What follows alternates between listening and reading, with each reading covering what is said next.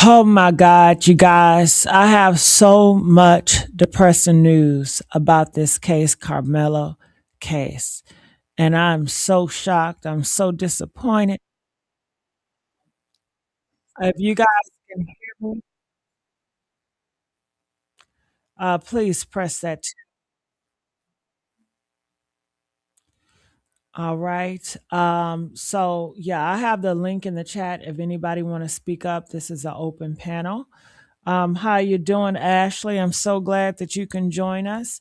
In today's video, we will be looking at some video footage from Charleston White and Stephen A. Smith, which are two black men who seems to feel differently than the black community. Some people feel like Stephen A. Smith and Charleston White is getting paid to do this whole performance. I mean, Charleston White has came out with a T-shirt line with the boy Carmelo Anthony face on it, covered with watermelon, and the shirt says "Watermelon Felon." I mean, that is beyond disrespectful. That is, I would not want a T-shirt of myself or my son talking about watermelon felon. No, are you serious? We're not going to give that any energy, any light. But somehow that is what's going on with Charleston White and Stephen A. Smith. And I will show you all of the pictures, all of the videos. So let's discover these things together. Make sure you guys comment. Make sure you guys hit that link, come up. We are here at the Eastside Porch Talk where we sit and have a conversation about all this. All right. So without further ado, I'm going to go right on over here to TikTok first. I want to see what they have in store. And then we're going to get into these videos of Charleston and Stephen. Charleston White made it clear that in the beginning of this Carmelo Anthony trial, that he believed wholeheartedly what his Republican friends were saying. It made me question everything he said thereafter. He donated to the Metcalf family. He told Drew Anthony, Carmelo Anthony's dad, that he shouldn't have any anxiety after they learned that it would be an all-white jury because he didn't know any bad white people. I wouldn't doubt that Charleston White was amongst the voices that was He's a plant. Press one if you feel like Charleston White is a plant. It sounds like a plant. He got all these Republican friends. He's telling you, I don't know no bad white people. Well, clearly you don't know any people, you know? So that sounds like clownish, foolish behavior. telling the Anthony family to hire a white attorney. Y'all may have paid attention to this as well. It was the fact that Charleston White said that Drew Anthony was concerned about this money.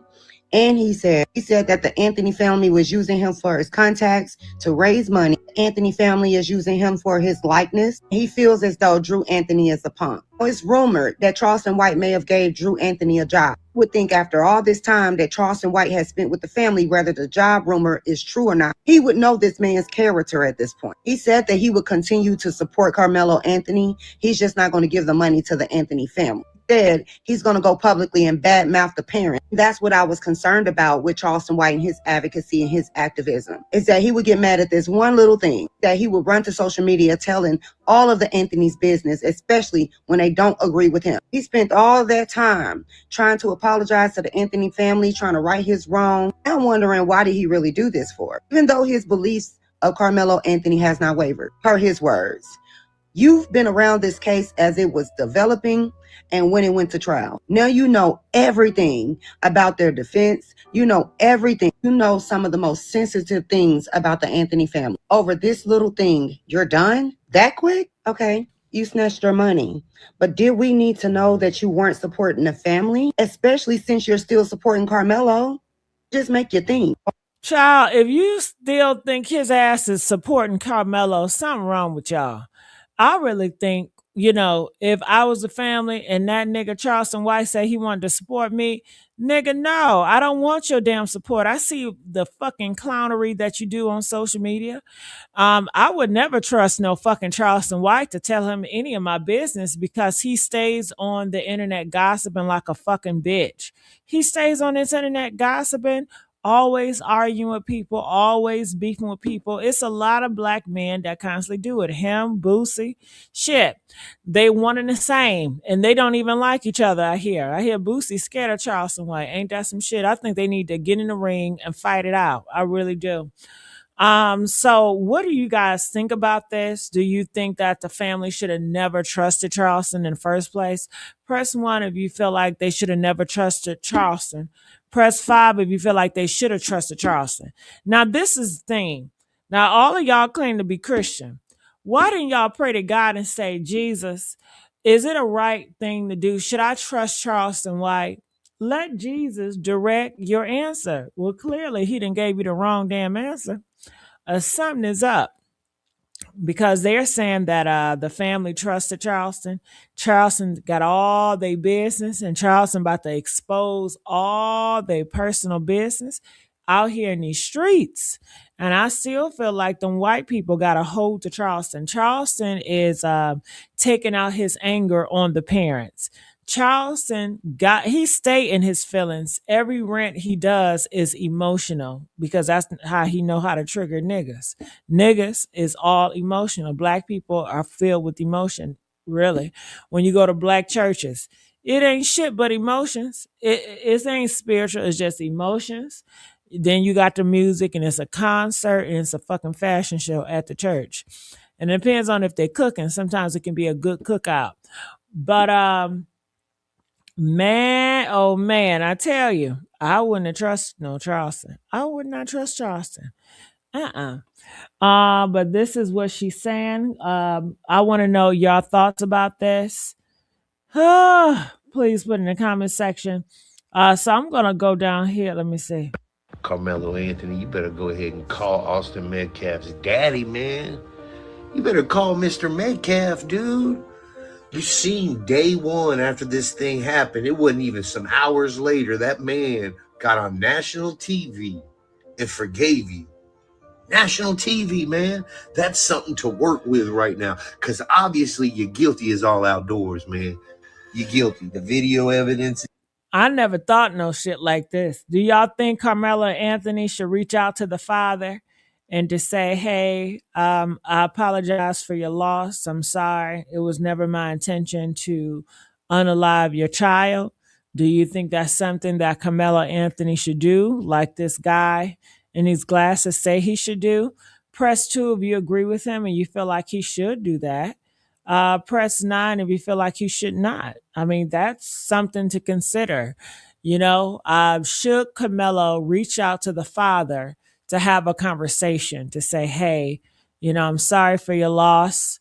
My intention was not to kill him. My intention was to strike his ass. I wanted to hurt his ass, but I didn't want him to die. I did want to hurt him, but I didn't want his ass to die, you know? Let's go. Is in, the testimonies are in, now court's cranking up. You really gonna try to take this thing to trial? You gonna let these people, these race hustlers, talk you in to trial? Come on, man. First thing you need to do is call Mr. Metcalf. Damn, this is an old video. Let me get off here.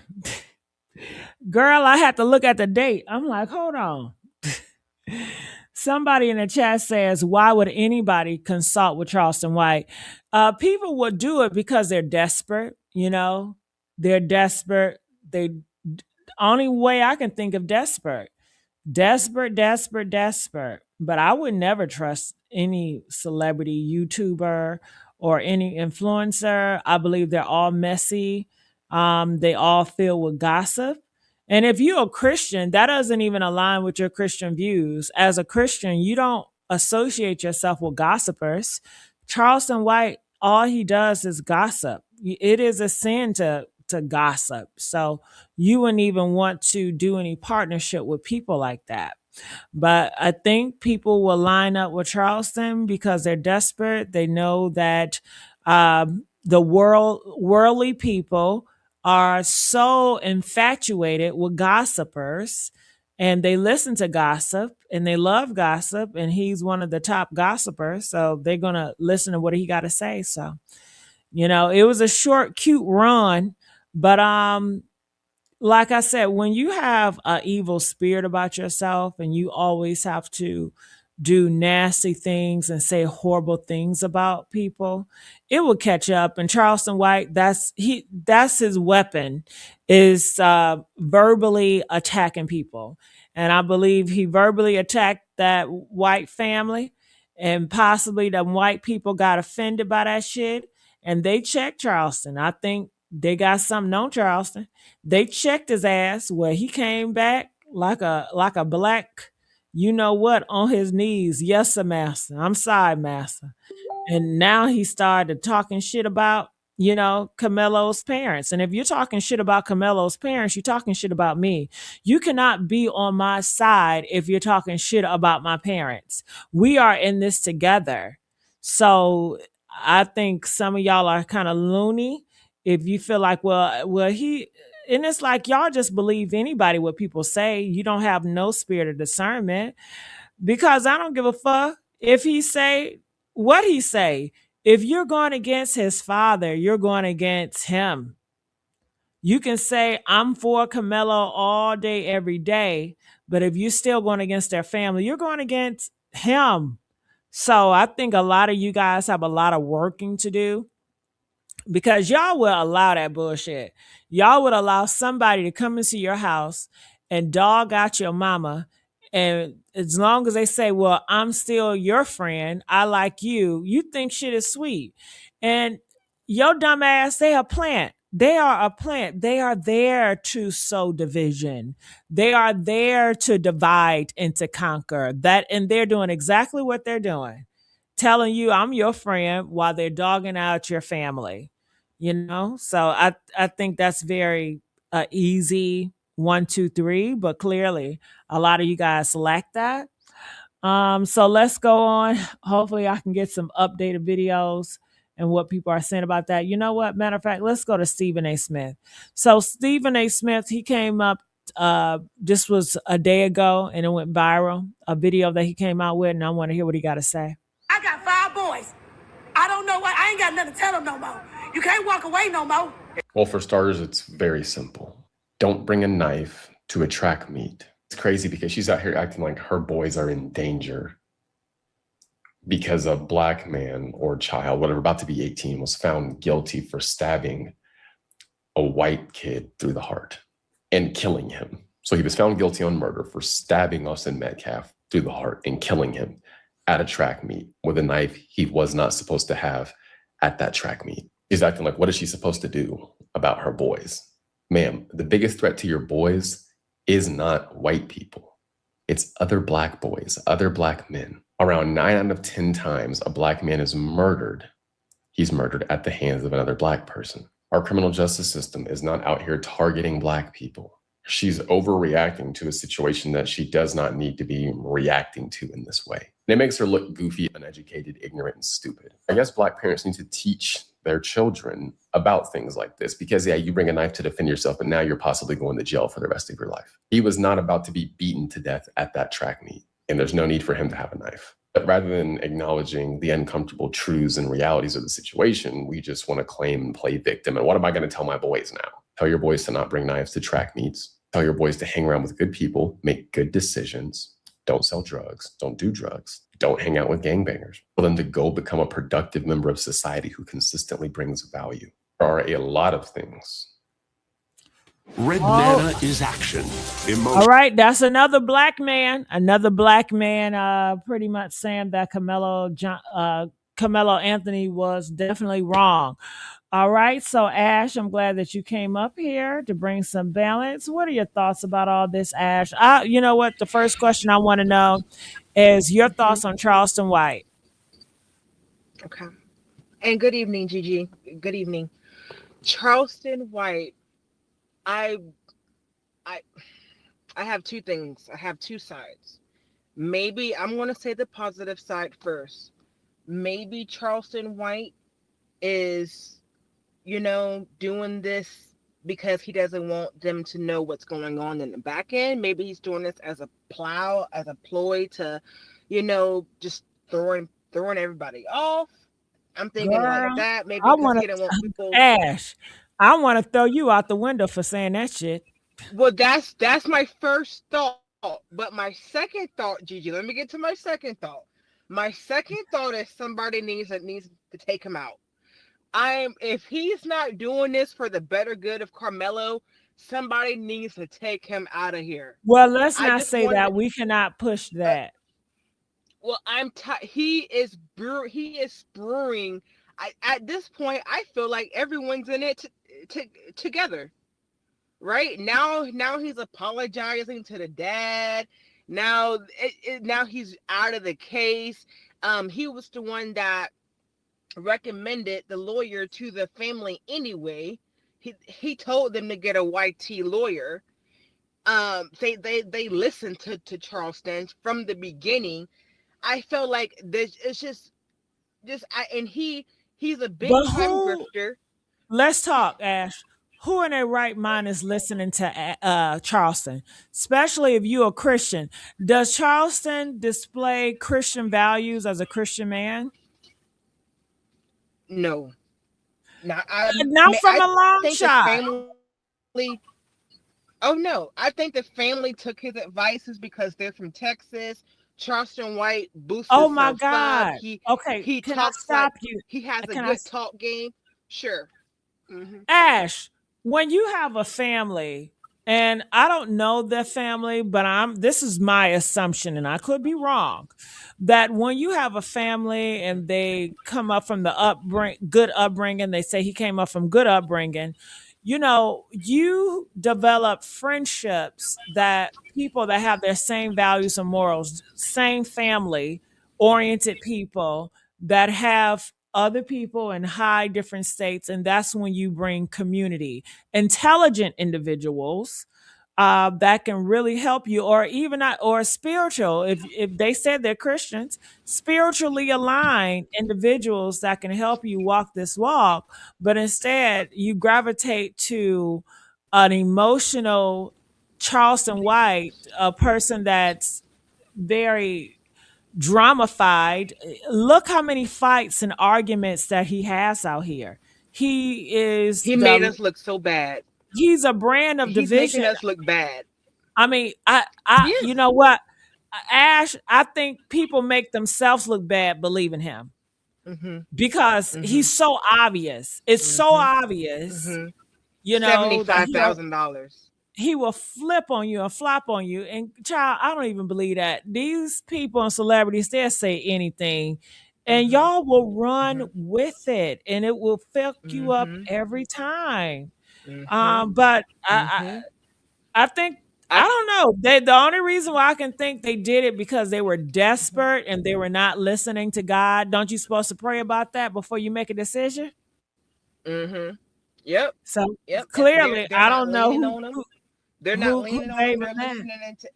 They're listening to everybody else but God. And I'm not talking about the dad, but every time we do see him on TV, he looks like he's at a fashion show. I'm not with nothing that the dad said or even Charleston White. But the dad, Hold I on, who's mean, a fashion show? The Carmelo father. All I see is that he wearing a t-shirt. with his fancy bow ties, I'm not that's I feel Hold on, I want the fancy bow ties. What pictures are you referring to? Are you talking about older pictures? Oh no, no! When they had like the news conference, they had like two news conferences, and But why he had wouldn't he like, wear a tie? I'm glad. I mean, be thankful but that he's it was, wearing a tie but it nowadays. was just the way, but it was just the way it perceived. This isn't the time to dress like we're going out to a 5-star dinner.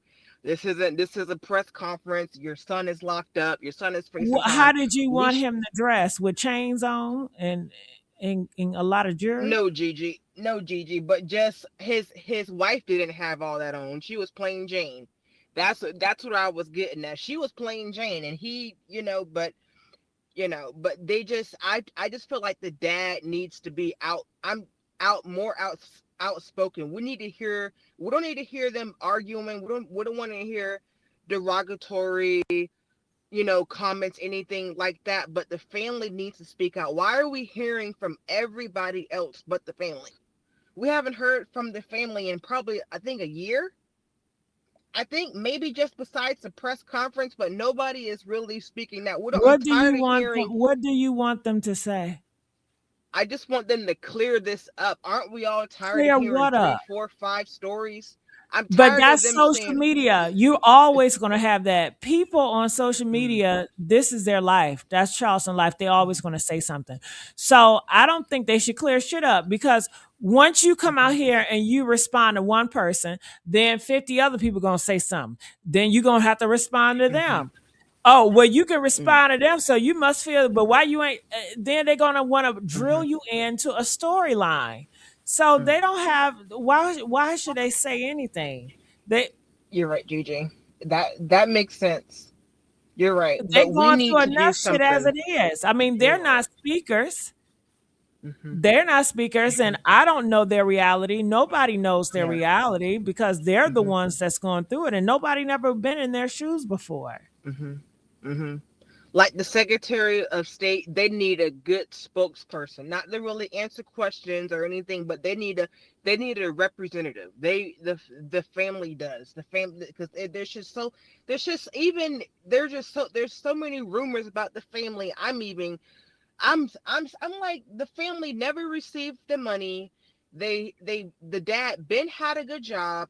They lived in a gated community, a big 2-story house before all of this even started. It's like they actually pay for that lawyer out of their own pocket.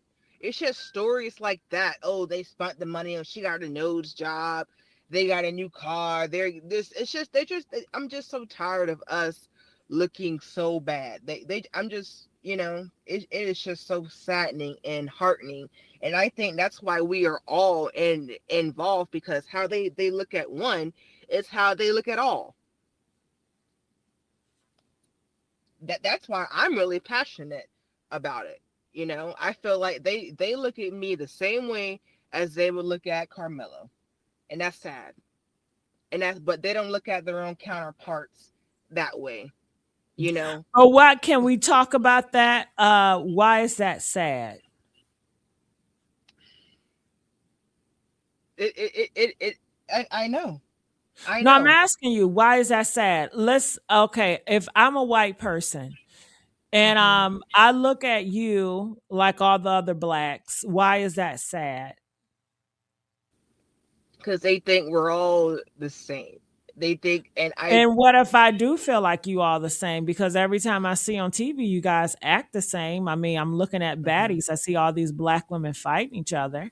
I see the Hmm. rates of all these baby daddies, and I see what you guys fight Hmm. about or what you guys are about on Facebook. All I see is black people fighting and doing horrible Hmm. stuff to each other. So, Hmm. what would make me feel that you're any different? Like, what could you I say that? feel every person has met, and it doesn't matter what nationality, every person has met another person of a different race that has been good to them in some sort of way. It doesn't matter if a million people, if you see 10,000 people that are bad, it's going to be one person that came across your life that you said to yourself, oh man, this person's different.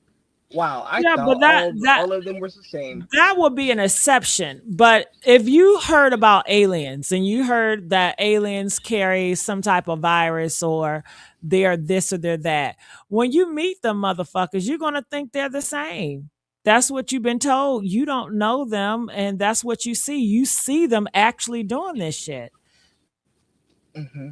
Hmm. And I And think that we all do it. I think black people have stereotypes about other groups that they just assume mhm. about them based on what they hear. I think that every group does the same thing with it.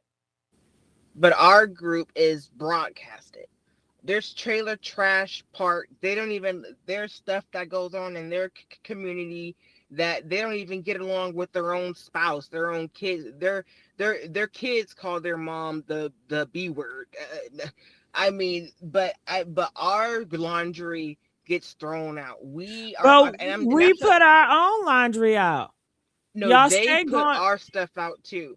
But oh yeah, but you're right, we are too. But But when I I mean, go there on is. my Facebook, I see black people cussing out black people. You guys are exposing y'all baby daddies.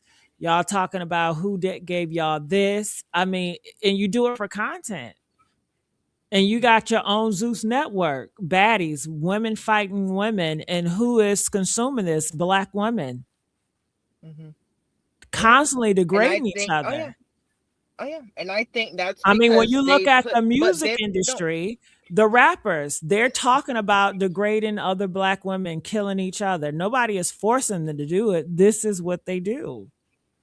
I do think that they push the narrative more on us. But everyone does have their own choice. Everybody can do what everybody has free will. But they don't go to white girls pushing that agenda. They go to them on the suburbs and the what's it called, housewives of this house. But they keep those women classy. They keep, and there's black women But that are why wouldn't classy. they? If they're women, why wouldn't they? But Why but aren't the black men protecting black women? Isn't that I their job? Isn't that some what's supposed to be a king? I mean, that black is your men do protector. protect White men black job is women. not to protect the black community. That's not white men's job. That's not a white No, man's job. black men do protect. There's still majority black men that marry black women. Just because we see a few interracial couples, that's not the mass. Every time that's not the mass. Black men do protect their families, but I feel what get broadcasted is, we do have single, like, just, the single parents, single. We have the highest degrees right now in this country of going to college. Why is that not being talked about Because more than black white? people are not pushing it and black people are not watching that shit. When you look at the top streamers are black people. The people on YouTube doing all these dating shit, it's about black men, and black men there are exposing black women. Then you got a few black women, but it's not a lot of those. But when you have these Mhm. record companies, they're owned by black men Mm. and they push this shit to the community. When you're talking about black shows like the baddies, that's ran by black men, and black people don't have to consume it. This is what they want to do. Mm. Mm. When you have black, the biggest Instagrams are what? The Shade Room, the Neighborhood Talk. They're all ran by black people, and they constantly advertise the baddies and everything, and nobody complains. They all love it, and they all getting their money, and it's growing, and their kids are watching it. They're not stopping their kids from watching it. Mm. And So black people when wonder you why. other And group looking at you and they see it, of yep. course they're gonna assume. I mean, I would Yep. assume some shit. Yep. And that's why I keep myself kind of separated. But that's why we're going through what we're going through as the chosen people. That's why we're going through what we're going through, because of the foolishness, of the wickedness, of the slothfulness that we have as a people that we've become, you know, as a culture. I really truly believe that we went from kings and queens of running the world to look at us now. Look, every other month it's the L word every other month. But it's because of this stuff. It's because of these TV shows. It's because of the music. It's because of the drugs and the gangs. But Well, who you is can gonna start fix it? right now with Stephen A. Smith and Charleston White. These are your black man leaders. These are black men that have a huge impact. These are your leaders. These are your protectors.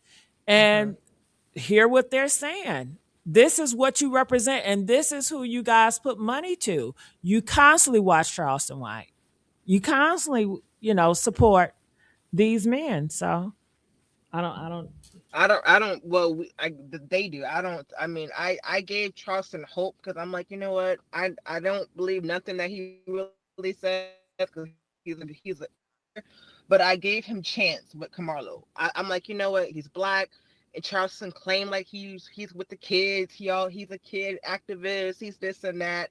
and the only thing he did was just want to spin this about him so he can make money Time out of the out. whole thing, just Time so he out. can have That's streaming. why I don't understand about some people, Ash.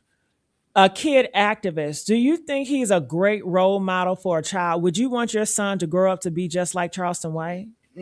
But if he said it, I'm thinking, okay, well, if he said Oh it, my if God, that's what he Ash. had in the past, Ash. I was thinking, Say I really thought he. I know. I really what? thought that he had I know. I know. Me, like other people, Girl. I really kind of thought that he had Carmelo best. I'm like, wow, I somebody don't has see how. I don't see how. I mean, well, Satan can just knock you off your panties and say whatever, and you're going to believe him just because it sounds good. I think people are right, Gigi. emotional and they You're don't think right. logical. And it's like, okay, just like a Mm, lot of pastors do in the church, they tell you what you want to hear. And you're like, okay, I'm going to do it. You know, if you give me this money right now, God is going to bless you with a house tomorrow. Oh, I want that house, honey. Let me give you money in my pocketbook. Oh, that sounds so good to me. It's based on mm-hmm, emotion. It's not logical. mm, And just how he does, I mean, who he you're shows right. you who he is, all the cussing Mm-hmm, he does, all the fight, all the provoking people to anger. I don't understand how you can mm, even have that brand of Charleston White even associated with mm, any kid. mm. That's Right. bananas. Yeah. But Charleston White is the walking devil himself. He is. He's the walking devil his damn self that go back and forth, seeking to who he may devour. You know, well, slipping who he can you trick and guys fool. accept it. You guys accept it. You know, the black community as a whole accept it. And Yeah, he because will we are so always desperate looking for a leader. reign. We haven't had a leader since Martin Luther King. And even if there is leaders, they're leaders of their own household, their own life. They're standoff. They're shut out. They don't want to be a part Well, of it. that's I not a mean, they don't want to. leader. Are you talking about an But influencer leader, like what Michael Jordan? well, yeah, they're not leaders, but yeah, we don't have nobody sticking up for us because everyone is scared, timid, sticking. I mean, we have just fallen so short as a people. Like I don't want to imagine what they went through in the 50s and 60s, but you can imagine the courage that those people had to have back then. Rosa Parks, to change things and to not have fear and now we can't even stick up for a fucking excuse me we can't even stick up for a 19-year-old freaking guy. We can't even do that as a whole. Mhm. I am so disappointed. I Yeah. I don't have Okay. children. I Hold don't on, Ash. and Hold on. You guys, let's get the likes up. Y'all can do better than that. Ash, I'm gonna put you on hold really quickly. So I did want to get back to this video of Charleston White. So I'm gonna go back here and I wanted to see what he had to say. He had this black guy speak up, and let's continue to play. Her boys. Welcome to this latest edition of Straight Shooter with yours truly. Obviously, you have to be living under a rock to not know what that video is stemming from. It's stemming from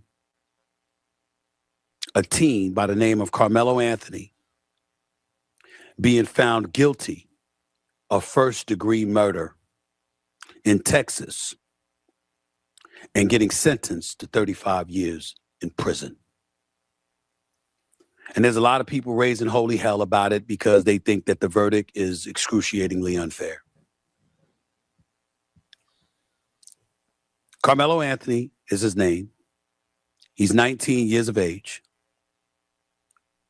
Was indicted on first-degree murder in a fatal stabbing of 17-year-old Austin Metcalf at a track meet in Frisco, Texas. This happened in April of 2025. Prosecutors called the stabbing senseless and plain and simple murder, while the defense argued that Anthony acted in self-defense. Following the announcement of the jury's sentencing of 35 years. All right, I'm gonna fast forward. Paramount Plus is now the home. Damn. Right when I fast forward, a commercial then popped up. Oh, these are long ass commercials too. Bear with me as the commercial bypass, but I wanted to get more into his opinion of the things versus him running down the case. none of whom happen to be black. I don't believe that's being judged by a jury of your peers. Here's the reality, though. That's all I can say. That is all I can say.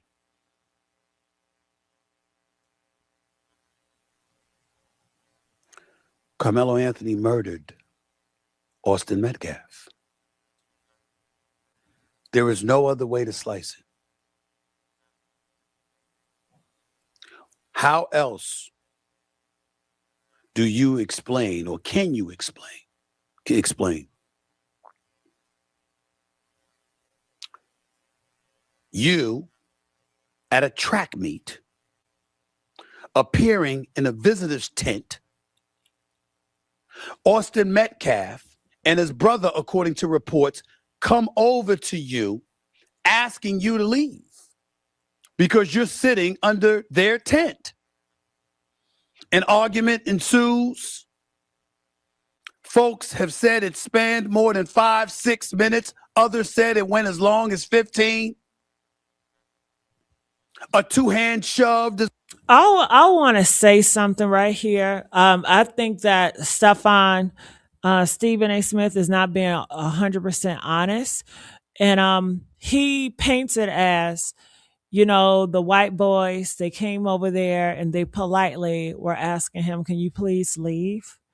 I believe it was more provoking to anger. I believe they came to him very rude, very disrespectful, and him as a man, he felt emasculated. He did not like how those white boys were talking to him, and he felt emasculated. And I want to know, what story do you believe? Press 1 if you feel like the white boys came to him very peaceful and just were asking him, "Hey man, can you please leave the tent? I know it's raining, but I will prefer if you can not be in this tent. I really appreciate it. Thank you." Do you think it was like that? Press 1 if you felt like it was like that. Press 7 if you felt like he came and it was very hostile. It was very nasty. It was very trying to emasculate him, try to make him seem soft. And in return, Carmelo felt like he had to stand his ground because he was getting emasculated in front of his crowd of his peers, and he wanted people to know, like, "Hey, I'm not just a man that you can just say shoot and I'm going to shoot. Like, you're going to give me my respect or else." Comment, I want to know your thoughts about that. Okay, if you guys can get the likes up for me, I really appreciate it. We're here to have dialogue about this. Is believed to have happened by one witness. Another witness said it was a one-hand shove.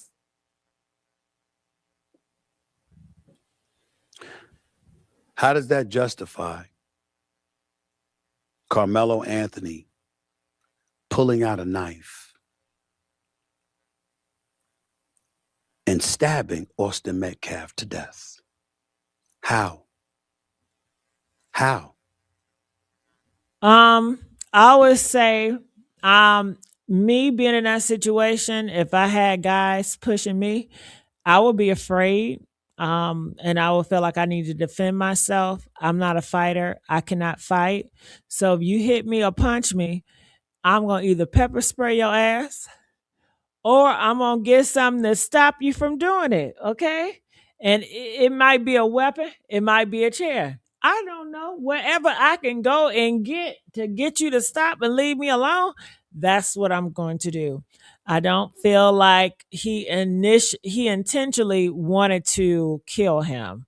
I think he did it to stand up for himself, to make people to know like he's a man and you're not going to F with me, because his manhood was on the line. And he did not want to give the impression or even disappoint himself like, I can just be pushed around, and told, "Shoot, dog, shoot," and you're just gonna go and everybody gonna laugh at you. Yeah. So I want to know your thoughts about the matter. Comment, let me know, where do you guys stand with this? Some would argue, what the hell were you doing at the track meet with a knife to begin with? Others would argue. Okay, if you want me to talk about that, well, listen. At these schools, don't they have a lot of school shootings? You never know who gonna come up to the school with the guns. And y'all, as an adult, I mean, he's a child. But you guys, as a grown adult, you guys go to stores with your guns. You guys go to clubs with your guns. You guys go everywhere with guns. So is it for me to say, everywhere you go and you carry a gun, you have bad intentions? You're going to the grocery store with a gun because you plan to shoot somebody. So you cannot apply that to a child. I mean, a child needs to defend themselves more than a grown man because you're a grown man. But a child is a child. So he definitely need to defend himself more than a damn grown man. If your grown ass is walking around here with a gun, going to the grocery store, going here and going there, then a child should have their weapons to protect themselves, especially if they are around other men who are very harmful, that's going online, calling them monkeys, saying horrible things to them. I mean, they know what temperature it is. So, I don't think there's nothing wrong with him having something to protect himself just in case anything happens.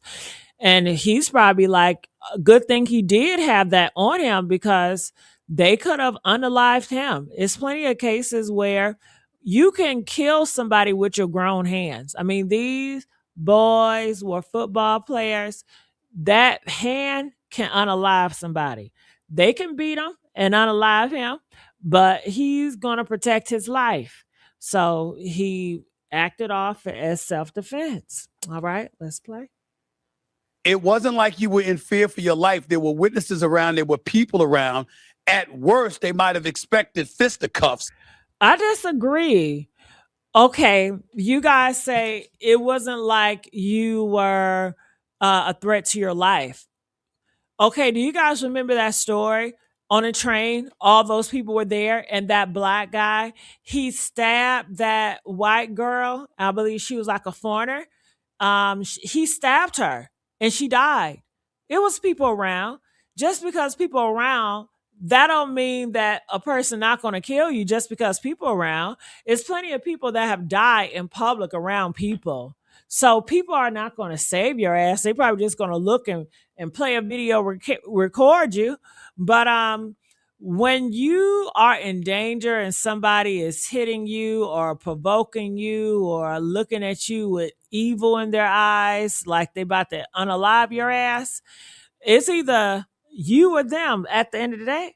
But you can't. He did felt like they was gonna end his life. That's why he said self-defense. Shit, self-defense. I'm gonna feel like you trying to end my life if you coming over here fucking with me. Hell. If that. A matter of fact, one witness was quoted as hearing Austin Metcalf said, "I don't want to fight you. I don't want to fight you." But Karmelo Anthony saying, "Touch me, put your hands on me, and watch what happens." A witness, not a witness to the actual stabbing, but somebody who was in attendance in the immediate aftermath of the stabbing, reportedly, according to testimony, sworn testimony, on the stand said they went to Karmelo Anthony, who had jogged away. It's so easy to become a podcaster with Riverside. All right, sorry about that. Let me put this down. If you guys can like this video, I appreciate it. And thank you, Gran, for continue to comment. Everybody on Facebook, love when you guys comment, so keep the comments rolling. All right, let's go. The area of the incident, they walked up to him and they said, "What happened?" He said he put his hands on me, as in Austin Metcalf. He put his hands on me, so I stabbed him. That's not justification for killing someone. I would give anything to be able to say something definitively in Karmelo Anthony's defense. If there was a shred of innocence to the incident itself, I would say so. I don't want to see a little black young man go. Okay, I want to know this. Was the push, the white dude pushed him, was it a soft push? Was it a hard push? What type of push was it? Okay, I'm thinking it's like a hard ass push, you know?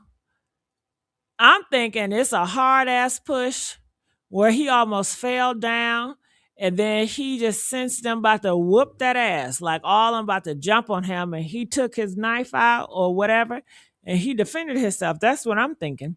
I don't think it was a soft push where he just like pushed him and then the black dude just pulled out his knife and just say, "You're gonna get it now."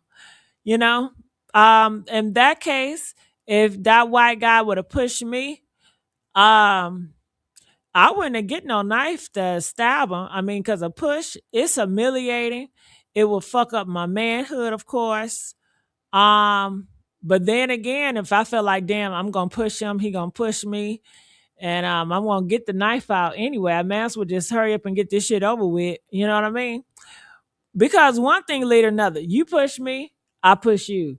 Then you hit me, then I hit you, then we fight. I don't want to fight. I don't want to fight. So maybe Karmelo was like, let's end this shit real quick. Okay, because I don't got time. I got a track meet right now. But I don't know. But people definitely need to keep their hands to themselves. I don't know why that white boy would think it was a smart move to put his hands on that man. Especially they say he grew up Christian. You know, God would not do that. Jesus wouldn't go around provoking people, putting his hands on people. So I don't know where he learned that shit from, where he thought it was okay to invade somebody's space to put hands on them. You cannot invade somebody's space and put hands on you, even if they're under a fucking tent. You know, it's so many ways that you could have prevented this where you didn't have to lose your life and a person didn't have to go to jail. Like this shit right here, this is so like, I don't, it's so small. Like to die and over this, over invading somebody's space, over this. I mean, this right here to die for this is just bullshit to me. It's bullshit to die over this shit. And most of these humans, y'all are dying over stupid shit. I mean, it's really so stupid. Press one if you agree that a lot of these humans are killing each other over some really stupid shit. And it really has a lot to do with emotions. Like the white boy was emotional.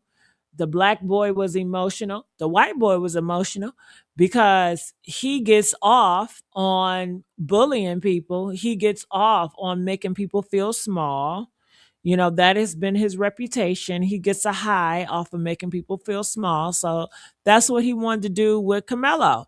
Karmelo got emotional because he felt that his manhood was being challenged. I mean, he is a man that's coming of age. You get your hormones. God give you sex hormones and aggressive hormones as a boy when you're about 12, 8, 9, 13 years old. So when you're 17, 18, those are, you know, you got all the hormones up in you and it's real tense. You know what I'm saying?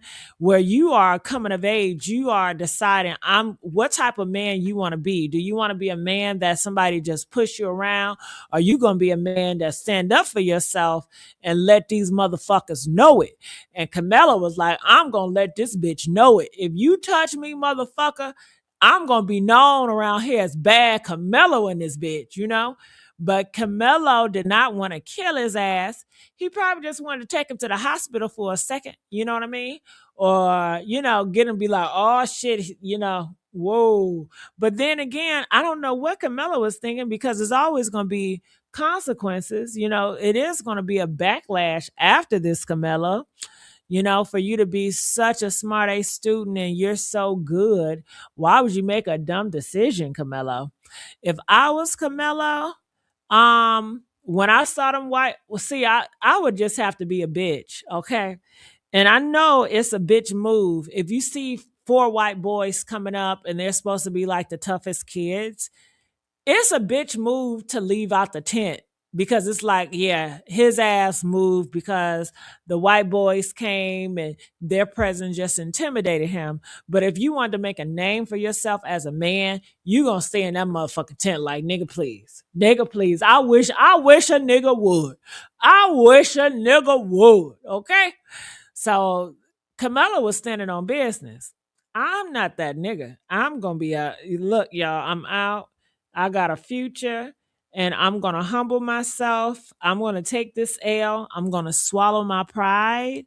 And if they talk about me and say that I'm scary or I'm a loser because I left the tent when the white boys was pulling up, then so be it. I don't give a fuck, I would have just been a loser that day. That's how I would have did it. But everybody's different. Let's get these likes up. Comment. I want to know your thoughts about it. If you were Karmelo and you saw those white boys coming up, would you stay under that tent? Press 4 if you would stay under that tent and you would challenge them to move you. Or press 10 if you would leave. You would take a L and you will have people whispering that you're scary, that you allowed those white boys to intimidate you. Which one would you do? Would you take the L or take a win and end up going to jail possibly? What would you do? But a lot of this has a lot to do with ego, with a man's ego and pride. This has a lot to do with ego and pride. Wouldn't you guys agree? I want to know, what are your thoughts? Press 12 if you agree with me. This death, this fight, it was the birth of ego and pride, and that's why, so many religions are against ego and pride and to be humble, because humble can save your life. If the white boys were humble and peaceful, that would have saved their life. If Karmelo was humble and peaceful, that's what have saved their life. But oftentimes in America, we contribute masculinity with being very prideful and having a big ego, where people ego is more important than other people's lives. People will unalive you if you make them feel like their ego, if you attack their ego, So I don't know what you guys are going to do to, teach your kids or teach people about being more humble and peaceful and not being so emboldened with your ego and pride. But I believe that has a lot to do with it. Okay. Were you on a live on Facebook? Yeah, I'm on live on Facebook as well. Going to jail. But I don't give a damn what your race. I don't give a damn about what your race, your ethnicity is. Just because you're white and young doesn't mean you deserve to be murdered.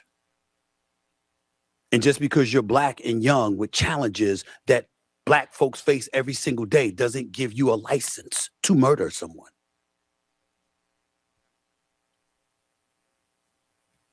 That's what happened. Now, I know there's some people out there that's going to look at this, and there's a lot of thoughts that's going to come to their mind. There's a lot of people that are in an uproar right now. Of course, when you talk about Frisco, Texas, you talk about stuff in the Dallas area, anybody with an incident like this is going to want to hear from Representative Jasmine Crockett. Obviously, she had a lot to say about this, and there are others who responded to what she had to say. Take a listen. This wasn't someone who said, hey, let me stab you 5, 6, 7 times. And so when you're looking at the punishment range, there's a reason in Texas that it goes from 5 to 99 or life, because you are looking at how intentional, like how bad was this? 35 years for a kid who had decided to go under a tent that was not his team's tent as it was raining.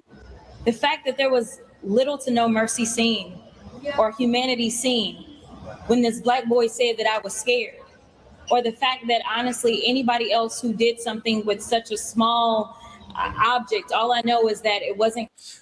But look at the black guy, Brandon, on the side. He's doing a lot of facial expressions as he talks. Like social media and everything is right now is consumed with emotion. Nobody is walking in spirit. You know, they all label themselves as Christian, but they're so in tune with emotion, and emotion sells. Emotion is content. So being overly emotional and very dramatic and oh, let me and want to degrade each other and have all this pride, you know, and say you're a Christian is it's delusional. It's really backwards. And that's why so many people cannot take Christians seriously, because it's like this is what you say, but you don't even obey, you know, you're not even follower of Christ. You're not nothing like Christ. You don't even try. You say you do, but you don't attempt. And people can see it by the walk of life and how you're so emotional. But I couldn't even pay attention to Jasmine with Brandon and all the facial expression he was doing as a man. You know, it was very distracting.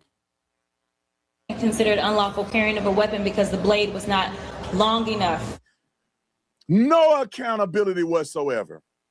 And y'all, you know, taking up for these police officers that's trained. That do you know how different it is to be at a track meet and a guy say, "Move out of my tent," and he say, "I don't want to fight you," and you stabbed him, compared to a police officer who people are trying to beat and kill? The crazy thing is that they know that that's how it is, but the white kid is trying to reason with him and end up stabbing him. When he know doggone well, if them white boys came under his tent at his school, people be like, "Well, man, you got to get up out this tent or we're going to start throwing blows." And they act like they victims, knowing that they would have been fighting instead of talking in the first place. And I also want to say this. I know, Ash, I know you're here. I'm going to bring you up shortly. And a lot of black women, they feel like, you know, I guess black men are the leaders and the savior, but the black men are showing you where they stand. I mean, the most popular black men are speaking on this. You got Stephen A. Smith. You know where Stephen A. Smith stands about Karmelo. Stephen A. Smith is against Karmelo, and he's black, right? You got Charleston White. He's black, and he just got finished dragging, you know, Carmelo's parents. And Charleston White, you guys nominated him. You guys watched him. You guys follow him. You nominate your own people that, I guess, do the worst destruction. And then you have Brandon. Now, Brandon, you guys did not nominate Brandon. You know, Brandon came through in his own way. But I just say you have three black kings that is all speaking the same language, three black men that are very influential. And you don't have a black man to combat it that have that much influence as they do. You know, that's very telling. Let's go. Us, especially to teach our young black boys, because we have definitely seen this in our community where the slightest of things has touched off something that can't be reversed. That's in true. Decision making and That's discernment true. And wisdom. And those are not easy conversations to have in a world that sees them the way that they do, but we have to have them to save them. The first woman was Representative Jasmine Crockett out of Texas. The second was Officer Tatum, a popular podcaster who was just on this show recently debating someone on the liberal side. He's a conservative. And the last person was Jamel Hill, who's been in this business for many years, doing outstanding work as a reporter, first for ESPN and obviously now for The Athletic. Everybody has a point. This is not about both sides. No, this is not what that's about. I'm just speaking about what they said there.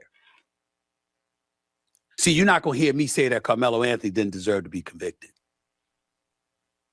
You had no business having a knife at the incident. You damn sure had no business pulling it out. And you damn sure had no business stabbing somebody in the heart, the chest, right ventricle, or what they said.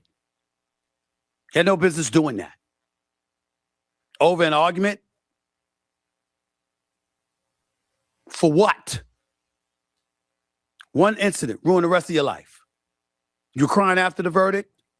You were crying approaching and re-entering the courtroom for sentencing. Because obviously, if you had to do it all over again, it's the last thing you would do. Why? So nobody is trying to absolve him from the heinous act that he committed. But listening to Representative Jasmine Crockett, I would ask an Officer Tatum or anybody else to pay attention to the specificity of what she said in this regard. She's talking about the 35-year sentencing. She's not touching on his innocence or guilt. And the reason why you touch on the 35-year sentencing, remember, she's licensed to practice law in Texas and Arkansas and federally, so she'd have a clue about what she's talking about. The reason why she brought this up is because of the case of Case and Allison. May not have heard that name before. But this person, Case and Allison, who obviously is not black, I should say obviously, but is not black, was sentenced to 10 years in prison after a 2022 stabbing at Belton High School that killed 18-year-old Jose Ramirez during a bathroom fight. All right, I'm going to bring Ashley up for, how you doing, Ashley? What else do you have to say for me? Let's talk. Even, shut up. Even you playing both sides for your viewers, for your platform. Come on, buddy. Come on, stop playing the side. Stop playing. Just I don't even. He's just making content for views for his own platform. Like, that's just adding on to his YouTube check. He could really care less about it. But it wasn't even a knife. I'm tired of people not doing their research. I'm tired of the coons not doing their research and making this boy seem like he was the aggressor. Like he was the one that didn't have no business under there. Somebody, one of his friends, associates, invited him under the freaking tent. So why aren't they talking about that? Why aren't the coons talking about that? Someone invited that boy over the tent. There's people that requested the video, and I guess people watched it. Like, I guess it was a 12-minute video. People are saying that Karmelo was sitting under the tent for about 9 minutes, 8 to 9 minutes chilling, and apparently they went up to him. So I don't know why that video wasn't released in court, but people are talking about that video now. I've heard 2 witnesses speak on that video, and I just don't know why, Steven, you have such this platform, or Officer Tatum, you have this huge platform, but you don't know this research right here? No, because you're pushing an agenda for your platform, for your YT viewers. That's what you're doing to make your YT viewers feel good about themselves. I went on their video just to listen, just to hear the coonery. I go to the comments, and it's mostly YT comments that don't even that's just negative comments, just derogatory.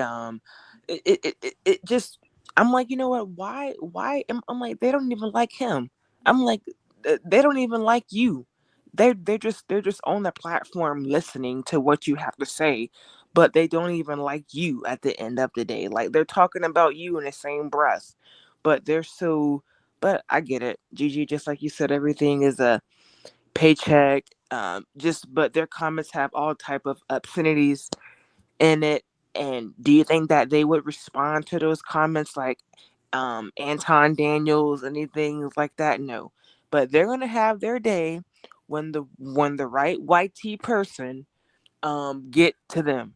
I don't know how it's gonna happen, but they're gonna be so oh my god, all what I did for you, all that it's gonna come. It's gonna come. I don't know when or how, but I'm just it's just ridiculous at this point. Stephen A., you have no business even commenting on this story. everybody in Texas walk around with a pocket knife, or it wasn't even a pocket knife. He had something with his cleats or something. It's not my fault that stories are coming out that the boy had steroids in his system. For Christ's sake, the boy had steroids, and you died over a little pencil poke.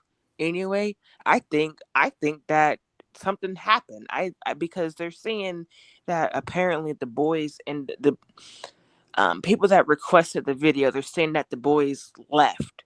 So I think that they left Austin, and he just bled out or something, but or maybe he fell on it or something like that. But I just don't believe that a little pencil poke, pierced him right in the heart just that fast. I just something was more, you know. Maybe they pushed him. They said that they grabbed the boy's backpack. They were shaking his backpack. It was four boys walking up on Karmelo. Why wasn't any of this talked about in the courtroom? Why are we hearing all this stuff after people are being sentenced? Why are we hearing this after he's sentenced? you Yeah. know All right, but Ash, I don't. those It's are it's good it's just questions. so weird. I don't know how God is gonna come through. I mean, I'm faith of a mustard seed. I don't know how he's gonna come through in this, but he has to show us that he stands for us, because or it's gonna be another one of us. It's gonna be another story in the next few months. It's gonna be another Sandra Blasey. She called the cops. They went into her place and killed her. Well, you ain't We saying just nothing have yet. to just You ain't saying nothing yet. They about to do we a have to whole do bunch of something about shakeup. this case, or it's gonna just Ash, can you continue to hear get me? it's gonna get worse and worse, and they're just gonna Ash, continue to sweep it under the Ash, rug, just like they're trying to do this. They had the her case for story. Can you 7 hear days, me? but in Yes, a I can hear sundown you. city, Okay. they Her had the case story. in a Can you say sundown hi to city. They Ash and moved the see if she case. can hear Hi, you? hi, Ash. Hi. Okay, Well, yeah. So she can't look, hear me. Her story. all I What do you know, call? okay, look, all I Mm-hmm. know is that I'm gonna tell you his lawyer did not work for him, and I'm gonna give you a little Mm. story. Stop getting these white lawyers; they don't want to work for you. My Mm-hmm. cousin got a white lawyer, went to court. He was found guilty. Last day when his sentencing, the lawyer walked into court with a mega hat on. So he was not working for my cousin. My cousin he's out now because we had to get another trial. He had to get another trial appeal and everything. But to think a lawyer you didn't pay your money to walk into court with a mega hat on. So he already let you know he never intended to get you out. This guy, that white lawyer, never intended to help Karmelo Anthony. I would not be surprised if that lawyer was not friends with Metcalf, with that guy, with Austin's father and the judge and the prosecutor. They might have set it up behind the scenes. Hold on. Her story. Are you telling Yeah. me that Yeah, same? I think that they Hold on. said that. Well, I Her don't. story. Well, they You're gonna said have that to Charleston has moderate something to do with everything. it, with them picking that lawyer, Her picking story. the Can you lawyer because moderate? he Because said. Ash Okay, can't hear me. okay, Ash. Okay, Mhm. so what I'm saying is this: is that these white lawyers are not working for these black people. Okay, when these black boys, if you go get you a white lawyer and you paying your money, even though you done paid your money, you might as well just go get you a free lawyer because they are not working for you. Okay, they hatred then came out with Donald Trump, and they are not hiding it. And it's no more professionalism. They don't care that you done paid them money. Her story. I have a question. Are you saying Carmelo Anthony, the person that's representing him, had a mega cap on? No, I'm not saying that. I Okay. said that my cousin's lawyer wore a mega Oh, hat. girl, I was about to spaz out. Okay. My cousin, but you don't know what he is. He probably was mega. Well, Just didn't they? because he didn't wear the hat. My cousin lawyer was just so bold and he did not care, and he wanted my cousin to know, you done paid me all this money, and I still sold you down the river. Now, did you hear that they got that lawyer because of Charleston? Is that true or false? They were told to get a white lawyer. And Charleston White is a Sambo. But was it because of Charleston White? Did they listen to him or no? That's what I'm trying to figure out. And okay, I have no idea if it was Charleston White, because I know the interview was done because of Charleston White. Oh yeah, Charleston White said it on his live, on one of his lives. He has so many lives, but yeah, he said it on his live that he told them to get a white lawyer. And first of all, why would you listen to Charleston White, a man who rapped him? I don't know wore why they a Confederate flag, in a Sambo, and that's what he is, a Sambo. That's what how could you take that? He's a caricature. He's a character. No, he's a Sambo. Ain't that the same thing? No, it's not the same thing. A character. What is a caricature? A caricature. They got some kind of. They still got a little pride about themselves. A Sambo is a person who will do anything for $1. They'll knuckle down. They'll scrape. Yes, a boss. Yes, a boss. Yes, sir. That's what they call them in Alabama. Charleston and that White is where he is. Story. Charleston White wore a Confederate flag, and he said he would sell anybody out. So why would you listen to a person like that who said that? It's a video of him with the Confederate flag, wearing the Confederate flag, and that is why I said he is a Sambo. Yeah, but her story, y'all, they didn't have no better options. Charleston, okay, if we're gonna rate him, he gets a fucking F in my book. What would you grade him? I would never. I wouldn't even give him an F. I wouldn't give him an F. He wouldn't even rate. He wouldn't even rate, because I couldn't deal with a person like that. Okay. Charleston White is where, and I don't use the N-word, but Charleston White is the N-word. That I'm saying, white people can be the N-word too. Now that Metcalf, Austin's father, he's the N-word. He's just a white one. So see, I think anyone can be the N-word, and I don't mind. Like, hey. Anybody can be one of them. Those white T-boys got to Charleston. That's why he's redacting all his stories. Charleston money. White people about to pull their money from Charleston, and so he don't want that money. That too, and them boys done probably scared him over there in freaking Texas. Now he hopping on live. Ain't nobody scared him. It's money. For him. It's about money. Ain't nobody scared him. That man ain't been scared about nothing. Charleston White done been in prison himself as a teenager. Now I will say this, her story. It's a white guy. His name is Secret Sam. Secret something. But he said that they have threatened him. Did you hear about that? Yeah, and it's probably true. Oh, okay. So they threatened that white man. Why won't you think they threatened Charleston when he went that far against the father? When he said all those horrible things? Okay, when you say things against people, or you do things against people, of course you're gonna be threatened. Yeah. Because I don't think those white people really they hated what Charleston did to that. I'm gonna tell you this. When they was beating Karmelo Anthony, and believe me, somebody got the whole thing on video. They just ain't put it out yet. Okay, so one of them went on a video. One of them went and distracted the coach. The Eddie boy, who he claimed was his friend, called him underneath the tent. That's a setup. That's a setup. Then Eddie got on the stand and said that him and Karmelo was not friends. They just spoke when That's they saw a each setup. other. They were setting him up.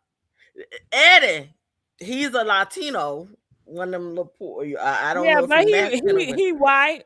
Because Yeah, Latino but ain't yeah, no they want to ain't be no white, race. baby. Yeah, They want to be. white Yeah, Latino. Is he white Latino or black he's a. Latino?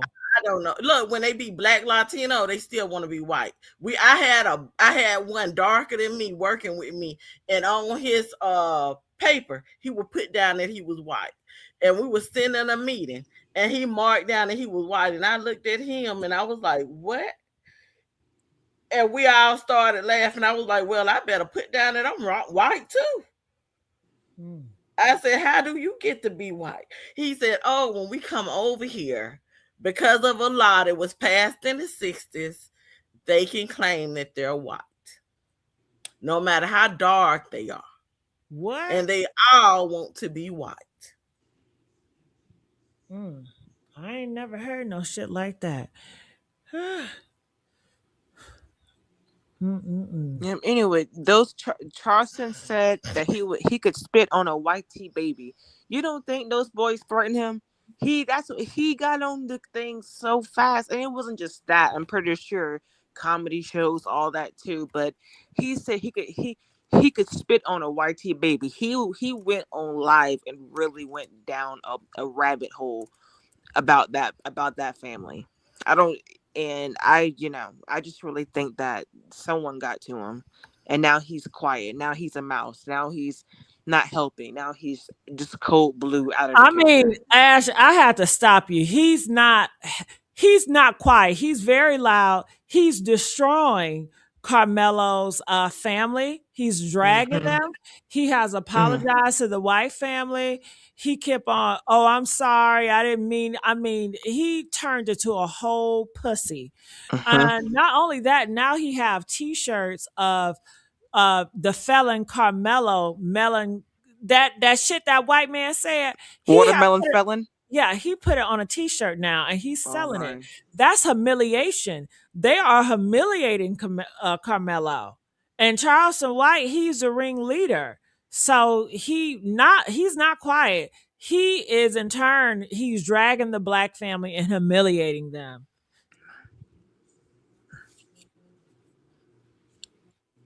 And it was probably all a setup from the front. Who knows if Charleston and the dad are so-called just working together behind the scenes. I don't Who know if I knows? don't think they working together. I think this shit just happened.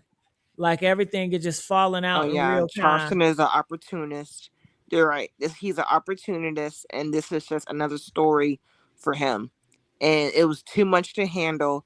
Now he chickened out because But hold on. Her story. Can you tell me about the jump? Because I was listening to Stephen A. Smith. Stephen A. Smith described it as the white boy went over to the tent and say, "Can you please leave my tent?" And the black boy Okay, no, said, that's not how. make That's me. not. No, that's And not then how it that went white at boy first. pushed him, like pushing him out the tent. That's when the black No, boy no, no, stabbed no, him no, to no. kill him. That's not. That's how. That's not Well, how. tell her. That's not Well, how. tell her. No, no. They got to fight. They were fighting. It was a group of. Oh, you got to bring it back because It you was just a group. who fight where Okay. how? Okay, so it was it was a group of the players. Okay. Karmelo was sitting down. He was sitting there by Eddie. He was sitting by Eddie. In fact, he moved to sit by Eddie. So he was already there. The boys, they were not even under the tent. They came. Somebody must have told them that Karmelo was underneath the tent. You know they did. It Black was a boy setup, underneath girl. the tent. Yeah, And they came over. They came underneath the tent and they started. Two of them went distracted. Now the coach was there. So why the coach didn't tell Karmelo to leave? So they get to fighting. And if you've noticed anything, whenever white people are getting the best of black people, nobody ever tries to stop it. It's not until the black person start fighting back. So they were all fighting him, okay? And he did try to get away. I just heard that Why Austin aren't Terrence. they telling that story? And what makes it so bad is is a video. They started from 11 minutes and then they can start it from like shorter than that. So I've heard the version I'm telling you is the long version. So basically, they set him up to jump him, and he defended himself He by defended stabbing him. himself. Why didn't Karmelo get on the stand and tell us this? Because the lawyer told him to be quiet. Be Yeah. quiet. I got this. They tell you don't defend yourself. That is what they tell you. It's best for you not to. Yep. But you know, a lot of people like to say, "Oh, they get a Kardashian father credit for getting Johnny Cochran got OJ out." OJ was losing his court case with them white lawyers. OJ daughter went to Alabama and Mobile and got Johnny Cochran, and that is how OJ got off. But and they got pretty much kicked out of the white community, and that's what's going on now because they have a code.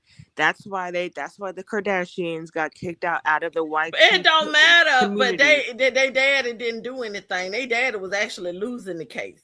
Johnny Cochran. That's why I don't understand. Whenever these other races need to go to court, what do? They get them a black lawyer.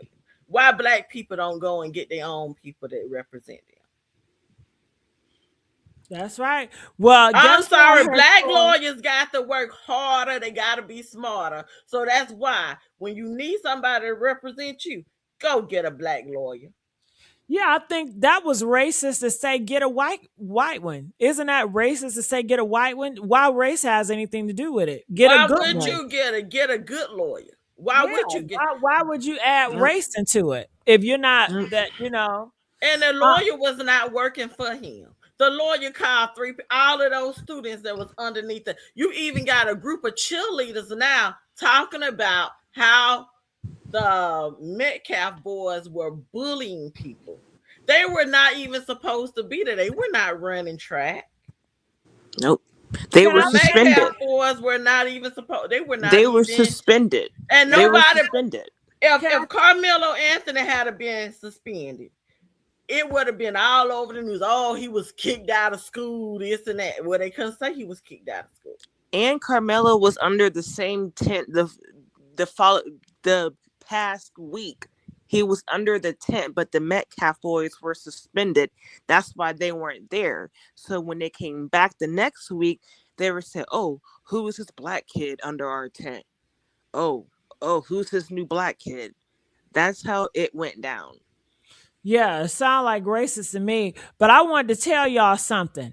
I saw a page where that McQuaff twin, the white boy, he was talking about if I see one of them monkeys underneath my tent, like he gonna handle them.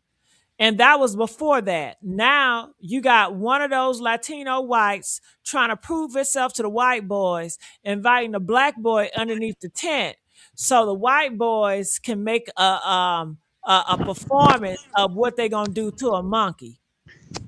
Oh yeah, that's what it sounds like. That's all that right there. Yep. That's what it was right there. Yep. But the video is not going to be you got to seen. teach your children everybody is not your friend. I'm sorry that Eddie boy, he had shown Karmelo that he was not his friend at some point in time. See, everybody is not your friend, and you got to see the sign. But he didn't know that black boy. He probably don't. I mean, he's a child. No, he's a that child. damn boy was scared. That boy was scared. And I hate to say it, a lot of people don't teach their kids about racism. They don't teach their kids, every white, because these white people, Latino people, smile in your face. They're not your friend. See, my kids know because we military family. So my kids, I already know because we've been dealing with racism in the military since we've been here. I really think that black boy should have took the stand. We needed to see him. We need to hear from him, and we need to know his side of the story. Yeah. And I think what it is, first of all, the town they moved the trial to was a sundown town. First of all, the mom and the daddy should have questioned the lawyer when he allowed that to take place. But they're new to Texas, so they're not gonna. They just moved there like 2 years ago, right? Didn't they say that in the interview? So they're not gonna care. That's my child. I'm dealing with the case too. I'm looking at everybody on the case. I'm doing my research. I'm sitting up. I'm doing my research. They sitting up there. I'm sorry to say, they sounding I no. I'm not giving them grace because that they child and their child life is on the line. They said Eddie was Karmelo's girlfriend cousin, y'all. Oh my God! Did you know that? Here, her story. Now, see, I did not know it, but they did know. They say ex-girlfriend. They knew each other through Karmelo's ex-girlfriend. That's what I don't think it's the current girlfriend. I think it's the ex-girlfriend. Y'all get these likes up. Y'all can do better with the likes. We only got 22. Come on now. We need more likes.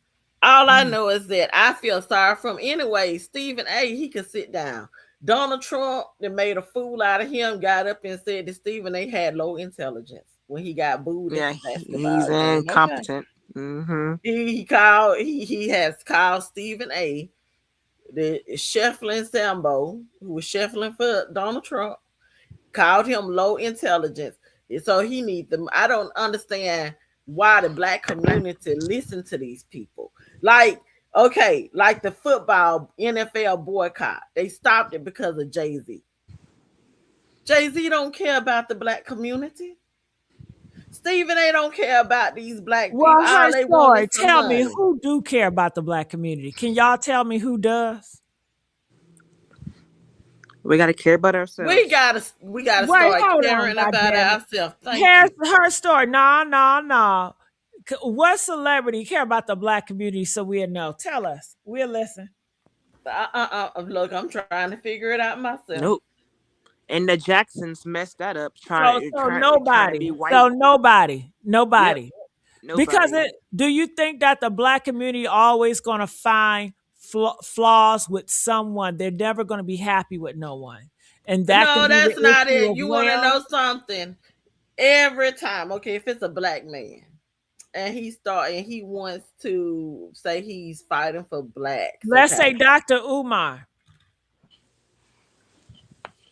See, I have a problem with that. Because and where is Dr. Umar? Her story? Umar. I would think he'd be the biggest one, right? Why he's so quiet?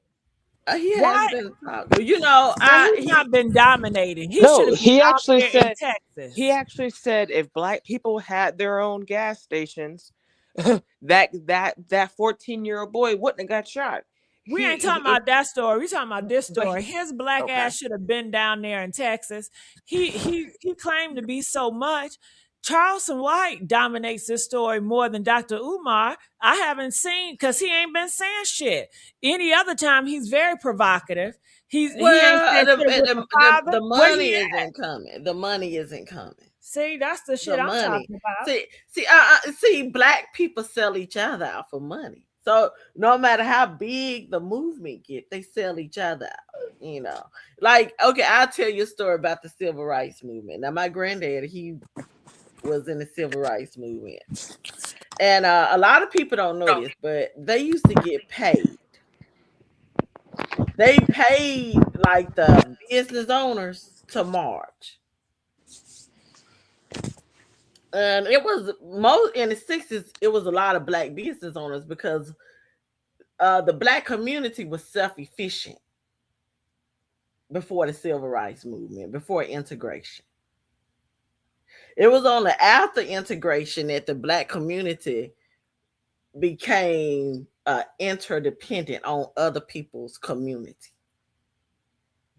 And see, that is what the civil rights movement took from our community, was the independence that we had.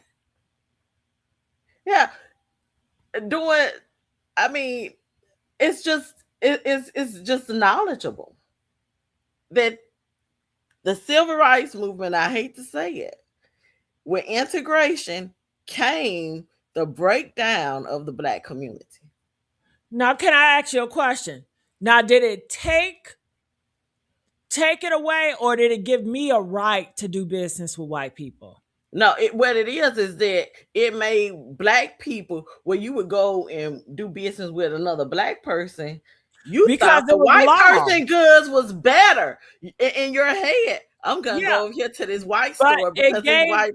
but it gave black people freedom. It gave them a freedom of choice versus having to go with black. Because before then, I could not buy from white people. It was against the law.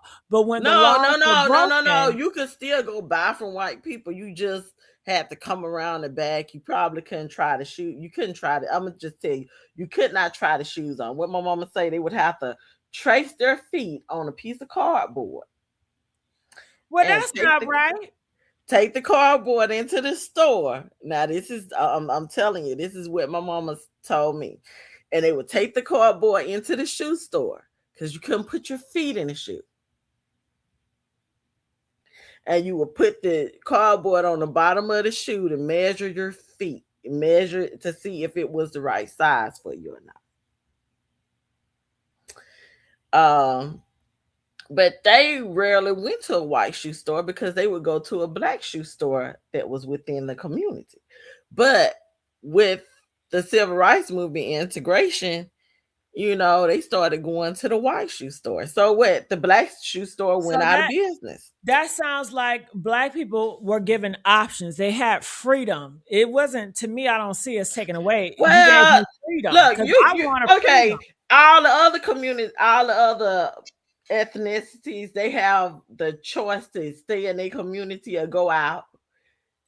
We could have chose to look with this Chinese. Now I never patronized the Asian community because I do my own nails, I do my own hair, I go to a black owned.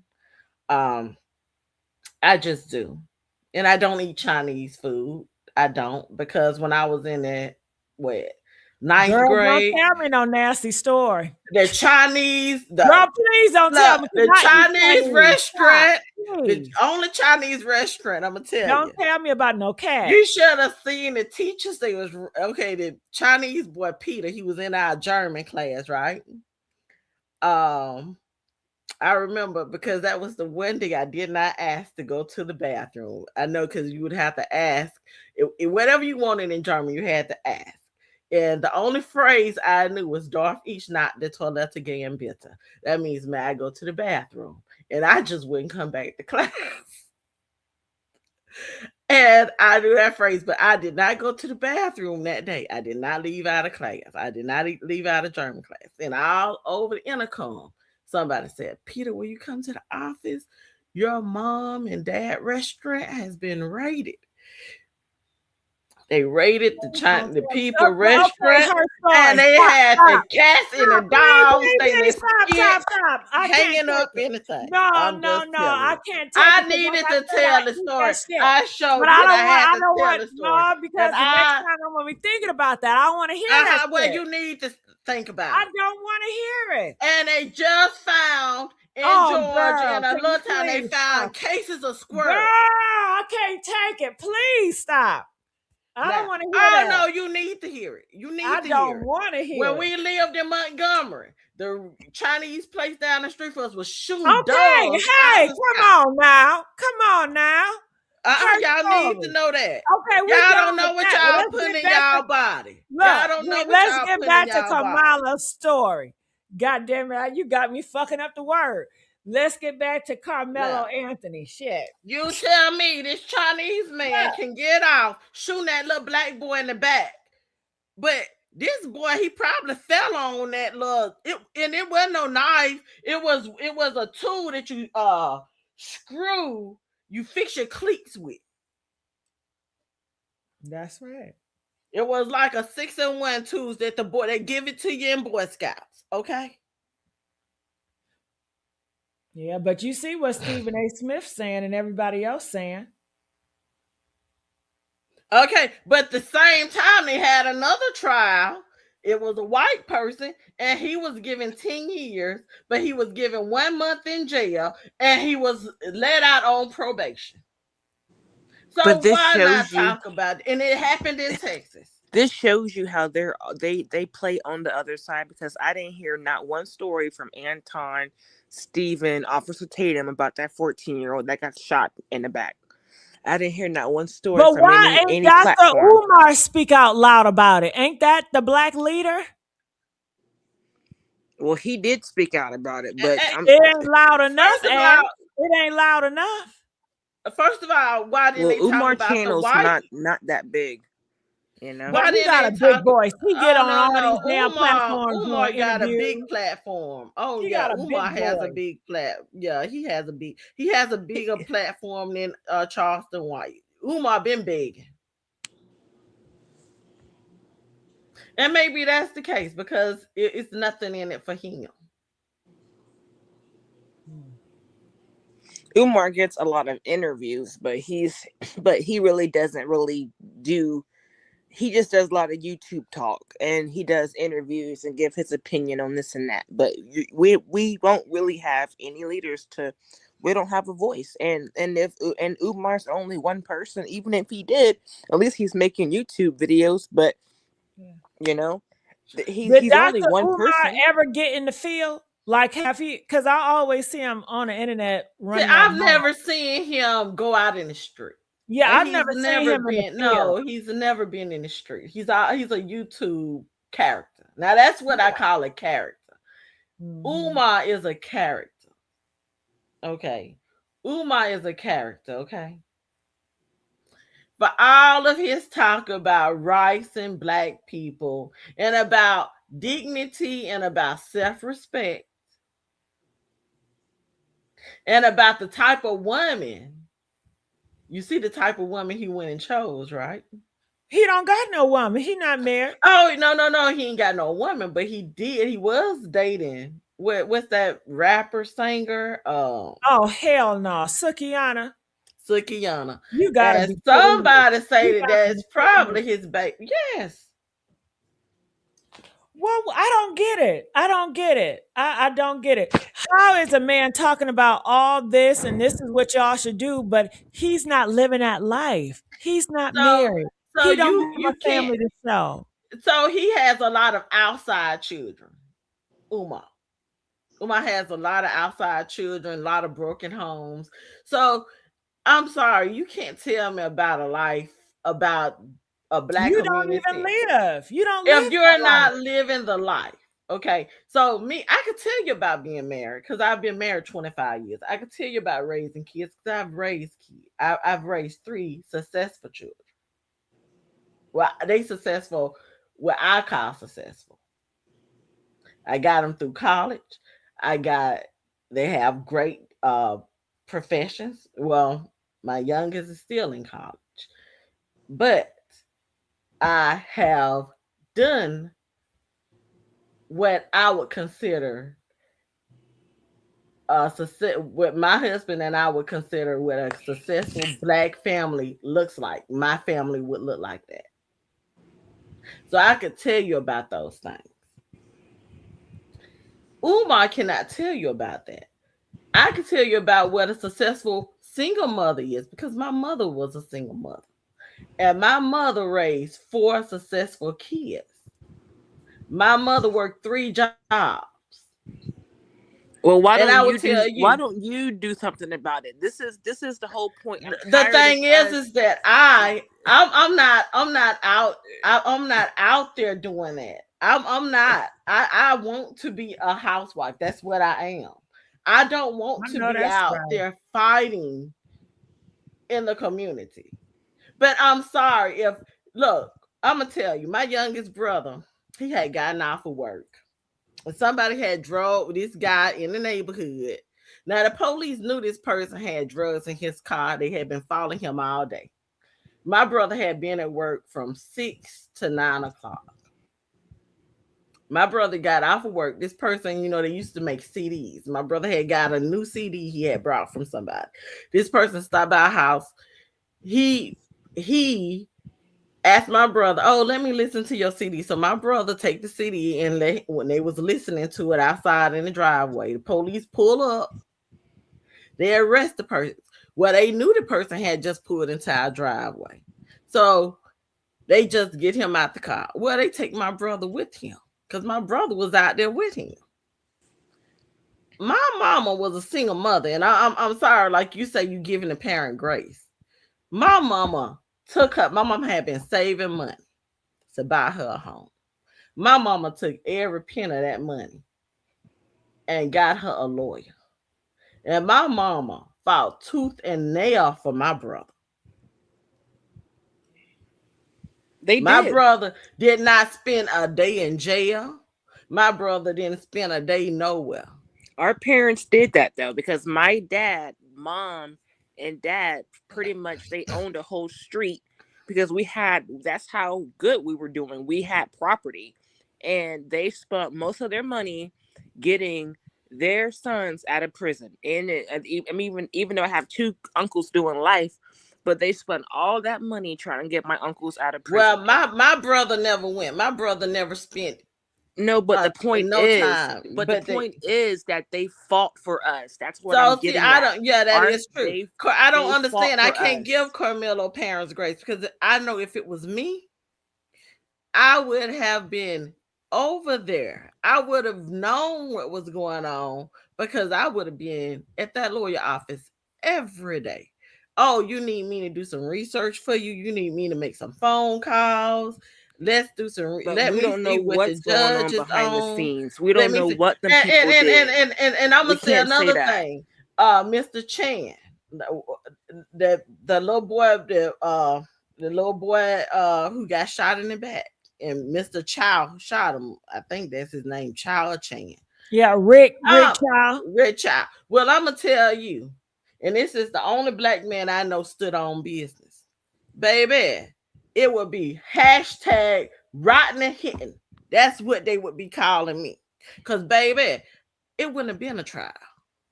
You would have probably been in the same boat. No, because I'm not. You were no different. If my child had got shot in the back, I'm not talking about Karmelo Anthony. I'm talking about Mr. Child. My child had got shot in the back by Mr. Child. Wouldn't have been a trial. I'm just saying I would have did. But what about your other kids? What Rodney Hinton did. But Rodney Hinton was the only black. My kids they grown. No, but they got the son that got killed by Rick Child. They have other kids. I would have explained to my children what I was doing. They would have. I've always told them that. I was like, if somebody touch one of y'all, the other two, y'all look out for each other because you already know. No, they need you. What I'm going to do. No, look at Rodney Hinton. Rodney Hinton, that police officer killed his son. Because once you go to jail, you know they're gonna come after your sons as targets. Your other kids, they're gonna come after them for payback. That's the only black man I know who stood on business. It's gonna continue to happen until black people start doing to them what they're doing to your children. It will stop. Well, black parents are too scared. Gangbangers and all the thugs and the YNs because they not no thugs. They not no. Look, I work at the police department. You ought to see they act like babies when they get in that police department. They don't even be in the jail. They don't even get behind the bars. They just be in the room sitting down crying. But on the internet, they all tough. They throwing guns. They throwing money. Hey, you ought to. They look when they get back in the room. In the interrogation room. Oh, they talking, they giving everybody up. Then they'll come on the internet and say, oh, don't snitch. And they lying because they all snitching. I'm telling you what I know. They all snitching.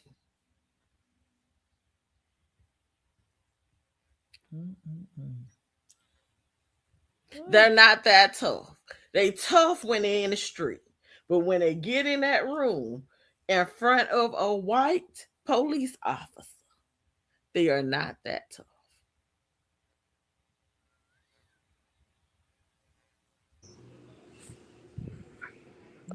And I hate to say this,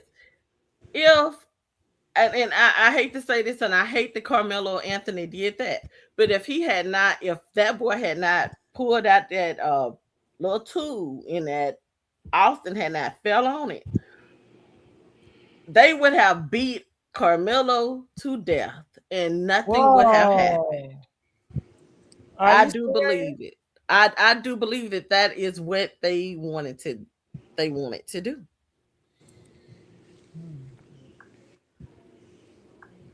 I can believe it. Yep. I feel like they wanted to beat him up, but Yep. They picked on the right kid on the right day that was scared. Unfortunately, Karmelo was just the one that he was. It could have been anybody, but it was just Carmelo's day too.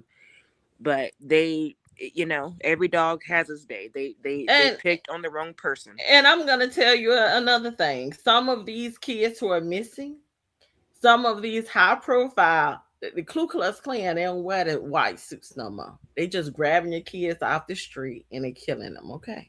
No, they're nurses. They're in the hospital. They're lawyers. They're But lawyers. they don't Did gotta you play not on that sheet look anymore. at that coach? That coach in Georgia. I think he was a coach for a college team, and he was talking about how Atlanta wasn't a good place to live, and there's a lot of well, he said the N word. They were because somebody released the phone call, and that they need to go hunting. Well, when he said hunting on the phone call, you already know what he meant. He meant they're gonna go hunting for some black people to kill. oh my God. Oh my Yeah. goodness. And yeah, our organs have been important and worth millions since day one. That's why, yeah, our organs. That's another thing. That's what's been going on at Epstein Island, that they don't talk about all the black babies next to the island, Oh yeah, next to those Caribbean islands. The organs. Chinese people pay top dollar for black organs. They don't like black people, but well, a lung, I don't mind that in my body to keep me living. Well, did y'all hear that they used to kill and eat black people to try to consume their soul? Yeah, they did do that. That was during slavery. That is true. And it's a book, and I will tell you the name of the book because I have the book on my computer. And I have been reading the book. But why, if black people so horrible and monkeys, why they want to eat the soul? Why do they want that soul in them? Okay, well, first of all, let's go back. It's not that it's that now during slavery, black people were not thought of as humans. They were a commodity. They were an animal to be sold and to be purchased, bought, sold, purchased. They were not considered a human. Like sheep and cattle. It was some like sheep. Like, okay, so it was some farms they would send the older black people to when you got older. Instead of when you died, they would send you there, so they would skin your skin off, and they would use your skin as leather. Okay. Now hold on. Now some people gonna argue. They're gonna say, "Well, back in the day, my black people they were slave owners. So the slave owners that were black, were they considered human or what?" Okay, now see that's the thing about yeah, they were rich. They were that rich. Okay, they that happened. You might have a couple of slave, what do you call it, rich black people, and now it was not because they had laws passed in the South, so they did not have any black owners, black slave owners in the South. Now they can say in certain parts, maybe in Louisiana and but not in Alabama. They had laws. Like if you got free in Alabama, you had to leave because after a certain number of days, you could be you could be placed back into slavery because they did not want that example around of a free black.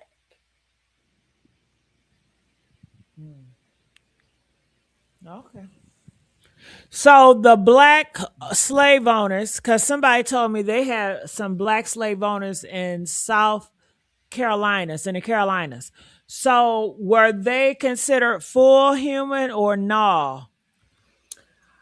Most of the time, if it was a black slave owner, they weren't all the way black. They were probably mulatto.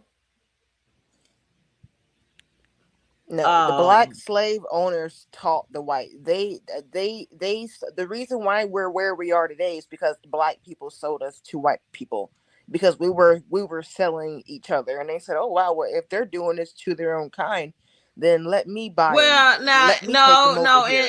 Wait. In Africa, slavery in Africa is different from slavery anywhere else. Okay, But I know, but white people took it way too far. But they first saw it. And you have to remember, a lot of these white people claim, "Oh, we came from England." Honey, most of you all came over here in slavery, in bondage.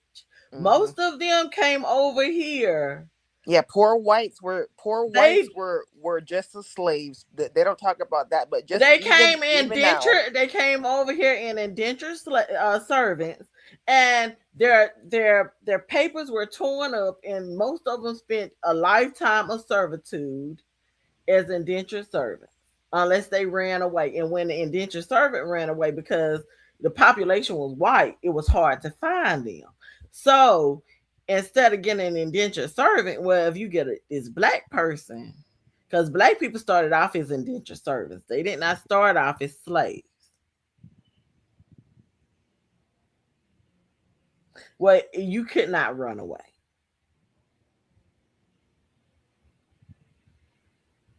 Okay, it's a whole nuance to slavery. Like I've been hearing people saying, "Oh, black people this and black people that. Oh, we are Native American. We were over here first." No, we were not. That's why they have the triangle, the slave trade, the triangle, because you were not over here.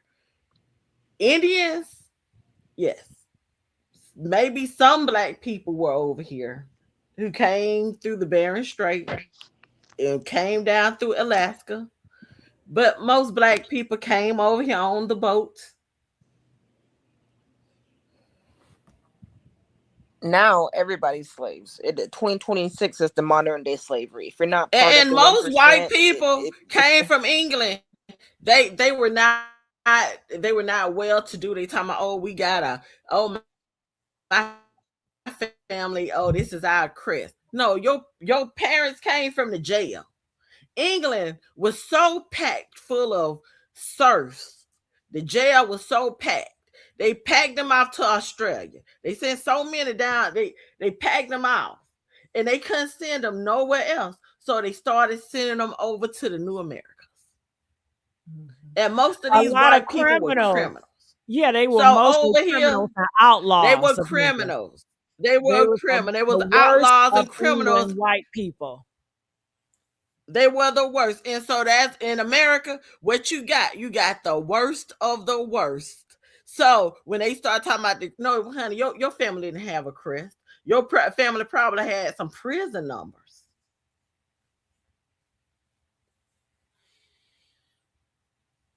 Oh, I can research my family back to no, you can't research your family back to no queen. I hear these white people lying all the time. No, you can research your family member back to a prison in England, a prison in Wales.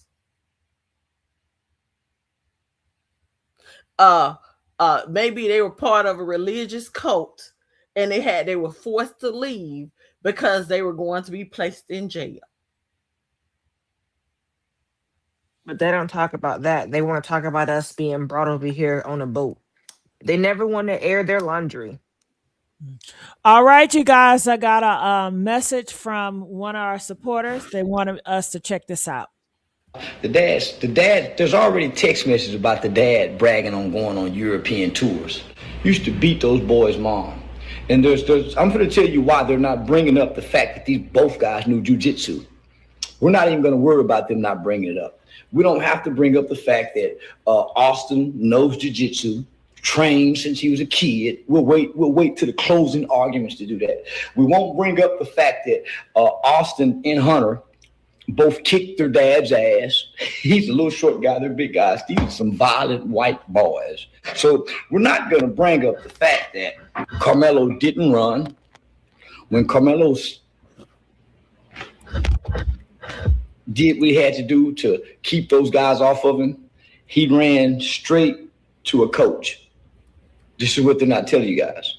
When he took off running, he ran to a coach, and even the coach's testimony, according to the police's initial statement that they got from the witnesses, that multiple children, 4 to 5 children, was chasing Karmelo to harm him.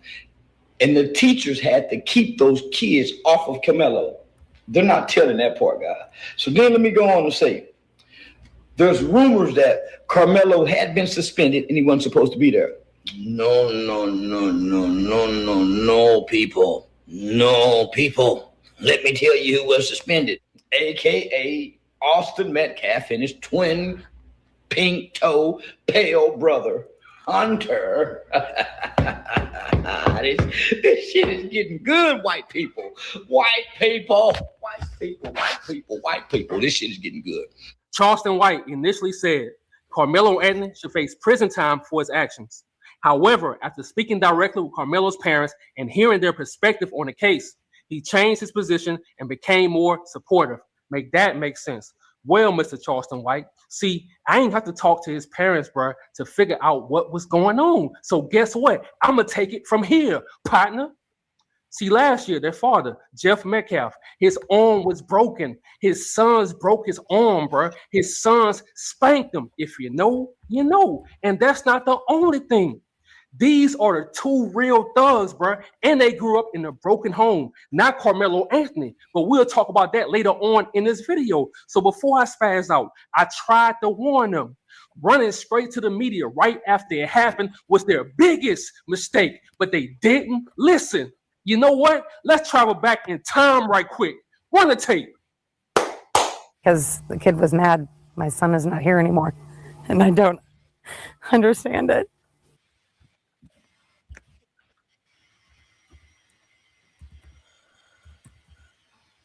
Just tell me about what happened today.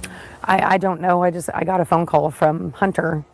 He was screaming that Austin had been stabbed. I was at work, and so I drove. I work in Grapevine, so I drove up to the hospital straight away. I actually beat the ambulance there. Yeah, I saw them have him come out. He was on a lot of machines, and it didn't take long for them to come in to say that he had passed. So, not sure, senseless act of a boy that was in the wrong tent, and my son doing the right thing by telling that boy that he needed to be removed from where he was, and just doesn't make any sense. I mean, that's just because the kid was mad, my son is not here anymore, and I don't understand it. This is Hunter. Did you want to talk to him? Hunter. I'm so sorry for your loss. Thank you. I'm so sorry. If you don't mind, what happened? There was this kid, before I knew his name now, this kid was sitting under our tent at track. We asked him to move. He started getting aggressive and talking reckless. And my brother stepped in and said, "You need to move." And he's like, "Make me move." Austin grabbed his backpack. The kid, I tried to whip around as fast as I could, but I didn't see the stab. But then I look at my brother, and then I'm not going to talk about the rest. So Yeah. just that's just what I saw. And I tried to help him, but It was just senseless. it was really senseless. Really, I don't know why a person would do that to someone just over that little argument. It's just crazy in this world nowadays how people just up and do that. Like that man has a family. That man has people that care about them all the time, and he did everything for our family too. He was a strong man. He was a strong kid. Mm-hmm. Following Austin Metcalf's death, the Metcalf family quickly spoke with major news outlets and shared their version of events. Critics argue those interviews helped shape public opinion before all the facts were presented in court. Make that make sense. First of all, I want to say thank you to this woman, man. Thank you to this woman. Look, I need y'all to go to Instagram and go follow her on Instagram, man, and tell her that Introvert Rockstar sent y'all of guilt.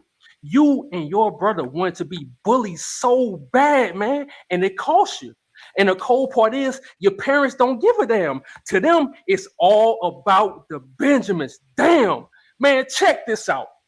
A fundraiser linked to Austin Metcalf's father raised $585,179, while a separate fundraiser linked to his mother raised $190,322 because Austin's parents were not together.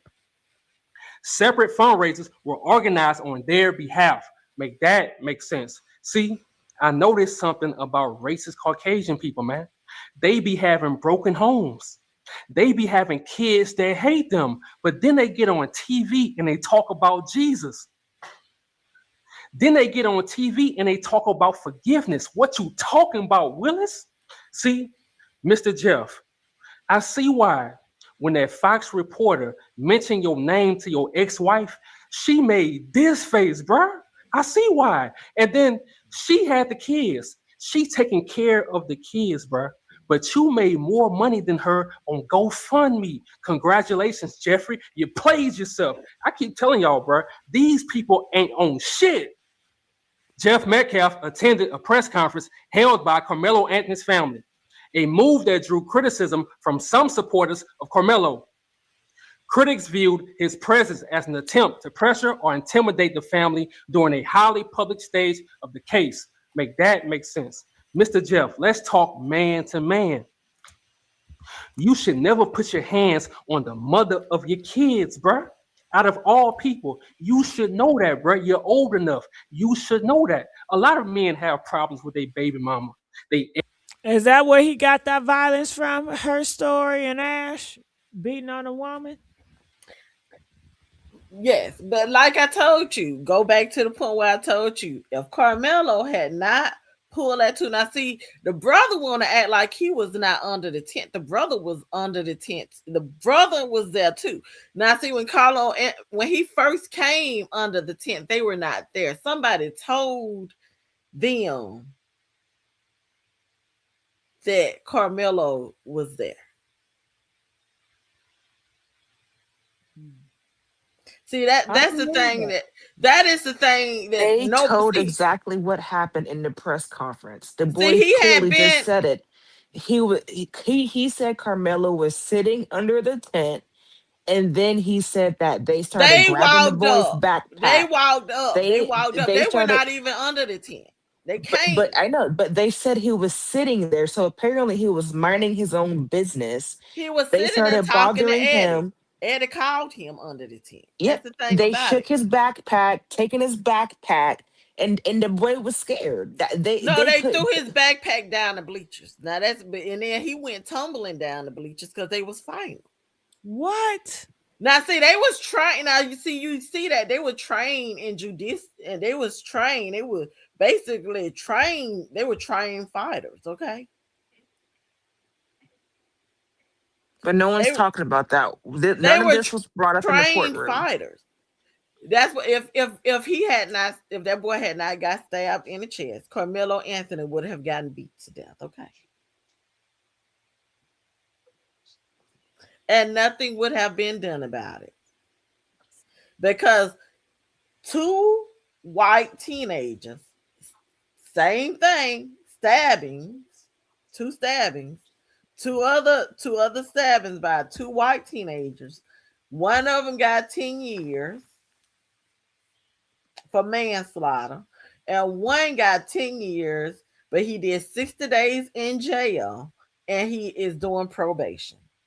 But Karmelo Anthony got 35 years. Do you think they got something of those parents, like some bad stuff they're gonna expose if they do too much? Because it seems like everything is just playing out as a setup. I think the other side got something on them parents or something. That's why they probably moving the way they moving. They can have nothing on me where I would be all over the news defense. They don't tell you about. See, they that's why they stopped when Did they found out. Hold on. Okay. Did y'all hear that white man, the father, talk about Leviticus and about homosexuals? And I was just wondering what I got to do with anything? Who's a homosexual? Well, now you know it was a judge. It was a judge, a white judge. He had he had been raping one of his friends, one of his kids' friends in Graping. Texas. Yeah, raping. He was Uh-huh. raping one of his friends' kids, and the person who worked for garbage can um got him off. Like I You think he talking about spent 30 Charleston days. White? No. The person in the White House got him off Oh, Trump. with 30 days. He only spent 30 days in jail. He But didn't what do it. that He got to had do with been the black raping. family? Like That he has said that nothing to do with. intentionally, but he was talking about the black family. That's why I was like, wait, what? And he He's could saying? be talking about himself. Because it's a lot of down low white men. Yeah, I thought he was talking about that the Karmelo father, like Kent, like, yeah, I know your down low secret, nigga, and then he cut And himself. He was if like, I'm he not gonna is, judge. and if he is, then he can wait. I It's don't know, honey. 2026. It was just so weird that If he he, brought that if up this during man, that long if speech. he buy it, then why don't he just come out and just say it? I'm Because not I'm saying sorry. he is. I just I'm felt just it was saying, like so that's awkward for nothing to him. hold anybody. That's nothing to hold over somebody's head. Like That man was drunk. That man probably that man probably like men his own self. A lot of stuff he said last night didn't have nothing to do with the case. 3 hours of his true feelings of how he felt about everything. Oh, okay. So you're saying it could have been political push because I do feel like political parties is in his back ear. I do feel like he is in partnership with politics. Everything that we see on social media is involved with from the politics. time they moved that boy trial down to that sundown town, just like Coleman is a sundown town in Alabama. That's a sundown town. It's no way them parents, and y'all say they been there 2 years. Nobody didn't tell them that town they moving that trial to that area. That's considered the sundown town where they moved And they that trial probably to. and they probably moved the trial at the last minute. So the parents can't say anything about it. You know? No, That probably happened too. no, because they could have put in the lawyer could have went the next day when he found out. As soon as he found out, he could have put in a petition to have the trial moved again. He could have, but did you not see? Oh, race didn't play. No, he did not even have a jury of his peers. Not one black person, and every one of those white people, they were wet Well, in the the well the 60s, white 50s, and team man 60s. law says that jury of your peers doesn't have nothing to do with race or necessity, any of that gender. That's what their law says. Jury of your peers. Okay. So, but every black person that went up there for the jury, the prosecution dismissed them. Every black person that went up Oh yeah, for but that's what jury. they So show in our face. it had to do with I race. know, I know, but they want to show that in our face, like it ain't about race, because it is. But but that's their definition of jury of your If peers. it wasn't about race, There was never an all black jury judging a white person on trial. You never seen an all black no. jury. Why Never. dismiss every black juror that come up for jury duty for that case? Why dismiss everyone? You tell me now, one of those black people was qualified to sit on that jury. Yeah, they lied. They lied. They probably didn't even interview blacks. They probably didn't even talk to us. Oh They Well, no, just this they is what I lied. did. gotta say, and I want to hear what y'all got think. What I gotta say about this, I feel like this whole summer has been a setup from the Kevin Hart roast when he deliberately got those white writers to dog out, to talk about black people's skin color, to talk about black women looking like men, to talk about George Floyd, and they purposely put that out there to the 14-year-old boy to this, and I think they got a lot more shit they cooking and they're testing the waters and they get more aggressive. And I don't think this is all a coincidence. I I'm think gonna this is tell you, all doing it on plain sight. This is what they want. This is all planned and this orchestrated. That's this how I is feel. orchestrated because you know what? They won't. Did you not hear with the it was some official, I don't know if it was South Carolina, but he was in the state house. I don't know if it was Alabama or South Carolina, but it was a white man saying we're about to reintroduce slavery. And I I didn't hear said that. I didn't hear that. I saw the video. It was on YouTube, and it was a person talking about it, speaking about it. It was a YouTuber talking about it because and I think he came out and apologized. Oh, I didn't mean it like that. Da da da da. How else can you mean it? Yeah, they testing the waters. So see what it is. They testing the waters of how reactions and how far they can take it. How far they can take it. See, but the way we're set up, people don't realize that Donald Trump father, people talk about it, but his great grandfather, he didn't want to serve in the military, but he was a Nazi. If they were to bring back slavery, most of the blacks would be down with it. If they said you can keep your Gucci bags, get your nails done, keep your Chanel, keep your No, that's not true. Hermes. That's not Black people, they'll be down. They'll be yes, If massa. they can Yes, own other yes, black massa. people, if they can own other black people, no, because no, a black person not gonna own me. Well, you know, you have a lot of uppities. I'm sure Anton Daniels or Charleston would love to own a lot of black people and get them in shape. Now that is what I'm gonna tell you. The only time I say I will pick up a weapon if somebody did something to one of my kids, or if they started telling black people like they did in Germany before they started putting Jews in concentration camps. The black people got to wear a big sticker on their clothes to identify them. I am going to be part of the resistance. Now, her story and Ash. Now, I heard you see what they're doing to the immigrants, and they're saying they are locking them up even if they didn't do any crimes, you know, just because.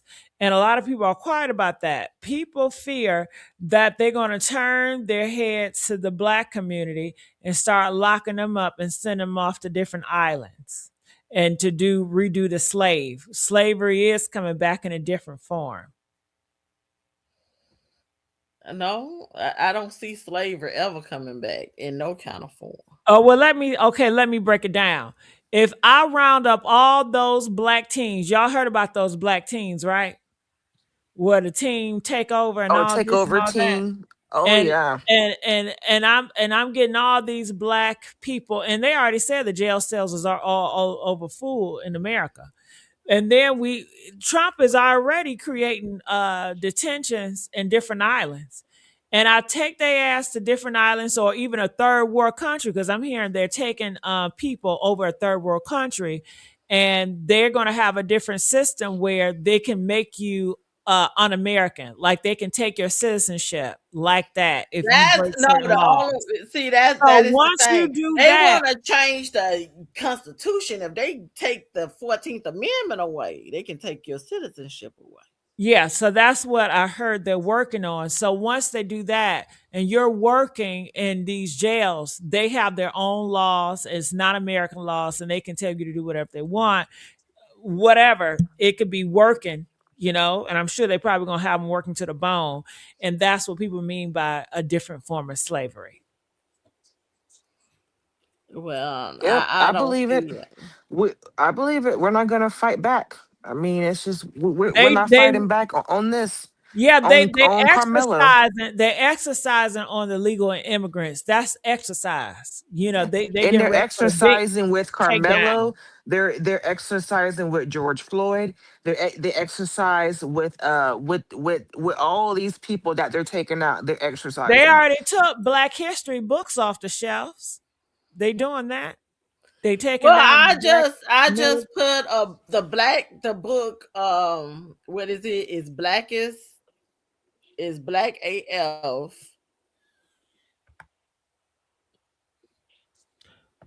Yeah, but did you hear Let that me I give it to they're you. planning on It's making it's Black AF history.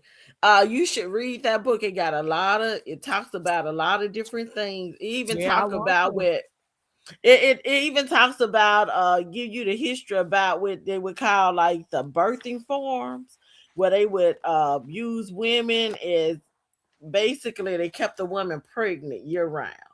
As soon as she Uh-huh. dropped it They was said like y'all didn't see Trump sign executive order suspending birth citizen right. I heard about it. But I also heard about, damn, I done lost my train of thought real quick. Ooh, that it must have been something good I had to say. But go ahead, hopefully it'll come back. But yeah, they getting rid of that. Uh. no, it's no executive. Okay, so he cannot for the Constitution. He cannot sign any executive order to get rid of anything. Oh, okay, hold on. Let me hurry up and say it. He's labeling everybody a terrorist. So if you're talking about slavery, you're going to be labeled a terrorist. If you're anti-American, like if you're criticizing America or you sound like you hate America, they're going to start labeling you a terrorist on social media. They're going to follow you and, you're going to be sent somewhere. But I have heard about that. Did y'all hear about that? It's like a list of things. Like if you're anti-family, like it's a list of things. If you're anti on social media, they're gonna label you a terrorist. So basically, you won't be able Well, to now, have freedom of speech, pretty much. Go ahead. well, you don't really have it now. I mean, you have it to a certain extent. And I mean, and black people they never really had it. I mean, you never as a black person you have it to a certain extent. Just like with open carry, the whip, carrying a gun, um, having a firearm. Black people, sure, you can have it. The law say you can have it, but if you get stopped by a police officer and you have an open carry license and you're licensed to carry it, they will treat you like a criminal. Yeah. And somebody gonna say you got freedom of thought. No, you do not. They are taking away your thoughts. Elon Musk has already got 20 chips in people right now. By the end of this Oh yeah, year, you didn't he's see the gonna have black man. 1,000. I know. But by the end of this year, he said he's gonna have 1,000 people in the chip in the brain, and he's gonna have more. But you don't have your Oh, freedom he's of thought. paying. They're gonna steal your Oh, but thoughts. Go ahead. but you didn't notice is that he they stole money from the United States, right? So now Who stole it? Elon Musk is a billionaire. He was not a billionaire before Trump put him over uh whatever little test key to get rid of federal federal jobs. Elon Musk is now a billionaire. It was on the internet on YouTube. They was CNN. They was talking about it. He is now a billionaire. I guess he's a billionaire for the money he stole. Wow, because he didn't have any. It was no one was watching him. Nobody know what happened to the money. What happened to the money that he was over? What happened to the money that they claim they found? You know what happened to it because everybody was supposed to get a stimulus check. But see, people are so happy to get a stimulus check till they don't think about what's taking place. Okay, nobody's talking about it. Elon Musk is now a billionaire. Donald Trump, when he came back into office, he was going broke. Now his family, they got money. They say most of his daughter, they paid off their foreign debt. Wow.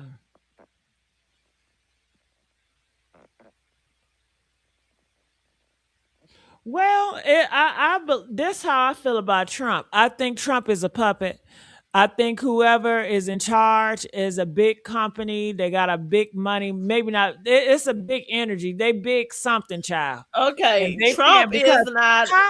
how is it? Hold on, her The story. heritage is over Trump. Okay, Heritage Foundation is over Trump, and that is Trump. ran by people of the Daughters of the Confederacy and Men of the Confederacy. They just changed the name. Mhm. Because he's on the TV for too fucking long that anybody be working. He stay on TV. He stay in arguments. He stay doing dumb shit. It's like, when do you work? He don't. He just a mascot. I mean, what is that little guy that little skinny guy? He looks like that little I can't think. He look like that the boss who plays on I cannot think of it. On the Simpsons, okay? He's bald head. I think he works with Trump. Okay. He came up with I think he came up with the dossier that Trump is using now. They putting into play about the federal government and putting all MAGA and Republican people in lifetime positions on the court. Um, so this person came up with that. I can't think of his name for anything. I can see his face, but I just can't think of his name. Sounds like DEI to me. So he is a member of the Heritage Foundation. See, the Heritage Foundation is anti-black. They want to say that it's a cultural thing, but it's in really their base is in California. And most of their members were part of what you call the Daughters of the Confederacy. They even have the Youth of the Confederacy. And I'll give you an example of when my daughter attended school in North Carolina. At the graduation, this is how prevalent they still are. The Daughters of Confederacy were giving out scholarships to white students for their after school programs. And they did it during the graduation.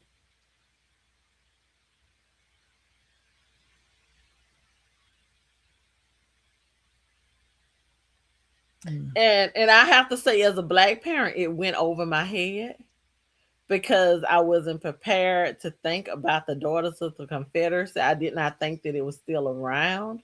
And that is how I realized that it was still around, the Daughters of the Confederacy.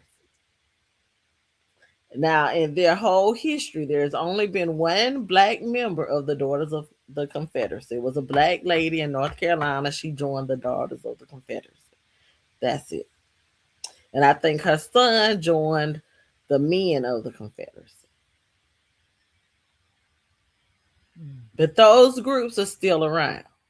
Those groups, their children, most of their children were the grandparents, not the parents. Because at that time, after the civil rights movement, they couldn't afford to pay black people to keep their kids. So the grandparents had to keep the kids. So of course, the racist grandparents are going to indoctrinate the grandkids into their way of thinking. So what you have now, and this new generation, you have a re-indoctrination of racism from the grandparents. That's true. I feel you on that. And see, black people are the only people who don't have history classes for their kids. I even found out while I was in North Carolina that on the reservation, even though their kids go to school, they have what you call Saturday school, where they teach only Native American history. Black people's, they don't do that for their kids. Like there's no program where, okay, we're just gonna teach black history. If the school don't teach it, we don't teach it to our kids. And that's sad because they show teaching them sexy red lyrics.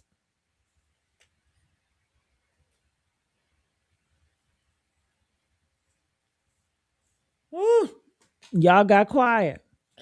My kids, that's not, but okay, now see, the thing about it is that I allowed my kids the freedom to listen to whatever they wanted to at home, but I also gave them books to read. For instance, when my kid when they got to 6th or 7th grade, I handed my son W.E.B. Du Bois' book. Oh, that's nice. To read.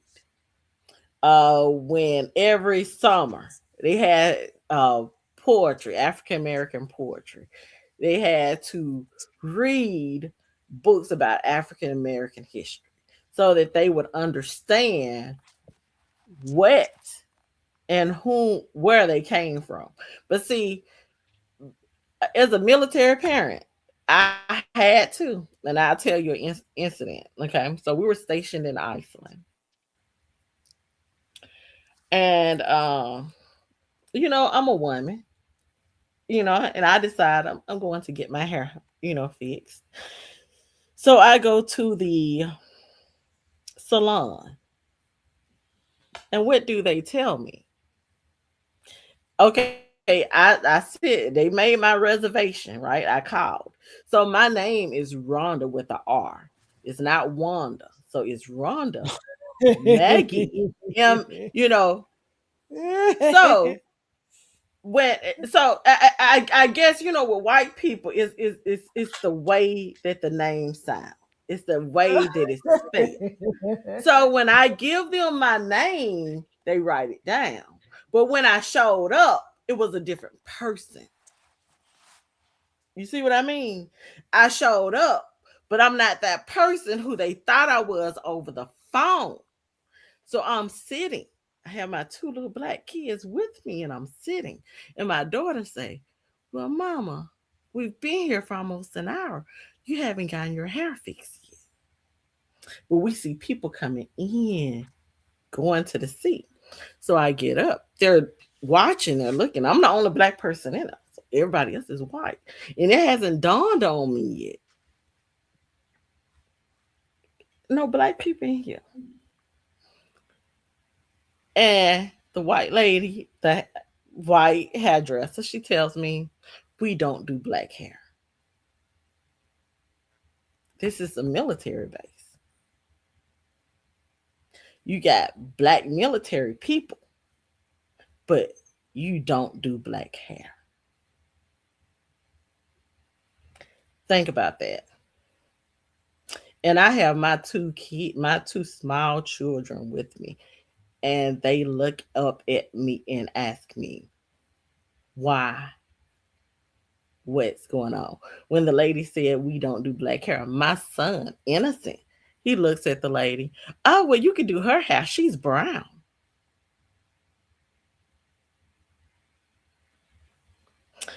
But that evening, I had to go home and I had to explain to my children what had taken place. Okay. I'm sorry you had to experience that. So you see, and I had to. So I started when I realized that, I started early teaching my kids our history, Black history, teaching them during the summertime. Okay, yeah, we'll go to a like a Six Flags, but we're gonna go to museums. We're going to go to different places so that you can see not just Black history, but American history, so that you can understand how interwoven Black history is in America. And I had to do that because of the situation that they were placed in. Yeah. Okay. Thank you so much, Her Story, for sharing our story. Robbie Blue, are you there? Good morning. Good morning. Can you hear me? Yeah. What would you like to say about this Carmelo Anthony case? Basically, what I want to say is that I feel like it's symptomatic of where the American middle class is right now, because I've looked at some graphs, right, to try to understand the psyche of these people. And what it is they've artificially held our people down. And after the civil rights movement, I mean, we basically allowed this. I think we came under this illusion that racism was a thing of the past. And then once Obama was elected, you got to think about all the young people who grew up seeing a black president. For me, at my age, I grew up at a time when you seen Bill Cosby on TV. We were the first of the new fruits of integration, right? At least from my perspective. So we pretty much, I think the white folks took credit, especially on the left, for a lot more progress than they really did. They make it seem like they celebrated Martin Luther King when he was alive, and they didn't. But if you look at the New Deal, that's the only time the white middle class got up to like 70%. I'm talking about in history. Before that, like around the Great Depression, all that, the middle class was like at 30%. So when they have money problems, they lash out and they're violent and they show their true colors. They don't go against the business people. They don't go against government officials. They've been conditioned to think that they're special, and they get this like psychosomatic narcissistic type attitude. Now, why am I bringing that up? We're not too far from Great Depression levels when it comes to the middle class, because like right now, as of 2026, the middle class has slipped below 50% when it used to be at 70. So when they come talking about hard work and meritocracy and pull up your bootstraps, it was the government that literally gave them the opportunity to grow the middle class. Before that, I mean, if you want to go even further back, the middle class was roughly, the real middle class was like 10%. So a lot of them just were dirt poor, and they were racist in white Jesus' name. They used religion to justify their bigotry. Then they used pseudoscience. So all this talk about DEI and finding somebody, to hate on, especially with AI and robots and Elon becoming a trillionaire, I don't see the middle class expanding anytime soon. The good news for us is this is nothing new. I mean, our wealth has been at one half of 1% since Reconstruction, and we've done some amazing things. We've been artificially held back, but we don't wake up. Like, my parents never taught me racism. You know what I'm saying? My parents taught me a good work ethic. Intently, our people are loving people, accepting people. And I just think we just got to use a little bit more discernment, and they're letting us know what time it is. Expect more of the same. When some of them crash out, it's because they're afraid that the American dream is dwindling, and they had every opportunity to expand the middle class and allow the black middle class to grow. If you look at some graphs from like the 1700s up into the New Deal, I mean, it was abysmal. We didn't even have no middle class traction. Literally, at the height of their middle class, we had like Great Depression middle class levels for them. Like, our middle class was at 30%. So it's disingenuous. Okay, see, that's the thing, is a lot of people don't know this, that the African American community is what kept America afloat during the Great Depression. Her story. Let Mr. Blue finish, because you did cut him off. Okay. I'm so sorry. Oh no, it's okay. It's okay. Look, at the end, it's all love. I had to correct him about that, because see, during the Great Depression. Wait. Let me clarify. See, I'm talking about numbers, right? And I can show you the graphs. And you know what? This is what's very deceptive, I think, with both political parties. If it comes to, say, arguments for reparations or anything like that, they'll play dumb and not tell the real truth, that they systematically and deliberately sabotage. See, and this is the mindset behind it. I know that you're skilled and you're qualified. I just want to underpay you for the same skills, and then I want to also disenfranchise your dollars. You know what I mean? I want to charge you more. So like a lot of our diets that we had, I was looking at that a couple of days ago, came across the information. We always talk about soul food, but a lot of that was because they just deliberately chose not to sell us, you know what I mean? The proper meats, even if we had the money to pay, if we just happened by some miracle to overcome sharecropping and everything. So that is, I always tell white people this: racism is the drug that the oligarchs and these super rich people give you. And it's a hallucinogen. You think you're supreme, but you're not. I mean, what idiot wants to support a system where you allow the top 1% to control the majority of the wealth. And then you actually think your voting counts and that you feel special.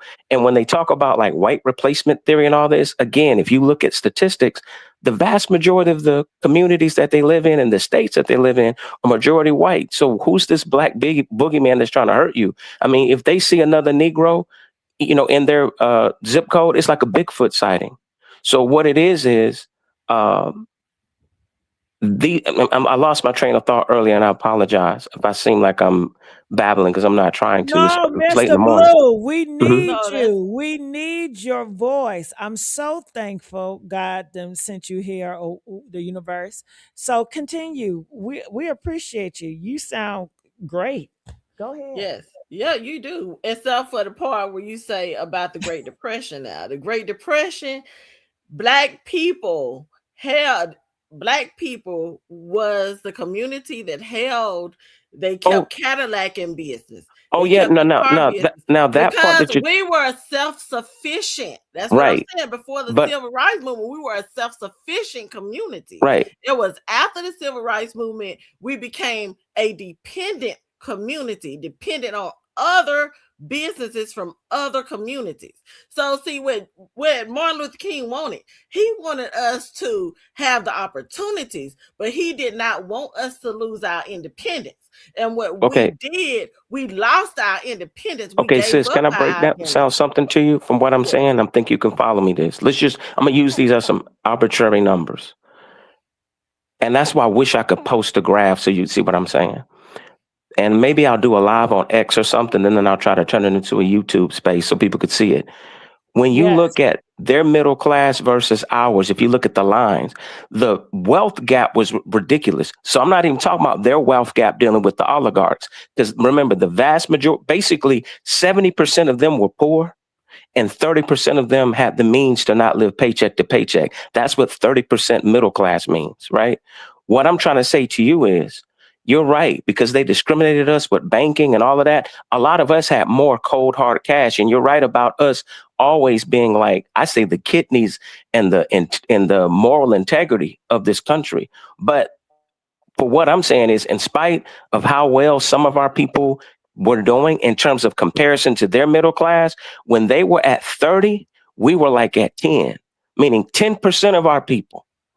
And that's why they talk about the talented 10th. See, it's all making sense.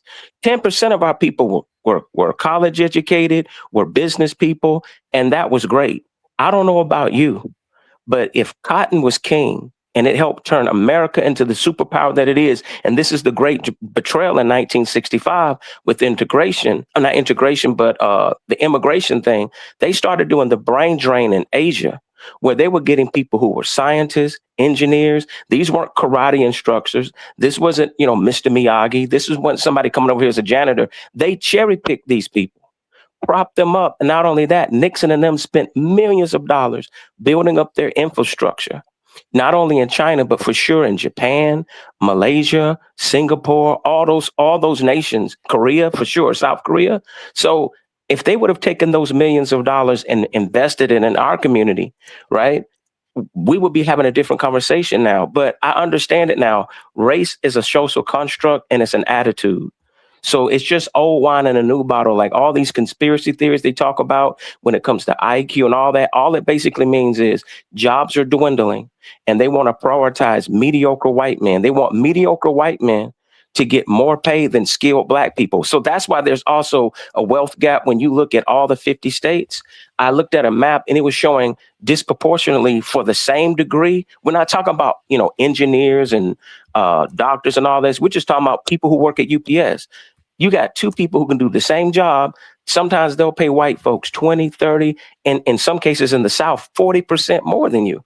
So when they want to talk about how we haven't performed and so forth, it's enough to make my colon power, basically. I'll land my plane there. No, don't keep driving. We need people like you. Yeah, oh, yes. Oh, no, I appreciate it. I just want to give the other sister a chance to speak. But I always try to get understanding because, trust me, first, I dealt with a wide range of emotions. You deal with the anger and the frustration, and then they try to do these public lynchings to instill fear. But I realized this is more of a control mechanism that the rich elite use to control them. Now, I won't use any profanity on your live to get your space clip, because normally I'm a little bit more vulgar when I need to be, but to drive a point home. But I want to work on that, because at the end of the day, see, if we deal with them with facts, it displaces all of their arguments. And that's why they have to use a lot of smoke and mirror and racism and try to be impulsive. So this middle class is shrinking. If it gets down to 40%, they're going to be at the levels before 1929, which to me is asinine. If you think about it, like you went from being at 70%, meaning 70% of white folks were quote unquote considered in the middle class. And then now it's going to be below 50, right? So that's where the racism's going to come from. They pockets ain't right. When the economy goes in the toilet, the Klan comes up. But like I tell them, hating on Negroes and getting some dopamine fix. And then when it comes to white feminists and some of the other people who leapfrog over us, on the DNC side from the civil rights movement, I say it was like Ozempic for racism. You know what I'm saying? Like you can take something to make the outside look different, but it's not a transformation. You know what I'm saying?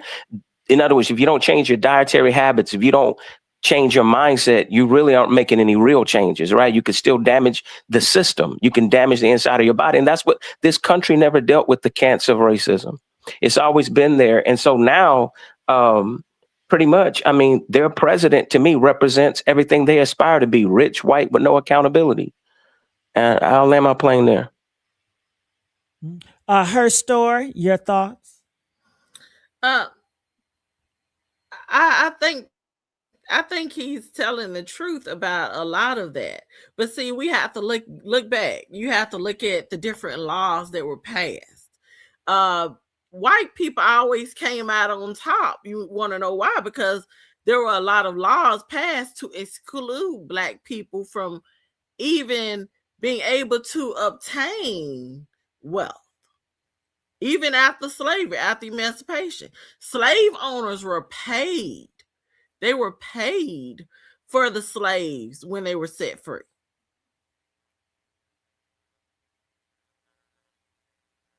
Slave owners got paid money for every slave that was set free. They even used to pay and give the Confederate widows. Now think about this. They lost the war, right? They started the war, wanted to split the country over slavery. The United States, even after the Union won, they turned around and they paid the Confederate widows money. No other country pays the loser. No other country has ever let the loser place statues around the country. Do you want to know why that was? Why? And they did that and they did it through the Daughters of the Confederacy. This is how they use the white woman. That's where they say the white woman tears, because the white woman is helpless. They donated the statue under the Daughters of the Confederacy, and they did that so that if you see the statue, you might forget what they did, but they can change history. They can change the wording and make it seem as if they were heroes. So you see this statue of this person, Robert E. Lee, he's a hero now. He's a great hero. He has a statue. You know what, sis? I'll say this, and this is how, sometimes when it comes to getting down to the truth, it reminds me of when around Christmas time, Mama would take out the Christmas lights. And you know how sometimes one set of the lights wouldn't work while the rest would light up because there would be a fuse that needs to be replaced.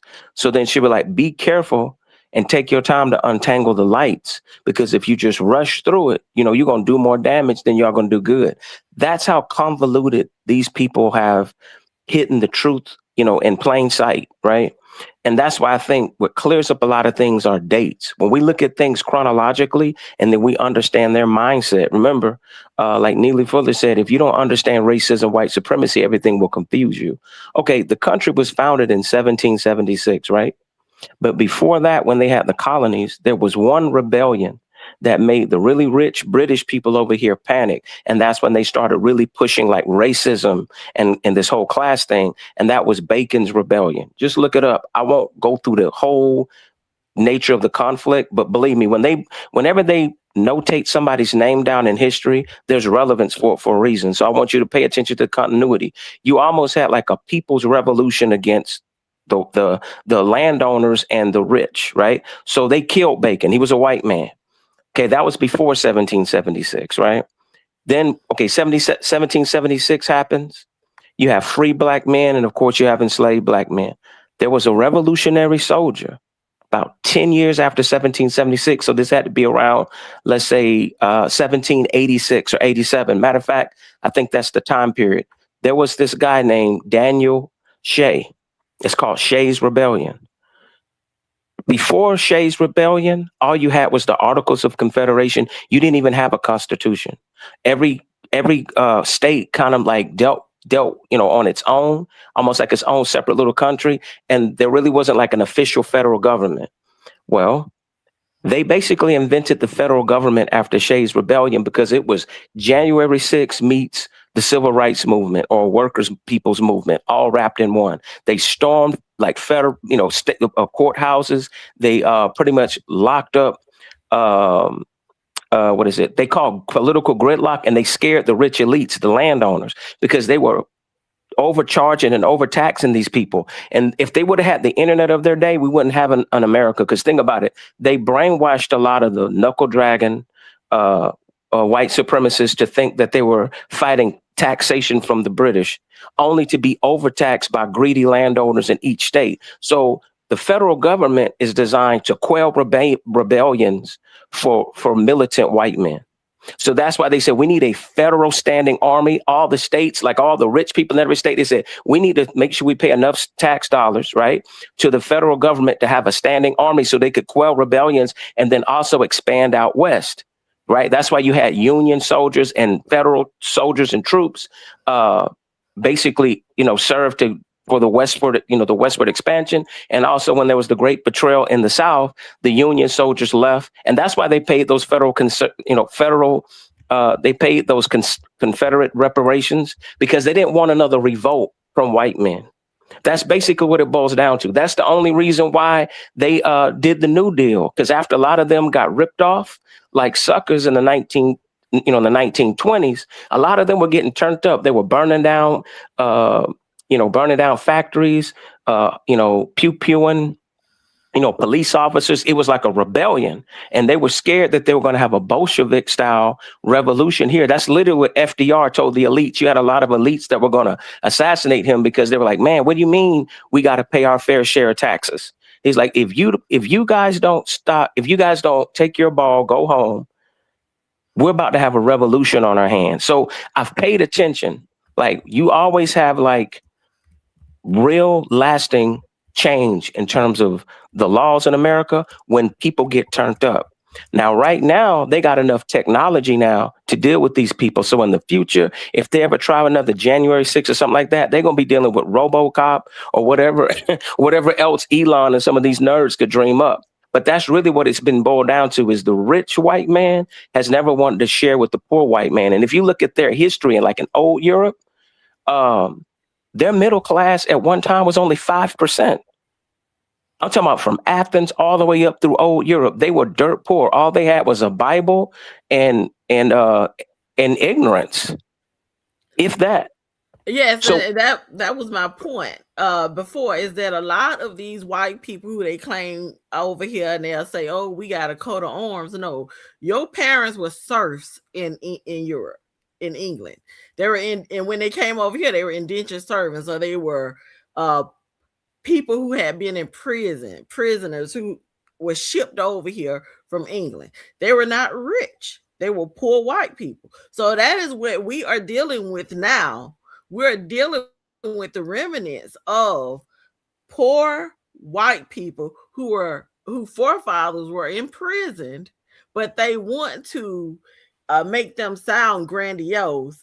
And you'll hear some white person say, "Oh, my family, I know where I'm from. I'm from England, da da da da da," and they'll spewed off wet party, but they will never say that, "Oh, my grandparent got shipped over here on a prison ship."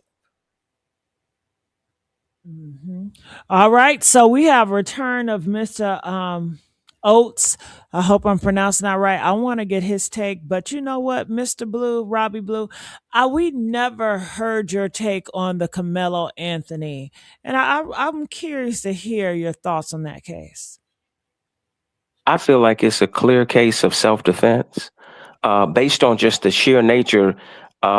If we just take ourselves back to high school and you take race and everything out of it, Carmelo did not go to that track meet thinking of harming that boy. It wasn't premeditated. I just think that, imagine if you're sitting down and you get in an argument with somebody. And to the people who always say, well, Carmelo had 15 times to leave. Well, Metcalf had 15 times to go get a real authority figure. And see, and that's what I'm saying, where it plays into a bigger problem in the society, is people feeling like they can be a Karen and a Darren and take us back to Jim Crow 2.0, and they can put us through a personal litmus test. You have every right to be in a public place to get out of the rain. And as long as you're not rummaging through anybody's bag or being disruptive, most people just mind their business. And all of us know, get a real authority figure. There's other adults there, which I think were negligent. And also there were security guards. So at no point, if you want to talk about impulse control, you have ever put your hands on somebody to get them to move? Who told you you have the right to move somebody? And then you try to get your buddies to kind of like surround him. That's further of like an intimidation tactic, just to let him know, like, look, not only are you dealing with me, but potentially going to have these other people. We're going to remove you. And for someone to stab you in the chest, that means you had to be leaning over them. He didn't have any defense wounds. So that means he was all on the offensive. And allegedly, from people who've seen that Frisco videotape, they said the fight broke out and you just saw rumbling, and there was more than one person like coming towards him and surrounding him. So I just think he feared for his life. I mean, that's always an acceptable excuse for everyone else. It's just people want to have the ability to exclude who they want to exclude from not only the protections of America, but the right of self-defense.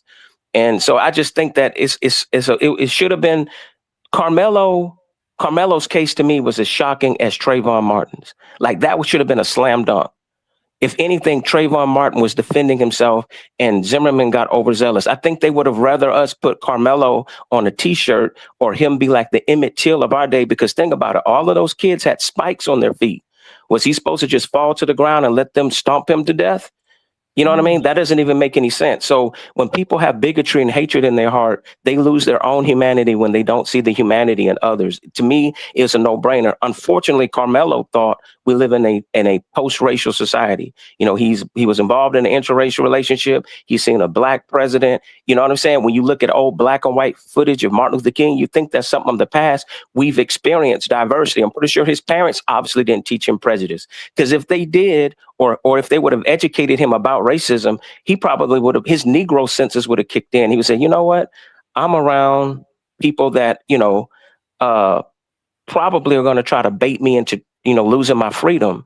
So instinctively you could leave, but he by no stretch of imagination was obligated to leave and to massage Metcalf's ego. That's my take. Now he was under another team's tent. I'm gonna just tell you this. My mama always told me, when you go to somebody else's house, if they tell you to leave, get up and leave.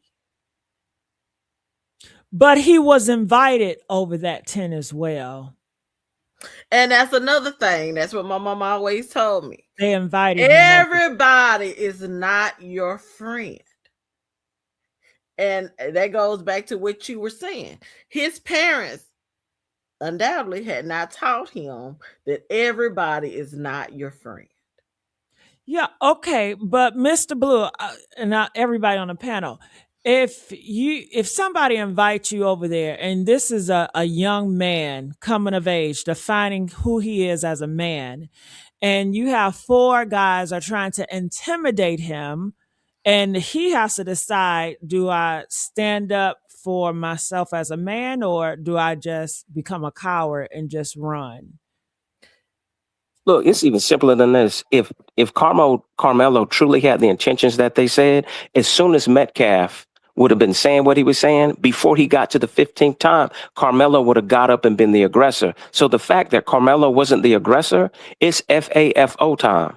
And see, that's all it is. It's like Black people are not obligated to fix racism. Racism is a cancer that's been interwoven into the history of America, and it's a control mechanism and a dynamic to make white folks feel like little kids who go to Peter Piper Pizza or Dave and Buster's to feel like they're funny.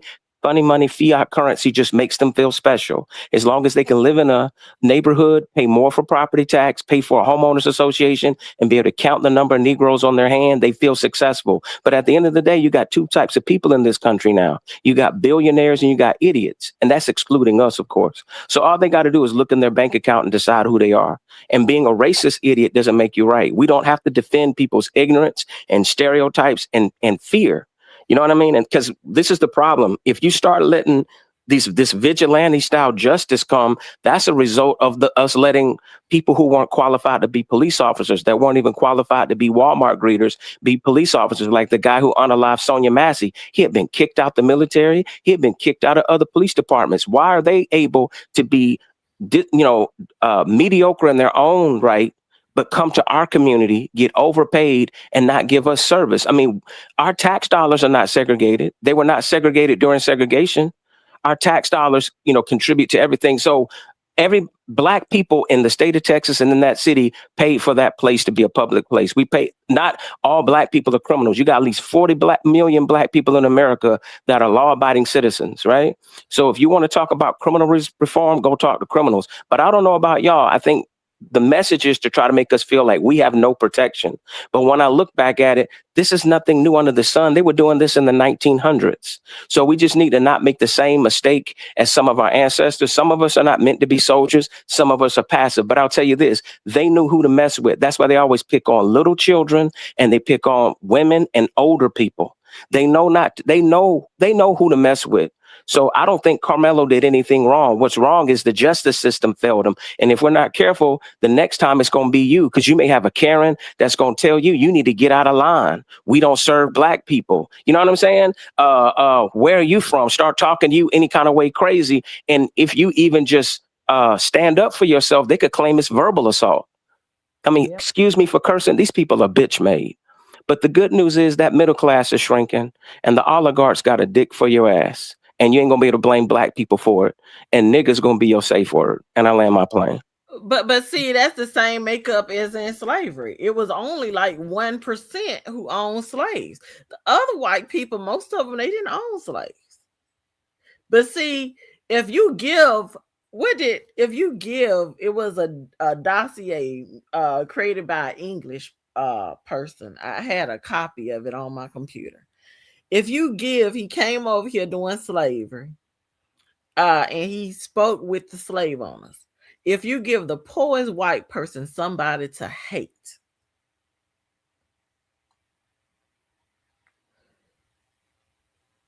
they're going to hate that something. So they use the Black person as the person to hate. And that has stuck. For instance, it was told they gave us Black people, okay, the Black person who work in the field, they hate the Black person who work in the house. Right. Now, her story, people want to know, was he jumped? Because you told the story, he was jumped before he used the slice. Karmelo before he... Yes, they were fighting. They were surrounded. He was surrounded.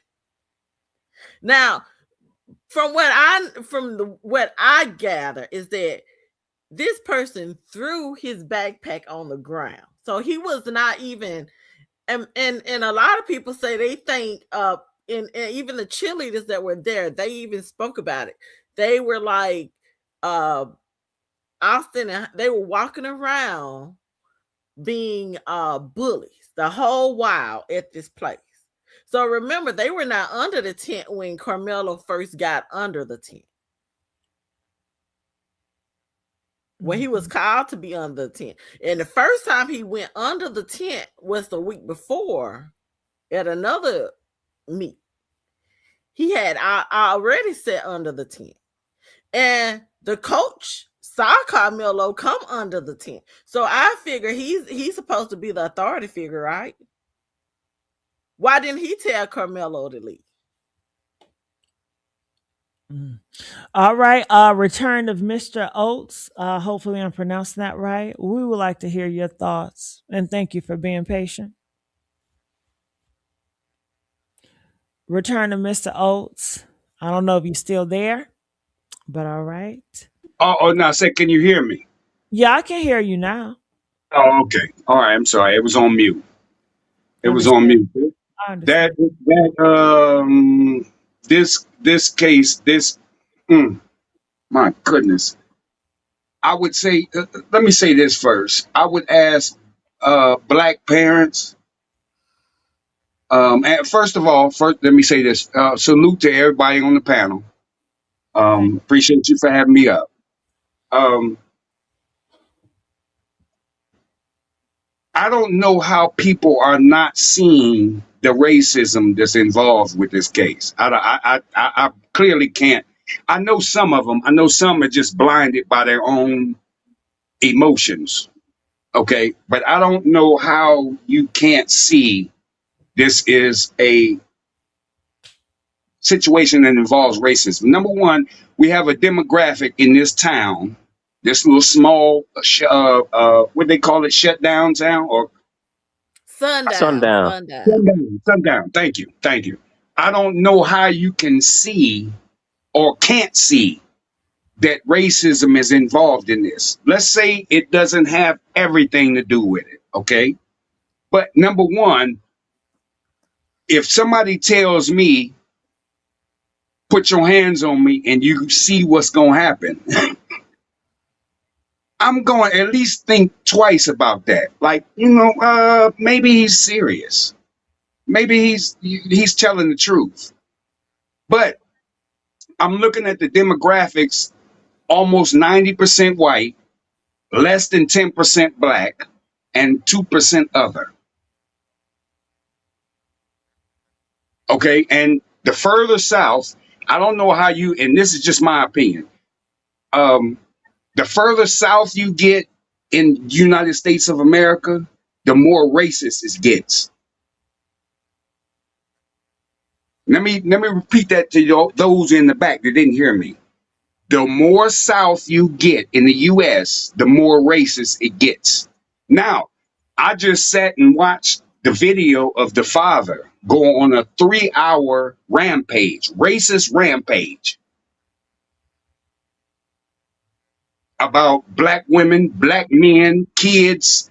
If it wasn't for us, yeah, we invited you over here. Somebody sold y'all to us, and we gave y'all jobs. Did y'all really give us jobs?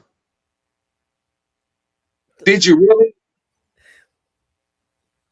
But I would tell black parents, teach your kids the history of this nation.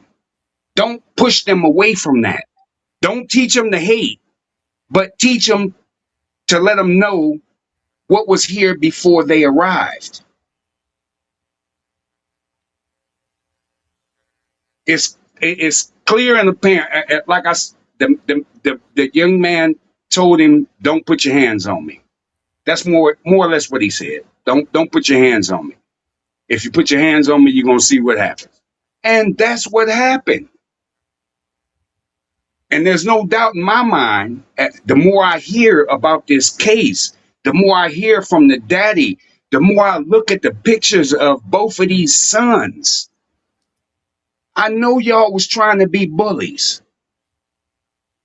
Y'all thought y'all had an easy mark and he was going to just leave it alone and run off into the sunset crying or off into the clouds crying.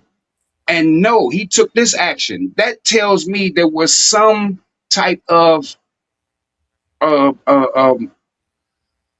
not going to say premeditation. There was some type of pre-existing issue between them, because otherwise I don't believe that young man would have even had to bring no knife to school, other than the fact that, because I've heard some people say that sometimes track athletes use knives and use cleat cleaners to clean their It's to track. tighten the spikes. That's what the tool he Yeah, had. the spikes. Yeah, yeah. So that's, and I'm hearing it, and the more it's just like, okay, who are you to tell me to leave this tent? Why don't you go, if I shouldn't be here, why don't you go get an adult to come tell me to leave the tent? No, you thought you ran that. You thought that was yours. You feel entitled to that. And that's what I heard the father keep saying to the parents or to black people. Oh, you feel entitled. Like, entitled to what? This is not mine. I don't own none of this over here. I came over here to get out of the rain. I thought I recognized one of my friends. It wasn't him, or it was him. And then next thing you know, and I do remember this. They were saying that the Metcalf brothers weren't even in the tent when Karmelo got in there. So somebody, in my opinion, had to go tell them, hey, dude in the tent. Right. That's dude in the tent. You need to come get him out of here. Y'all need to come get him out of here. You know what I truly believe? I feel like in my heart of hearts, and maybe Karmelo wasn't aware of this because I dealt with this and I was in the military. You got a lot of passive aggressive white dudes. Like, say the dude that claimed he was his friend, that claimed he was a fake play cousin of his girlfriend. You have white men who feel a certain way if you date either Hispanic or white women. He wasn't white. He was Hispanic. He was Latino. Okay, listen to what I'm saying. That's how Karmelo got in this situation. White is just not a social construct. It's an attitude. What I'm saying is you got some people like Metcalf that are straight up let you know they don't like you. But you got other people who just in human nature can be jealous. But when you put race in the paradigm, it just adds a little bit more spice to it. Like, like the nerve of this Negro thinking he's going to talk to such and such. But because they're coward and because they don't have boldness, they'll just slither around you and just be a snake. Trust me. Passive aggressive. Right. No, I agree with you 100% on that. That's true. Because that's the way they'll play the game. And I just wish, I swear I wish, I don't think Karmelo would be in this position that he's in right now if he actually had an ally around him. I don't believe he would be in this position if he had somebody, even if it was another a roguish, I ain't gonna say roguish, another black student that was willing to like involve themselves. Like, no, you ain't about to jump on him. But then Eddie got on the stand and stated he was not friends with Karmelo. So he denied Karmelo. He stated he did not call Karmelo over. See, shame and that he was not friends with Karmelo. But there are pictures of him and Karmelo together. He's been to Karmelo's house. So oh my goodness. So you done ate. You done ate. So his family done probably fed you, and you still denying him? See, because you have colorism in the Hispanic community. They adopted that from the Spanish.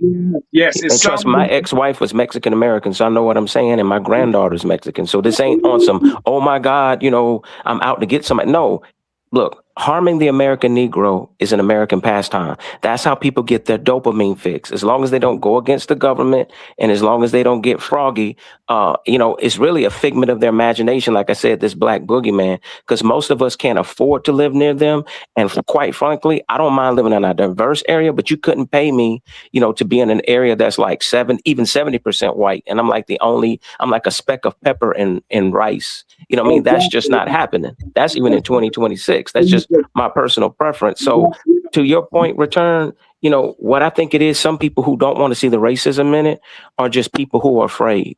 Now, black people don't have the luxury of doing what other groups do, where they are cheerleaders for white supremacy. And it kind of reminds me of Jurassic Park or one of them dinosaur movies. They say, if you put poop and urine on yourself, it can mask your pheromones so that the dinosaur will think you're one of his little babies and he won't eat you. Well, eventually that stuff wears off. I don't know about y'all. I'm not trying to be something that I'm not just to make other people not feel uncomfortable, because it's a figment of their imagination, first off, that they're supreme, but also too, to think that they can be a designated vigilante or whatever. It's almost like there's a tier system with white supremacy. Maybe they're not rich, but they feel like they have the right and the benefit to badger you. So for people who don't want to stand up for themselves, just know, yeah, you can be walking away, but do you really want to live in a gated community and everywhere you go, somebody has the right to question you like the Gestapo, or they can pull a gun out on you? You know what I'm saying? And you may or may not have a cell phone, because let me tell you something, if they'll unalive their own family members, they go out here and do these mass shootings in schools, and there ain't no black folks around. They'll come and bushwhack us, drive 200 miles and do like what the dude did in Buffalo, right? So whenever there's a hiccup in capitalism, they look for somebody to blame because they're not happy with themselves. They wake up every day with racism on their mind. They're drunk, degenerate gamblers, right? And like the Bible says, the abundance of the heart, the mouth speaketh. We're always speaking about love. We've always sang about love. We're always looking for like allies. We don't. If racism was a deal breaker, black folks wouldn't get up every day.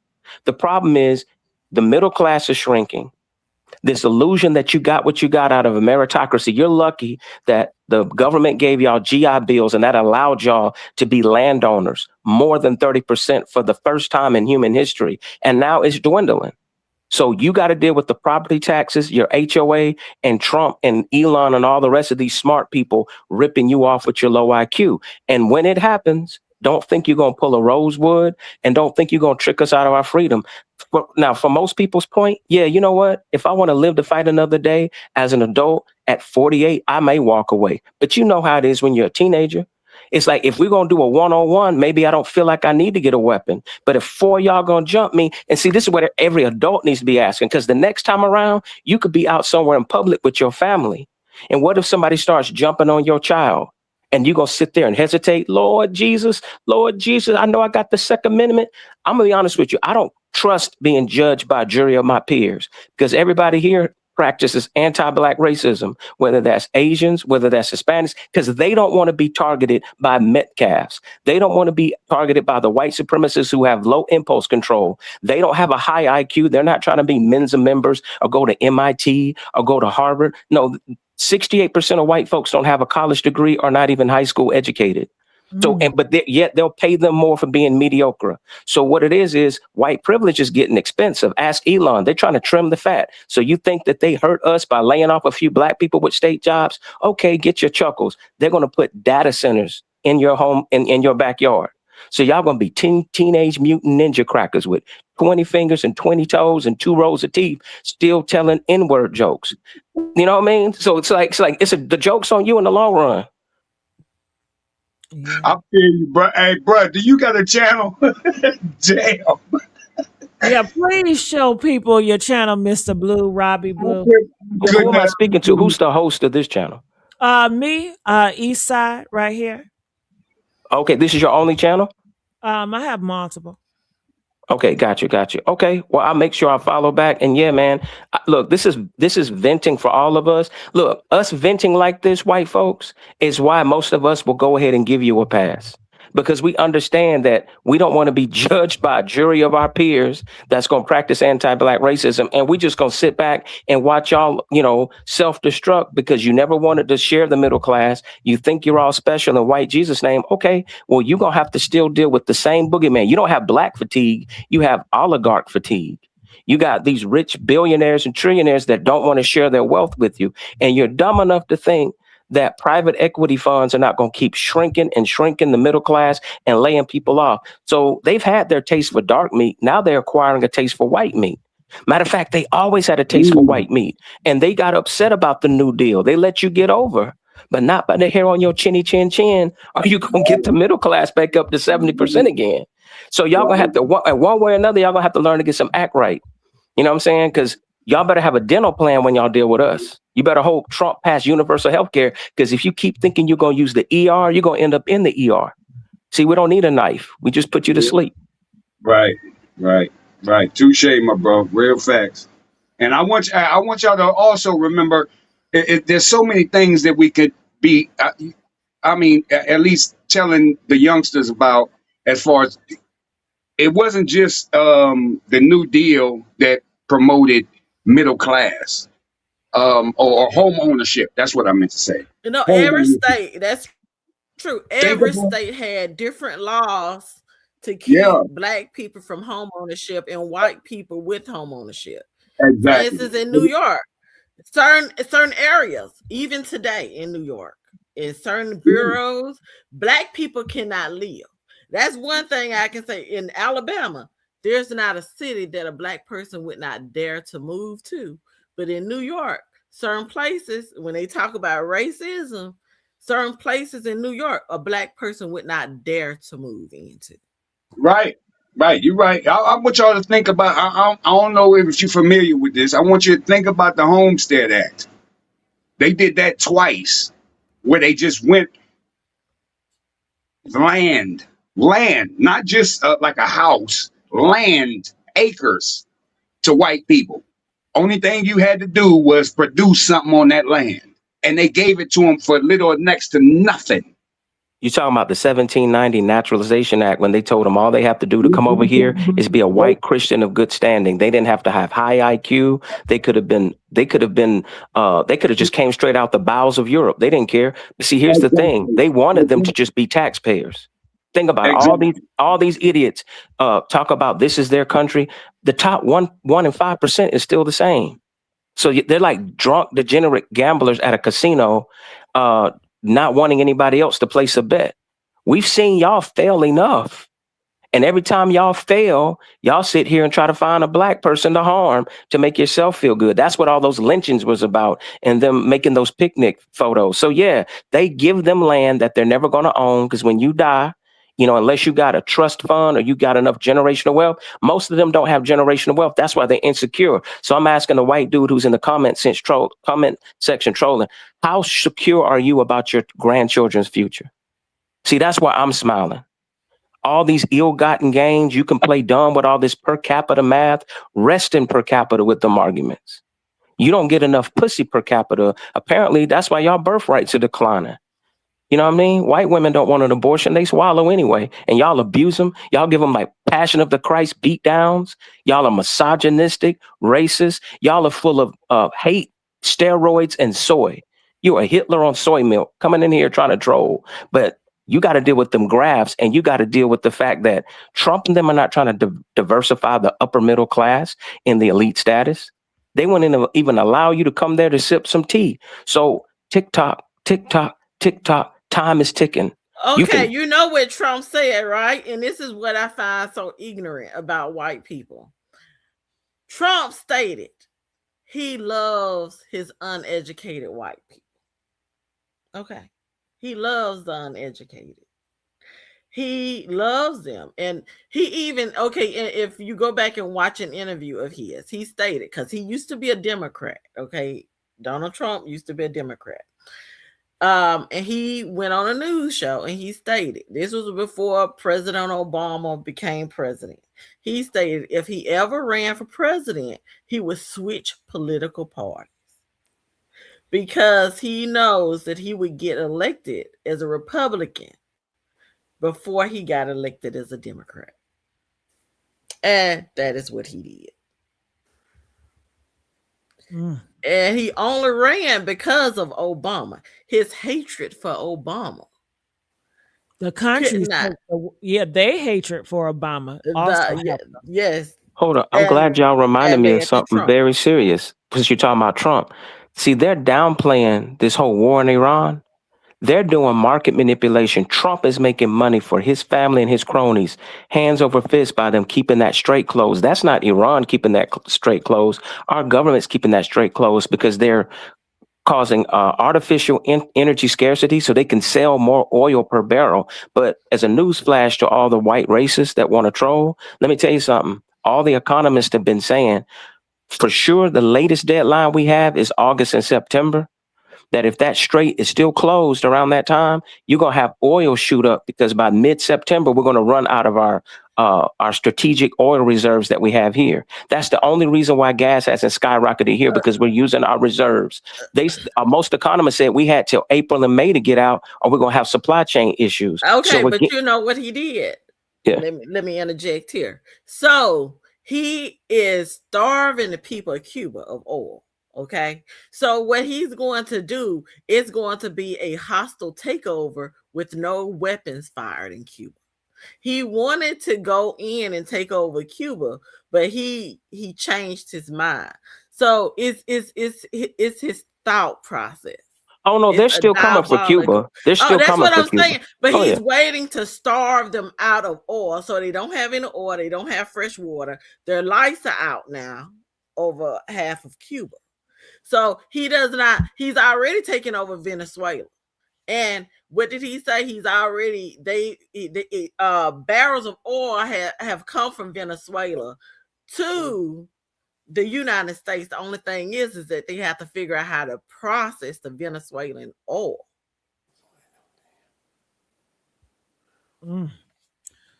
Ooh. All right. We do have Charles here. Charles, what are your thoughts about this case, Karmelo Anthony? I'm gonna say this. And how y'all doing? I'm gonna say this, and I'm gonna get on out here. How can you tell me that I got a jury of my peers, and then I look out there and they all white? What he should have did is said, "Take me back to my cell. I'm already guilty." But you know what? The problem I'm having is this. We all know this whole thing was rushed and it's racist. Where's Al Sharpton? Where's Maxine Borders? Where's the NAACP? Where's all these people that talk about race, and they got this weight they can put on this case to get this man a new trial, this young man a new trial, where this young man can get out of prison? Where's these people? See, you don't get to talk about race during voting season. Racism is every day. Every day you walk out the door, you're facing racism, or you're facing some fool sheriff or some fool police want to mess with you for no reason at all. This is what we're dealing with. Then I heard that the young man, the daddy, that called the young man, their young brother, call him a watermelon thug. Well, let me explain something to y'all. I bought a watermelon today, but I consume a watermelon. Let him tell you what they do with a watermelon during the height of the summer. I eat watermelon, I consume it. You have relationships with them. So don't you sit there and talk that crap to me. I'm not nothing to play with. I will chop you up in many pieces. I don't play them games. Okay. This young man, it was all set up from the word go. Somebody said, Uncle Charles, why you ain't getting in, talking about the case? Talk about it for what? He got an all-white jury. Then he got a lawyer. Oh, Lord, have mercy. He got a lawyer that was probably working with him. He said, how you know that? You don't know that? Oh, bruh, I filed a lawsuit against the company for racism, and then I found out my lawyer was getting a deal. Not the best deal for me, but the best deal for him. So don't you tell me that his lawyer wasn't working for the other side. He was. Well, long after they're gone, long as the parents ain't got him no more, got their lawyer, that lawyer got to stay in Texas and work with them other lawyers. What makes you think he's going to work hard for his client? That young man been bullying people for a long time, and it just came to an end. See, sometimes you can run across the street, a highway 100 times, and then 101 time, you get smashed with a car. Ran over, because that time you didn't get away with it. This is what I'm talking about. He was either going to be dead then, or he was going to be dead later, because he wasn't going to stop bullying people. Oh my God. We sitting here and we're worried about what our problem is. And the problem is that all this marching, I'm tired of it. I don't march till I got holes in my shoes. People falling all out in the sun, and these people will not change. My mama told me one night, She said, son, before we go back to slavery, the blood will fill the streets waist high. We're not going back to slavery. So if that's what you think, let your racism keep bubbling to the top, and you're going to get just what you want. Charlie Kirk was killed for what he put in the atmosphere. And that daddy went on that 3-hour racist rant. You put it in the atmosphere, and you're going to get what Charlie Kirk get. Oh, God. Yeah. Okay, that's exactly what's going to happen to you. You're going to be at 7-Eleven getting one of them Slurpees. Okay, hold on, Charles. We can't go there. Like I said, I'm going to say this and I'm going to get off here in closing. You cannot wish bad things on people and say, well, I'm glad that young man is in prison, and then they think God ain't going to do nothing to you. Your time is going to come. God say it's going to come. We will not go back. I'm not singing no songs. I'm not singing no more hymns. We should not be moved. I'm not saying that we should overcome. I'm sick of that stuff. That stuff these people don't do but get more racist. So we got to learn to stand up and fight for ourselves and come together to get this young man out of jail. And that's why I also say hashtag Rodney Hinton. I have to say that because he was the only black man. He stood up. His child got killed. He killed the person that killed his child. Oh, God. Okay. Our story. You ain't trying to get your channel clip, right? Yeah, I get it. I'm gonna be I'm gonna be a little bit more I'm gonna have a little more restraint when I'm saying it. I want y'all to think about before Charles go, I wanted to get your opinion on Charleston White, Charles. Well, Charleston White took a different approach to this whole case until he spent time with the family. He's going to put up money towards this young man appeal. Now, I want to believe that Charleston going to do it because he's crazy enough to do it. He's going to put the money up, and I think this is what needs to happen. Now, hold on, Charles. Wait, he changed his mind.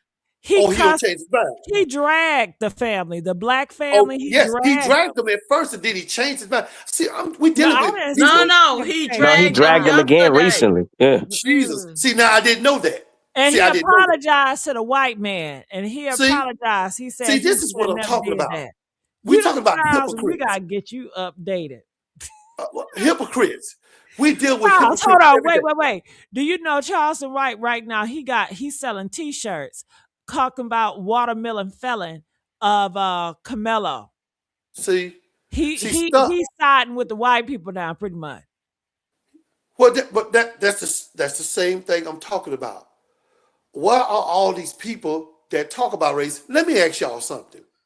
When I talk about the NAACP, Nancy Pelosi, when I talk about Maxine Waters and all these people, I wonder if this young man would have been killed, when they would have came out then. That's what I'm wondering about. Okay, so has Maxine Waters came out and say anything about the situation of the little black boy being shot in the back and Mr. Child? I haven't heard him. Well, how old is she? I thought she already died. No, she's still sitting on the child. She's so old. But this the thing with why don't we have young people? I mean, she need to sit down. Where are the 20, 30, 40-year-olds? Nowhere to be found. You know what? The only person that's out there is the lady with the belt in her hand. And what's that? Jasmine Crockett, and she lost her bid for the Senate seat. Yeah, because the white people going after young blood. I mean, the vice president, what is he? 40 years old? He's young. And then Charlie Kirk, they had him. He's young. They're going after young leaders. They want to replace everything with younger people. We have to, when we talk as people, and I understand what you're saying, that you can't go there, we have to be careful what we say out of our mouth. We have to.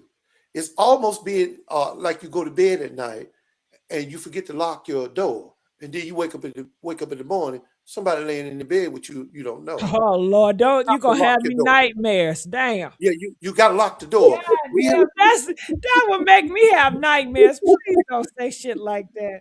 Yeah, you have to. God damn. We have to be very You got careful. anointed with baby oil. You get anointed with baby oil. Go ahead. God damn, you wake up and somebody, that is some creepy shit. Who would That's right. think that?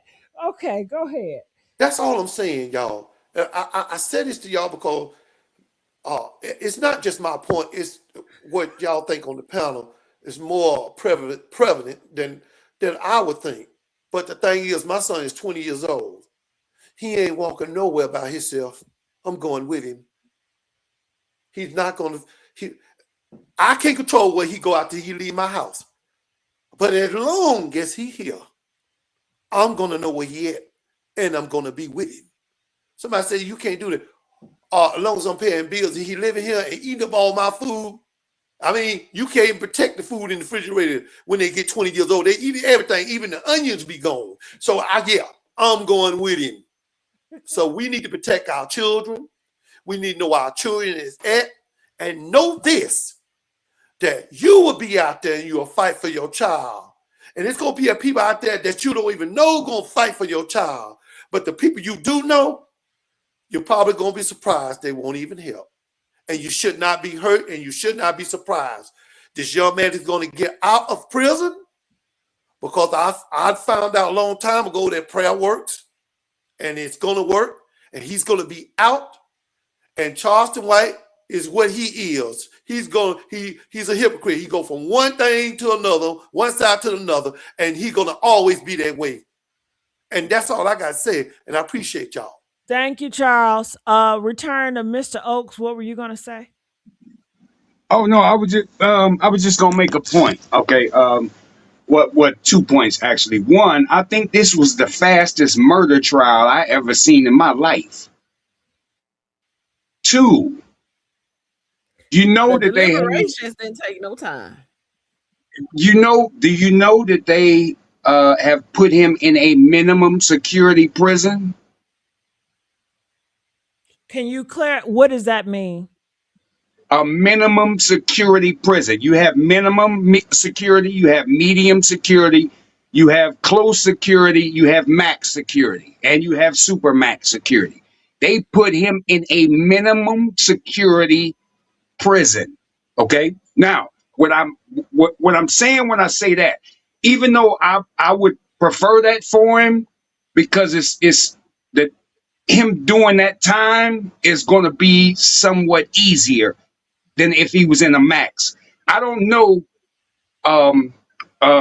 people convicted, or I haven't heard of people convicted of murder who've been put in minimum security prisons from the beginning. Usually they have to do some years, and then they level down. They go from max to medium to minimum. Well, now he's doing his intake right now, so Okay, they're a gonna minimum. move him. Well, you could do intake at any prison. You could do intake at minimum. Listen, what tell me, whatever state you live in, I don't want you, ain't even gotta tell me. I want you to look it up and see how many actual people who've been convicted of murder are transferred from the county jail for intake. Keep that in mind, for intake, or what they call it, reception. They've been transferred from the county jail to a minimum security prison. Now, minimum security, most minimum security prisons, they're in a dorm-like setting. Okay, so that means it's a whole bunch of beds in the middle of the floor. It versus a maximum security prison where you would be in a cell. Okay, that him being in a minimum security, in my opinion, just me, in my opinion, that allows something or somebody to do something to him. True. with minimal safeguards.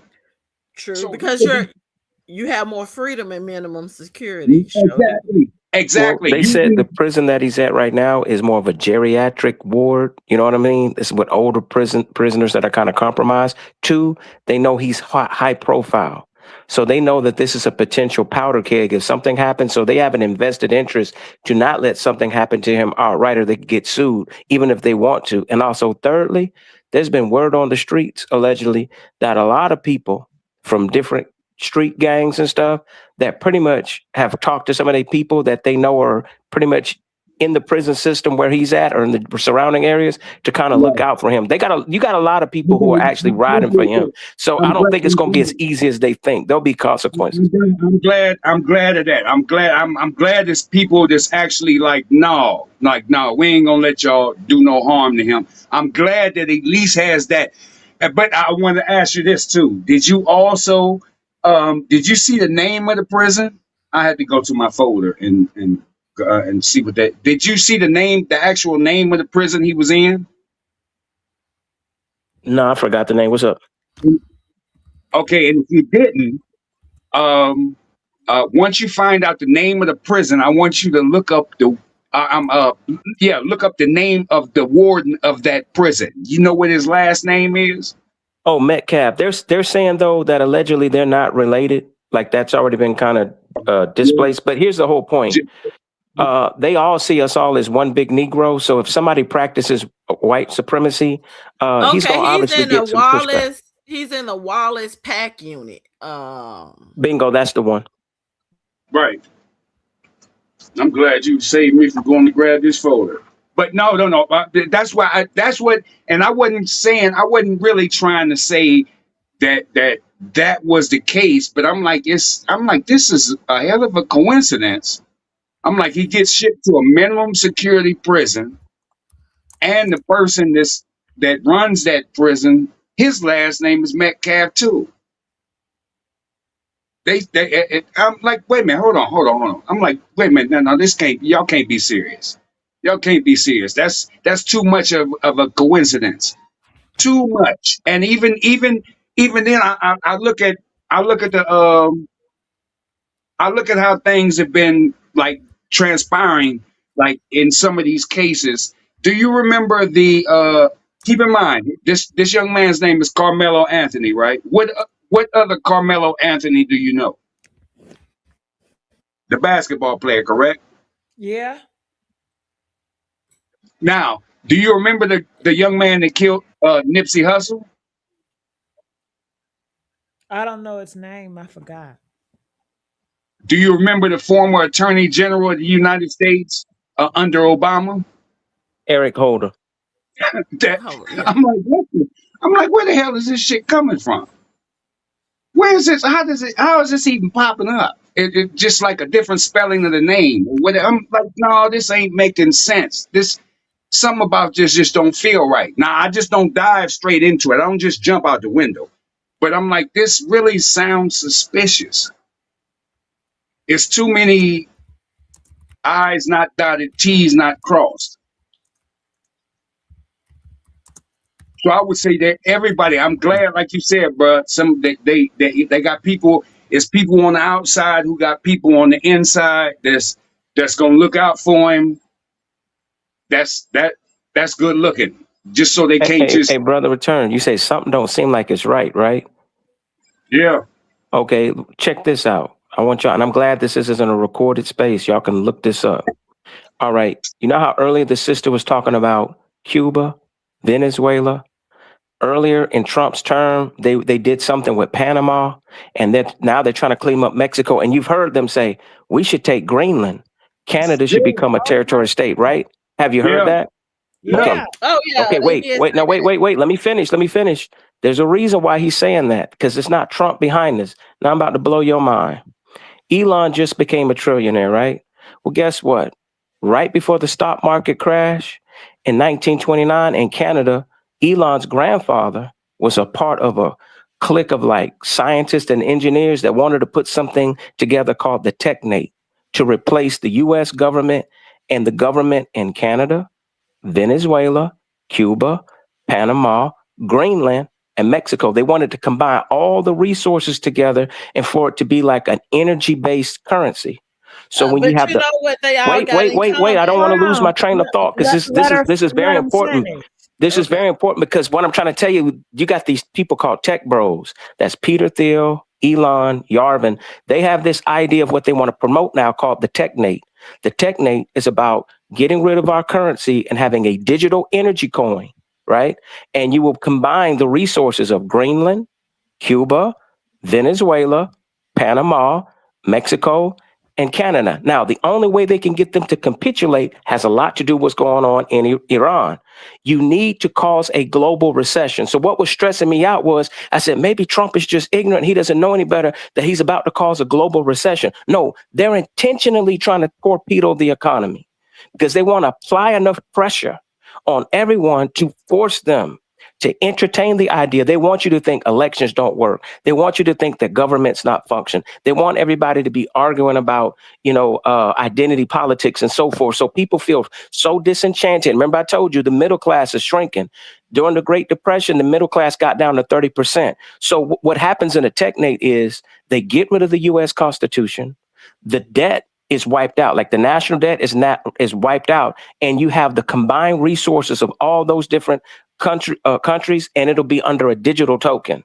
So we already basically live in a cashless society. And the fact that was Elon's grandfather. And if you listen to him in recent interviews, he talks about that whole universal base income thing and basically instituting a technate. And that's why they're trying to fast track these data centers and the AI and the robots. So basically they're using these neo-Nazi Christian fascists as cannon fodder. They never cared about them. They just know how to get them riled up. So if they do anything stupid, it's just going to institute this police state. They really don't care about them. And that's the same reason why they're trying to fight a holy war over there backing Israel and Iran, because Elon and them, they kind of made a deal. That's why J.D. Vance is vice president. He's basically the love child of Peter Thiel. You mean to tell me you're a grown ass man and you got a billionaire who's gay, right? But he's a Republican, but claims he cares about Christian values, and he paid for this guy's college, helped set him up for jobs. To me, that sounds like a side piece. He got some of that hillbilly bussy. You know what I'm saying? Peter Thiel is, with the eyeliner. You know what I'm saying? So my point is the Republicans are hypocrites. A lot of them will be on Grindr, all type of stuff, but they'll claim they're against LGBTQ and all of that. They're hypocrites. And they'll use any issue as they can to get these rednecks all riled up. But think about what I just said. It's no coincidence. So this goes beyond Trump. They are going to try to get the resources and combine the economies of all those different territories and put it under one banner. Now, the long goal would be able to do it in 20 years, but they're already fast tracking to get a lot of this in place by 2030. So all of these people getting their jollies up saying, oh, Karmelo got locked up and black fatigue. And what about black on black crime? You got to look in the mirror and understand that you're a failure in a country that was created for you to succeed. If I was you, I would feel like a failure. You know what I'm saying? In over 250 years, you still haven't cracked to beyond the upper middle class. So we're foundational to this country. We've been loyal. Me, I'm a veteran. We've been patriotic. We don't have hatred in our heart. We don't need crash courses on how to love others. But one thing Mama did tell me, evildoers will be cut off. And the wrath of God doesn't bring about the righteousness. The wrath of man doesn't bring about the righteousness of God. So all we got to do is just stand steadfast. But this dollar, they're trying to crush it. They're trying to crash. That's what Elon and them are doing. And these idiots are supporting the man that's about to torpedo your economy. They don't care about the middle class. He said he don't care about inflation. So one way or another, that's their long-term goal. And I don't think that's a coincidence that the technate wanted to absorb all of those different territories. And we're talking about doing that right now. That's true. Now, are you talking about because you made me look that up. Because I had never heard of that. I appreciate you, bro. It says something about the technate of America, a blueprint for the hemisphere. Dr. Joshua Haldeman was the director of Technocracy Incorporated. Yep. The organization proposed this map. His writings reveal a belief in a master plan by international finance to consolidate power and create a totalitarian world state. Technocracy itself is described as the ultimate in scientific socialism a system now reportedly gaining favor among the young technocrats in Russia. The map viewed through this lens represents a potential geopolitical endgame for North America, aligning with the speculative actions of a future U.S. president. So what happens in a technate is you have a king, and then you have feudalism all over again. So how they ran all the way here to America to escape being broke Christian peasants, they're about to be broke Christian racist peasants again. That's what I said. They're dumb. They're dumb. At this point, I'm like, if you like it, I love it. It's game over. Right. Pretty much. And Elon's a trillionaire now, and they're sitting here thinking he's doing it for them. I'm like, you idiots, that means they can buy more political power. That's what caused Rome to fall back in the day. When you had the merchant class being able to corrupt the senators and stuff, and you had political gridlock, and then it gave rise to dictators, to emperors. This has been their history. So they really aren't that bright. You got to, you know what I'm saying? If their lips are moving, they're either being deceptive or they're lying or deflecting. But see, when you read, you see what I'm saying, brother? That's the end game. That's what I said. Oh, so they're using all the racism stuff is real, but they don't understand that these people are like the emperor in Star Wars, using these ignorant rednecks like Hitler used the brown shirts in Germany. The brown shirts were the white supremacist thugs who harassed the Jews. But once he stepped his game up, he hired Hugo Boss to design them that fly leather, and he got more trained, sophisticated soldiers as his bodyguard. And see, they learned their lesson from Rome and from Hitler. They say you can't have human beings close to you. Why do you think these idiots are putting their bunkers in New Zealand and stuff, and they're investing in all these drones like Palantir, that surveillance software, man? Them people over there in Iran are getting ate up, bro. Palantir uses facial recognition software, voice recognition. They got satellites that can penetrate the ground. And guess what?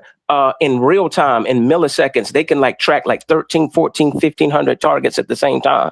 So they don't tell you all the technology that they have. They're not worried about a couple of rednecks with their shotguns making threats to the government. They're the biggest welfare queens of all. Like I said, they wouldn't have had a middle class. Elon wouldn't have the wealth he has if it wasn't for our tax dollars. But yet he uses X to promote a whole bunch of white supremacist conspiracy theories because he needs them.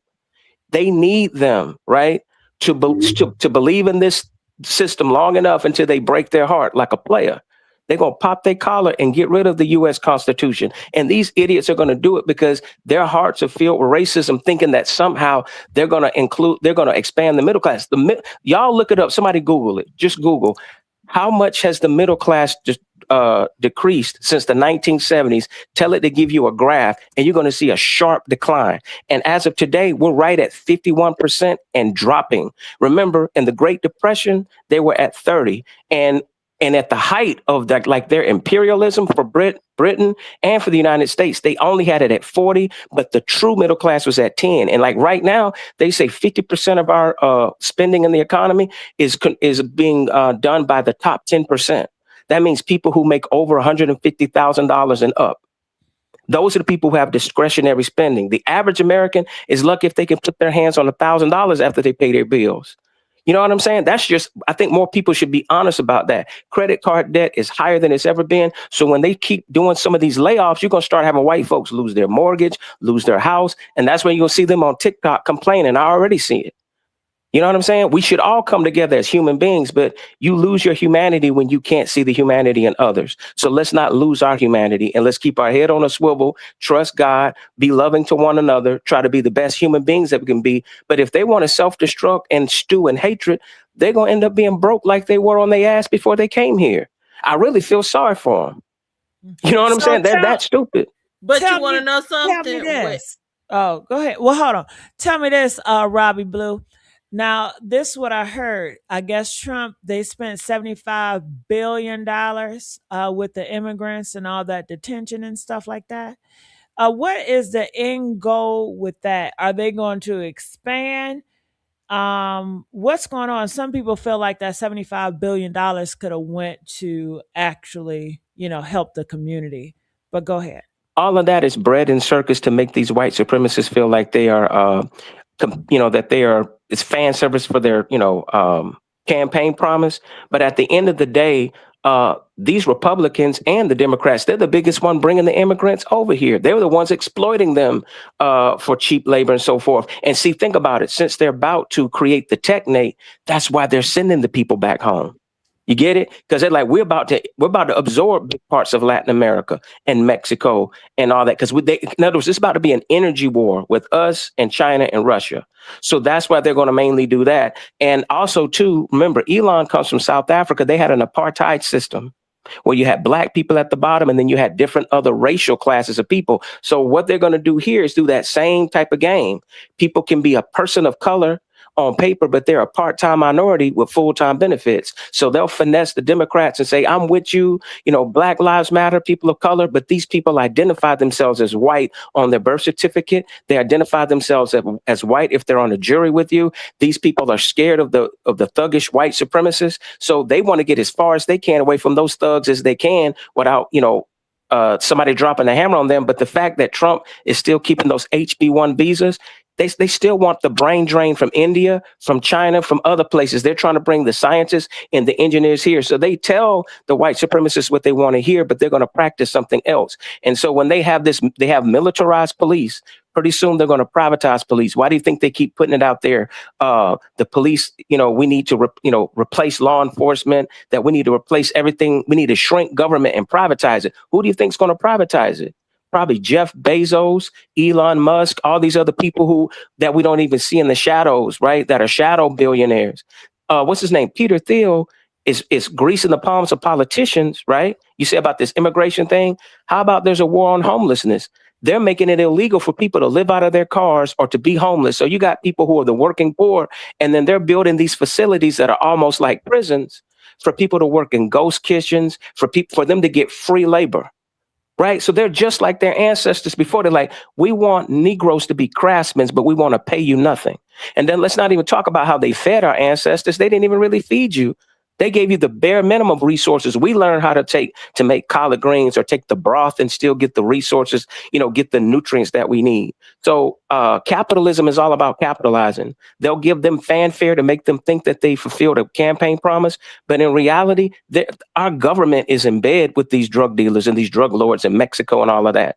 But they need to clean up these narco states a little bit because it's all about consolidating all those resources. I don't think they're really trying to deport anybody. If anything, they're going to have their own secret police here.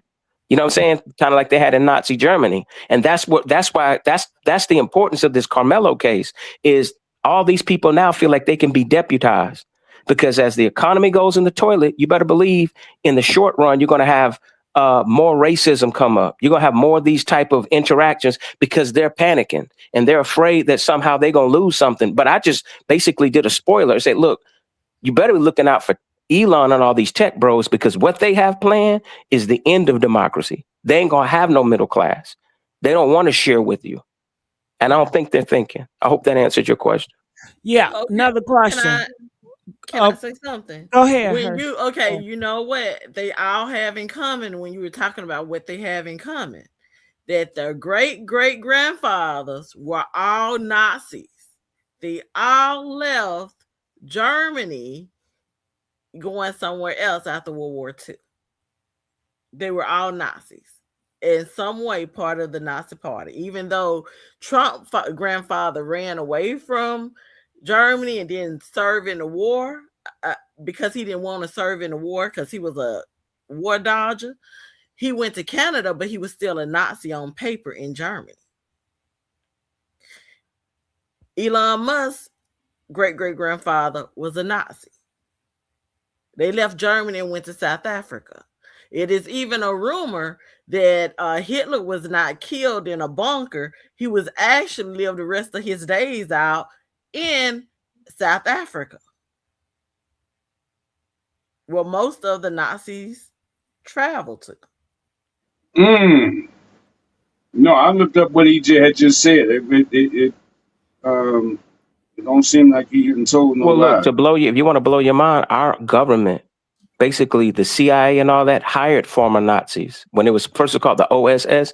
Basically, after the World War II, look up something called Project Paperclip. That's how NASA, our rocket system was created by the Nazi scientists that we brought here and we pardoned. But here's the thing. You already had a lot of German-born Americans that already empathize and sympathize with the Nazis. And even Hitler said he got the whole idea of the pseudoscience that was based in Darwinism and the occult of this whole idea of white supremacy and white purity from America, how America was discriminating against the Negroes.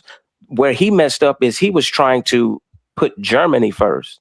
That's why they modified it and later on came up with white power, because they expanded it to other people who weren't blonde hair and blue eyed and quote unquote a fake Aryan. But it's amazing what people will believe if you put enough mysticism and you appeal to their grievances because they want, a quick fix for something that's complicated. And their whole economy in Germany was based on a lie. They were taking out loans, and to pay back those loans, that's why they were doing all that expansionism, right?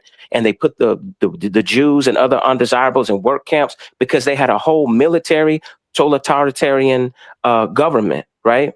And had they won the war, they would have been the America of today. You know what I'm saying? That's how critical it was. But if you think that those Nazis didn't come over here and entrench themselves into the upper echelons of our society, work within our government, get propped up, I mean, that's why a lot of the wicked stuff that we see and the underhanded stuff that we see and the political assassinations that we came across, they got the whole concept of a secret police from the Nazis. They just not pretending about it no more. So you're more or less talking about eugenics. We're going to have a technocratic eugenics Nazi state steeped in pseudo-scientific Christian nationalism. Like they don't even believe in God. They just believe in using Jesus as a shield when they need to get penance for beating their wife, molesting their children, allegedly, being a drunk, degenerate gambler. And, I call them C4, crypto crying Christian crackers. They sit here and try to get rich quick playing crypto. They get ripped off. Then they start crying, do drugs. Then they go to rehab. Then all of a sudden they claim they find Jesus. And then they get online all day with Twitter fingers crying. You know what I'm saying? It's like rinse and repeat. So you can't argue with me about the middle class decline. And it is like ridiculous. Do you realize in human history, in particular European history, the only time they ever had a robust middle class was after the New Deal in the 1940s? Beyond that, the further you go back, sometimes the middle class was only 2%, 3%. And this is what these people tolerated. I like, man, y'all history has been sponsored by Johnson & Johnson on Diddy Baby Oil. Don't talk to us. Yeah, that takes you back to the what do they call them back in before they came over here? The proletariats and the bourgeoisie. Yeah. Yeah.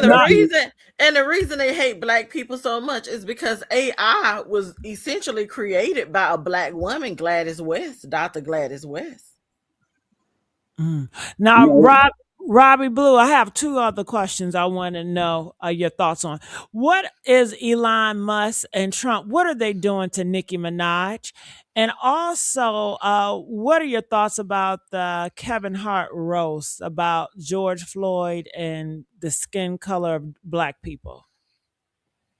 I didn't really catch too much of the Kevin Hart thing, other than I heard that there was a white gentleman that was roasting him, and he said something like he made an off-colored joke about George Floyd, I guess, passing away or something like that. Yeah, he said George Floyd is in hell, and pretty much looking up saying he can't breathe.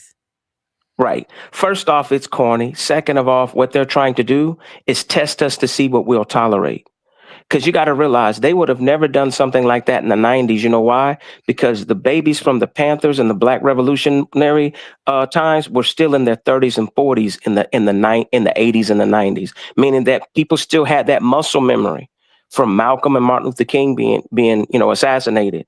And our generations, me being in my late 40s, you didn't have white people using the N-word or saying this off-color stuff. What I think is a blessing and a curse. We live in the post-Obama era where most kids, everybody's been taught, and the Democrats cheerleaded more victory than they should have. Because this is what I say about white folks.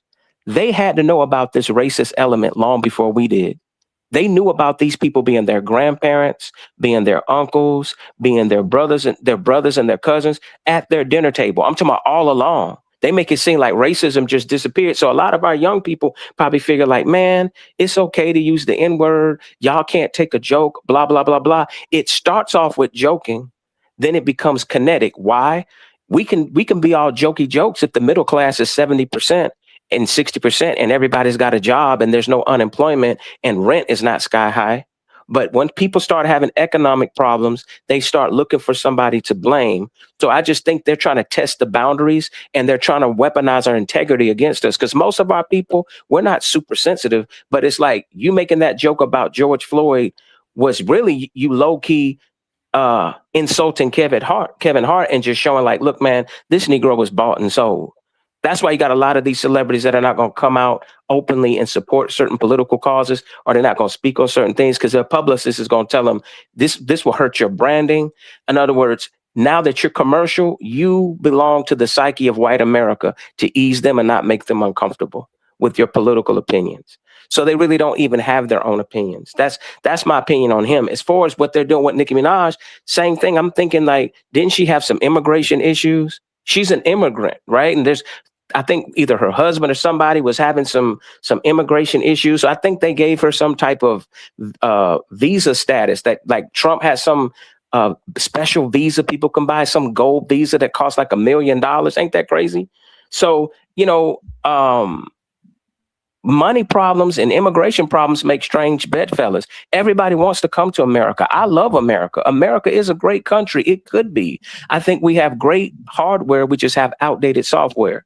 And the elites know they do not want to lose power. So they have to keep convincing poor white people that they're special, either because of Jesus or because of some supposed IQ, high IQ. But they got a high IQ, but yet 68% of them really don't want to go to college and don't want to expand upon this quote unquote high IQ. They're paranoid about black people harming them, but you live in communities that are 60 and 70% white. If you saw a black person, it'd be a Bigfoot sighting. So why are you upset? You're upset. You know why they upset? Because half of the things that were invented by black people that they stole from black people. They're not as smart as they think they are. So you have a group of people who stole ideals, took them over. So they I don't believe they don't want to get rid of black people. They want to use black people. Yeah. I don't believe that. I don't actually believe that they think that they're smarter than they are. They know better. All the ideas you stolen. That's what I just argued this or debated this back and forth with somebody 2 days ago. It was just like, what does America do? Every place that we go, what do we do? We rape, not rape, I'm sorry, grape, rob, and pillage the culture, the people, the resources, the history. That's what we do. That's what America does. I'm saying we because I was born here. So I do consider myself American, but that's what America does. No matter where they go, that's what their intent is, to take away from the culture, the resources, and the history of the people. That's it. That's all that's ever done. We don't just go, and it's just like if I see you hungry, okay, let me go get you a plate. I'm not just, we don't just go get a plate and feed people. We need something in return. And before we feed you that food, we need you to commit to giving us your resources. Just like we was just talking about Venezuela. That's the reason why they went down there to Venezuela, that oil. And they talking about the cocaine. My first question was, doesn't Pfizer and what's the other, all the pharmaceutical companies, don't they buy cocaine? Where do they get their cocaine from? Coca-Cola, say CC or something, Yeah. Okay. CC. Okay. Yeah. Where do they get their CC from? They make it. And then when I actually researched it, Venezuela was like at the bottom of the list of narco traffickers. But you gotta see, they got the cocoa plant, Venezuela. That's where you get the the white lady from. So I got you. I feel what you're saying. But that's, see, they make it from the cocoa, plant. That's where it comes from. Right. But it's just like So, we trying to make it seem like they was invading the country and flooding all these drugs into the country. Like I'm like, did somebody let Pablo Escobar out of prison or something? Or what you mean, just flooding the Is country this with brother drugs? return? Yeah. Look, let's put on our thinking cap for a second, because see, white supremacists love to make simple things complicated. What state are you in, brother? Ohio. Now, for you to go to Ohio to New York City, can you get to New York City for free or just for like $100? No, right? It takes resources to get there, Oh right? no, you kind of. I started to be extreme because sometimes I'll be wanting to push back because I'll be like, Right. yeah, No, there's a reason, there's a method to my madness. How are you going to yeah, have people who are broke, poor, right? Fleeing, right? Come all the way from Venezuela and Colombia. Do you know how far that is to travel to yeah, to get to the border? Look, I'm right, gonna tell you the truth. Look, my ex-wife was Mexican American. Look, coyotes who would cross immigrants. Do you know how much they would have to pay just to get across from Mexico here? $5,000. Usually what that happens is somebody sponsors you and you owe them. So you got to work that off. So what I'm trying to say is you don't think these rich billionaires and multimillionaires were not paying, because they send gringos, meaning white people, down there to recruit these people, saying, hey, if you can just make it to Texas or Arizona or Idaho or East Bumble, Alabama, we got a job waiting for you. It's going to pay you a nickel an hour, but it's more than what you have here because you don't have right. nothing here. And to your point, when they were taking their show on the road, after World War II, they just started practicing neo-colonialism, and they would do foreign direct investment. And they would have, if there was this book called Diary of an Economic Hitman, they had CIA hitman come and threaten those leaders. Be like, if you nationalize your oil, allegedly we'll get rid of you. We'll replace you, violently. So everybody took that deal. And in the process, like I said, it started building up the economies of like South Korea, Japan, because they were supposed to be the first line of defense against China. Any place we put military bases, that means we have a business relationship there. But the average people there, like even now, say today, you got the Japanese and the Koreans that are like really depressed. Their middle class is being hollowed out. They have extreme examples of capitalism. They may not even have all the social programs that we have. But most importantly, the middle class has been so exploited like it is here. Tell me if this doesn't sound familiar. People can't afford housing. People are getting, you got people have to get like small little apartments for a whole lot of money. They're not satisfied with their job. They can't afford to have a family. And this is in Japan and this is in Korea. And that's why their birth rates are dropping, because you got all this extreme greed. And a lot of these people are bed partners with the West. They don't care about the people. So when they come talking about government efficiency, what they're saying is, we want to see what people are willing to go for. And America is the last stronghold to work on, because we are basically the consumers for the whole globe. Over 25% of the resources are wasted here in America. We throw away our trash. These white folks are so bougie. They throw away their trash and they send it to India and other places to burn their trash. They'll send it over on boats. Right. You know what I mean? They're like, we don't even want to burn our own trash. Do that. Yeah. Because India turned a boat around, because what they do, they send the trash to India, and the people in India, they discard. No, they separate the trash. And some of it, they have food in the trash. Well, they're not supposed to put the food and the trash together. And they show what it's laden with, collect like rotten hamburgers and everything, and then she would do something to it and turn it into food, because they're so poor that they're eating rats. So they would turn that McDonald's hamburgers and stuff that was in the trash, came on a boat, and they moldy, turn it into another food source for her family. And in the Philippines, they call it pog pog. They literally will rummage through the trash. See, we got middle class and low class. Over there, they got middle class, low class, and you ain't got ish. There's no social security or nothing. You just out of your luck. It's Squid Game. System over there. You ain't got nothing. That's what I got. It's an Indian kid living in an apartment building around the corner. He was already he had already said that. He said, nah, it was trash coming over there, but he was talking about how India had stepped their tech game up because America was sending all these, like a lot of the old computers we had over here that they was throwing away. That's how the Indians over there, they was taking them computers out of there and dissecting them, reading the hard drives, learning how to work them, putting them back together, all that. And I'm like, what you mean? He was like, you ever seen that movie?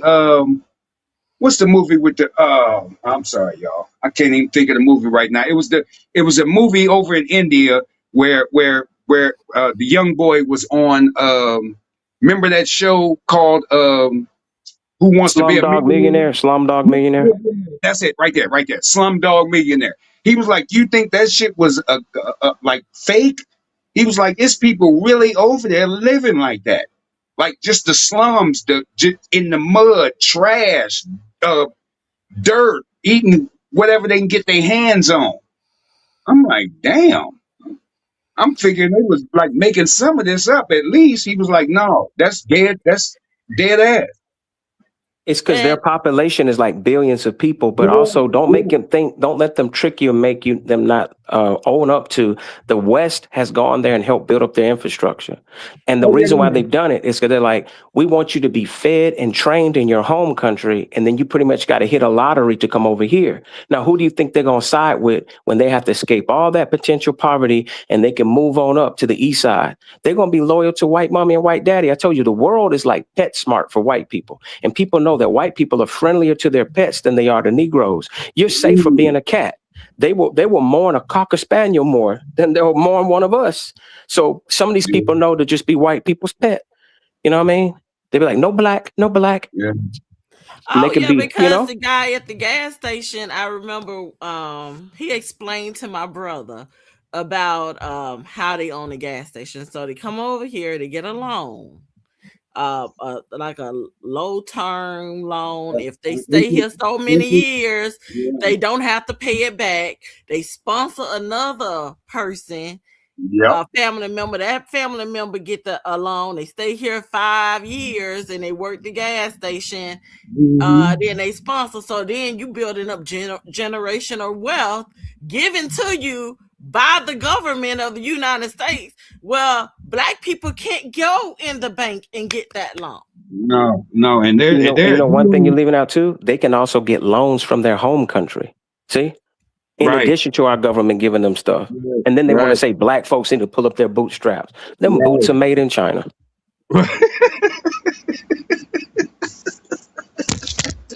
Crazy. You're right though, bro. Like you said, that's why you see these stores, these corner stores and these gas stations. That's why you see them flip over so many times. You give them like 5 to 7 years. Next thing you know, somebody else in there. And you're like, wait a minute, what happened to Habib? Oh, he gone. He might go to another store. The only broke Asians that come over here work at the massage parlors, and they got forearms the size of Popeye. You hear me? That's true. Or they marry a black American soldier, military person to come over here. No, I feel what he talk about though. I swear I feel what he talk about. But that's the game plan, and I see them treat, like, even just here. Let's just say here in Ohio, I see them treat black people like pretty much like dirt. Yeah, some of them is decent, but I see for the most part it's just like you got this. You paying, well, at least I'm gonna say it here. You paying young girls to work in this store. You probably giving them like $5-6 an hour. At the same time, they trying to sleep with them. You got the crackhead out in the parking lot.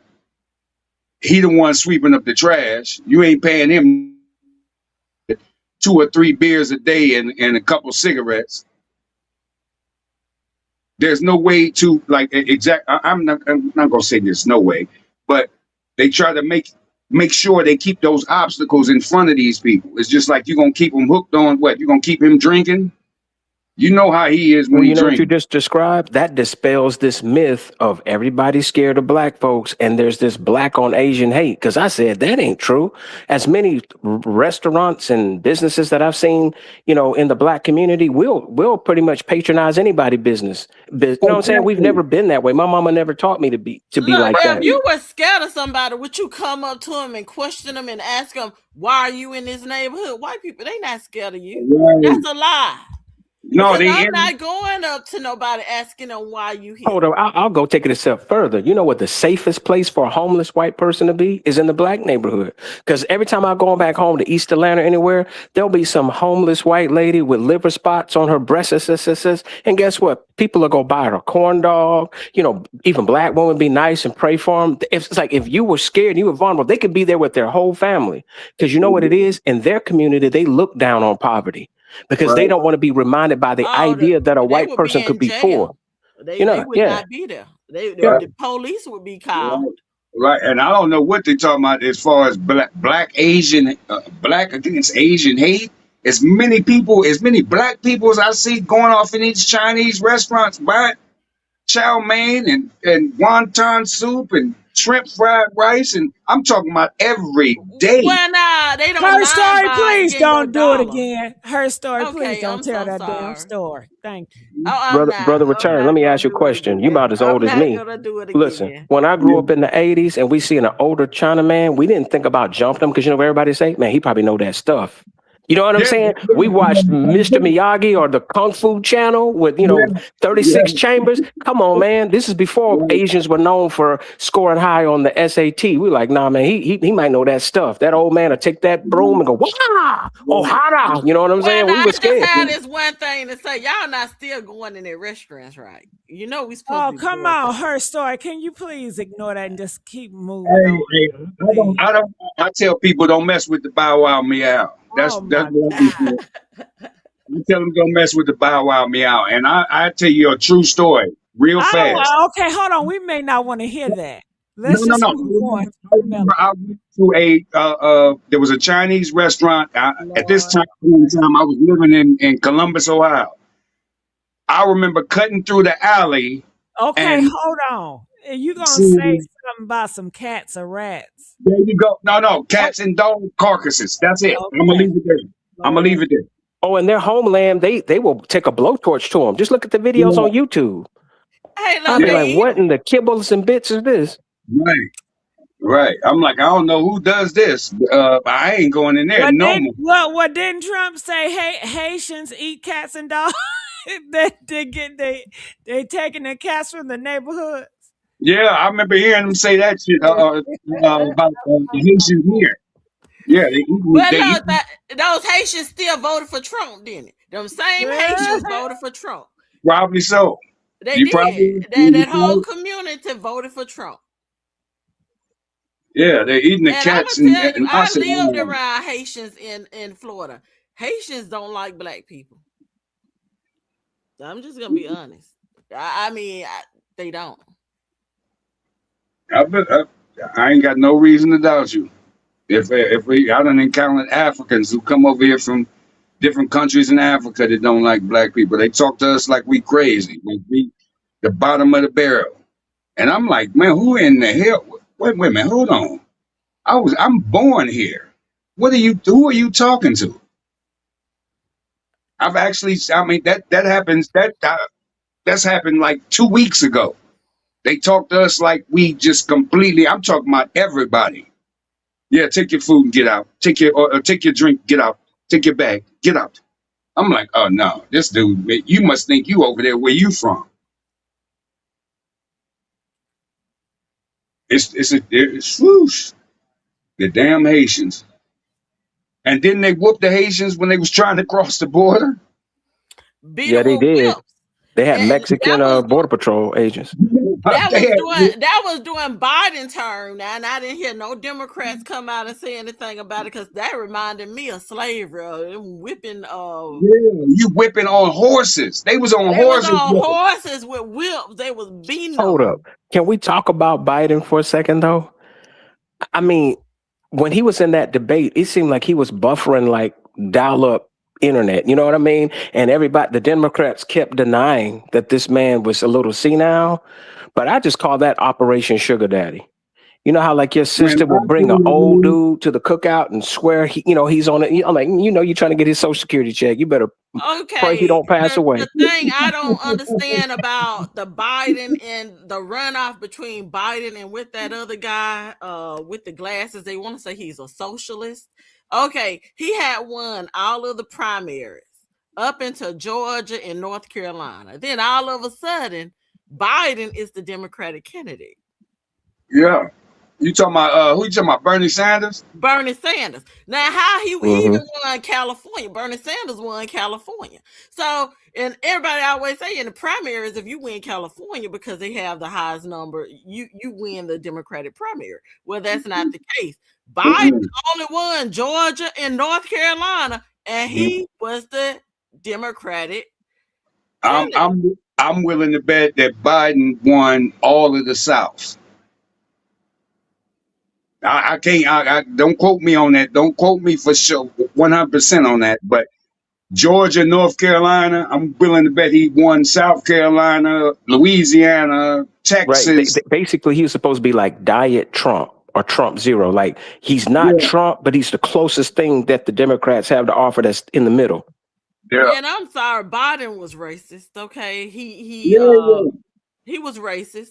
He only changed his strategy because he wanted to become president. Right. And who they choose for Obama to run with? Joe Biden. Joe Biden. For that reason, because that was to make Obama digestible. You know what I'm saying? It's like having some Coca-Cola with your Hennessy.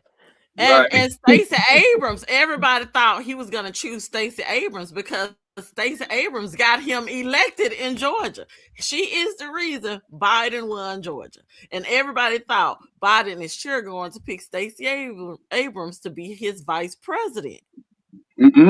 It's called Operation Black Shield, man. I think we've caught on now. They use us. She was too dark. He got a black lady. He got a lady who was supposed to be black because she's not. Her parents are Indian and African. Indian, I think it's Jamaican. She made Punjabi collard greens in the bathtub. In the bathtub, yeah. and she was married to a white man, so she was more digestible than Stacey Abrams. Stacey Abrams had dreadlocks. She was pure black, fat. You know, she was too black for him. But also, too, I'm gonna tell you something. See, remember, like Hispanics, a lot of them are Catholic, right?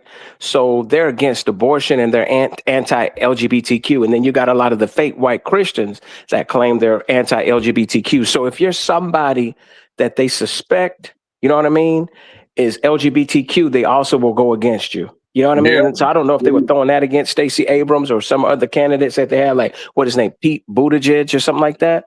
Like, they'll, like, in other words, you got Hispanics that are hypocrites like that. They'll claim, oh, yeah, well, I'm a person of color. Trust me, I've lived close to the border. I've lived in other parts of Texas. And I'm telling you, like, their vote fluctuates because, again, one, they identify as white in their mind a lot of times, right? They don't even, like, Mexicans don't like people from Mexico. They'll say, I'm an American and I'm white. I'm telling you what I know. And then number two, because of their religious beliefs, like, that's against religion. You know what I mean? Right. If you got people who don't believe in using condoms, they're not going to believe in abortion. You know what I'm saying? They will pop out babies like Jiffy popcorn.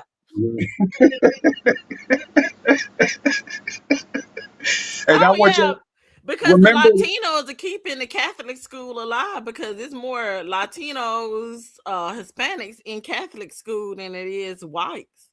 And them is the ones who identify as white.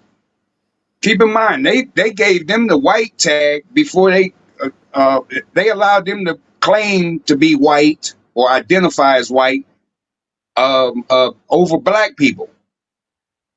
Jasmine Crockett got what Karmelo eventually got with his little Hispanic friend. She was sitting there thinking, I'm going to help illegals. You know, I'm speaking to you. And she didn't understand. You're insulting Hispanic people talking about illegals because a lot of them, even if they're one generation removed from being an illegal, they don't want to remember Mexico. They don't want to be considered Mexican. They want to be considered American. That's how they see themselves. And a lot of them are really not politically loyal like we've been to like the Democrats or to the Republicans. A lot of these immigrants are opportunists. They're kind of like, you know, a person when you go to the food court at the mall and they're offering you samples of General Chow chicken or they're giving you some little McNuggets for free. That doesn't mean you're going to patronize their business and always go there. That's what the Democrats are goofy. They're like, man. These people are like, I'm not loyal. I'll take the free stuff though. Oh, you going to give me free house and I'll take it. Free medical, I'll take it. But don't think I'm going to back your black ass up on a jury, though, or I'm going to vote for you. Right. I'm going to side with team white supremacy all day. But now they want the black people in Texas to vote for this Hispanic man that they put in place of Jasmine Crockett. And I hope they don't. Shit, watch them. Nah, they don't like Tallarico. I'm telling you that right now. That's his name, Tallarico. They think he's they think he's like the Obama version of like a white man, and it's just not going to work. The reason being is you got too many people who are angry.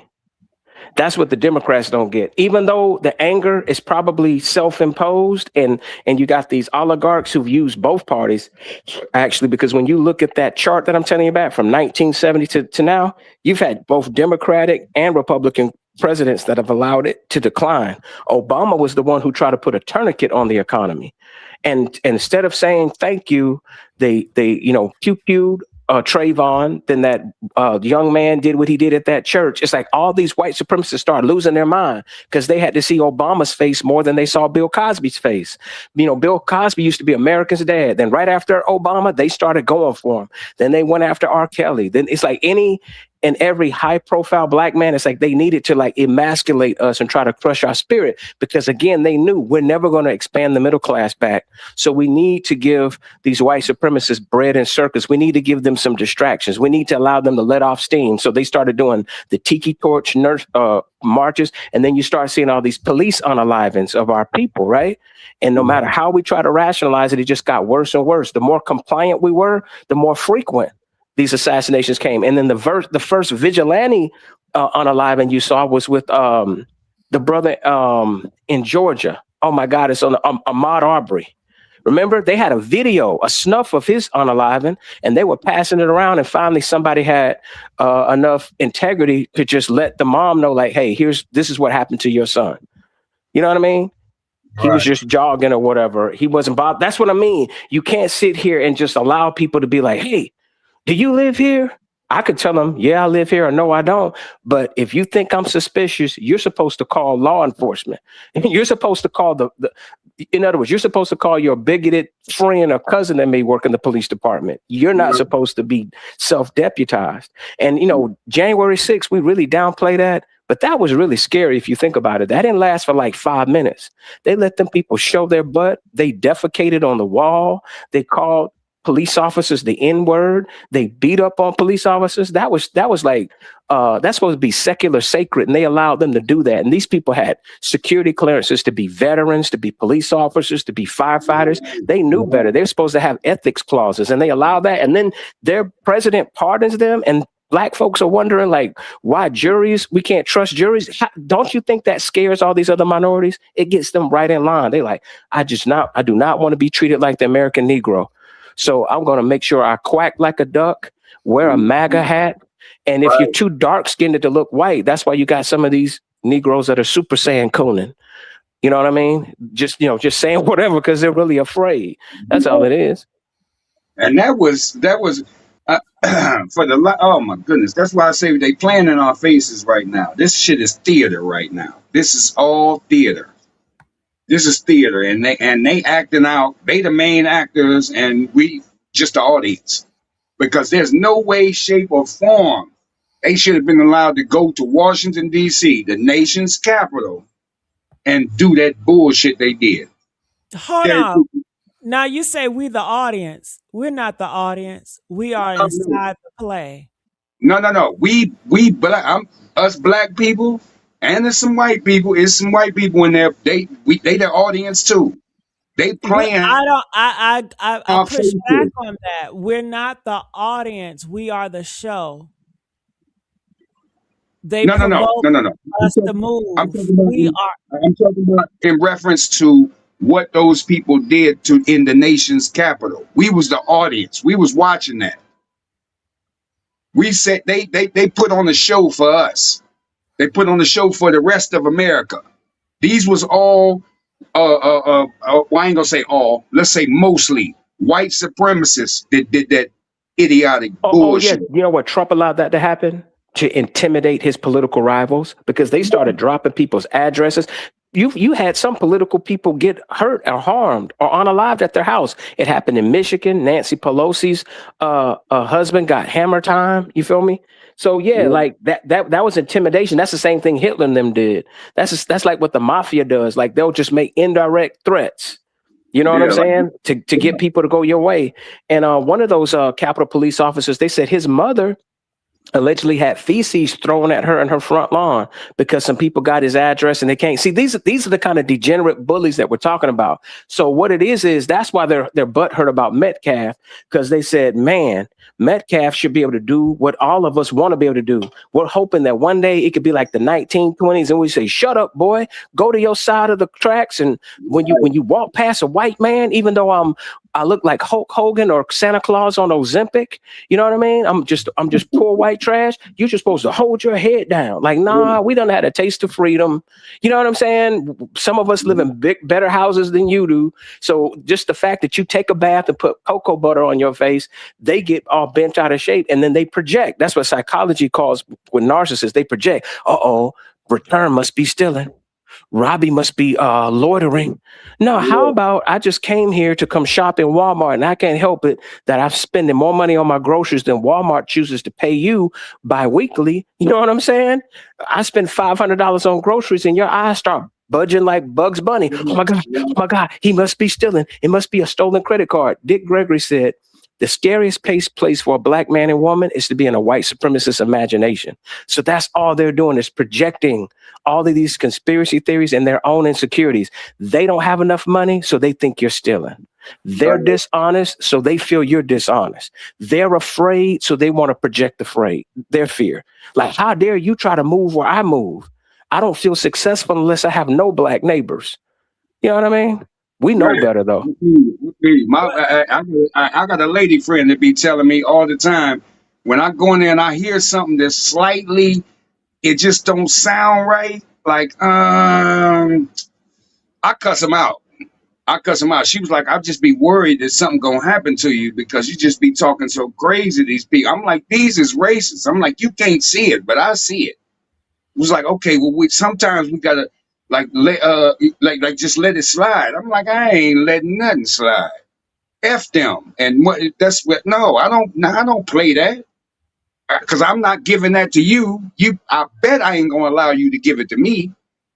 So check this out. And I call them the C word with the hard ER. Just because I know that ticks them off. I know that makes them mad. But the worst thing you can do to a racist is call them a racist. That's the worst thing you can do to her. You see their whole face, they turn beet red or beet purple, whatever color you want to call it. But I don't play that. If I see a little youngster in the store and even with the Arabs and they talking crazy to the little youngster, I'm like, why is you talking to him like that?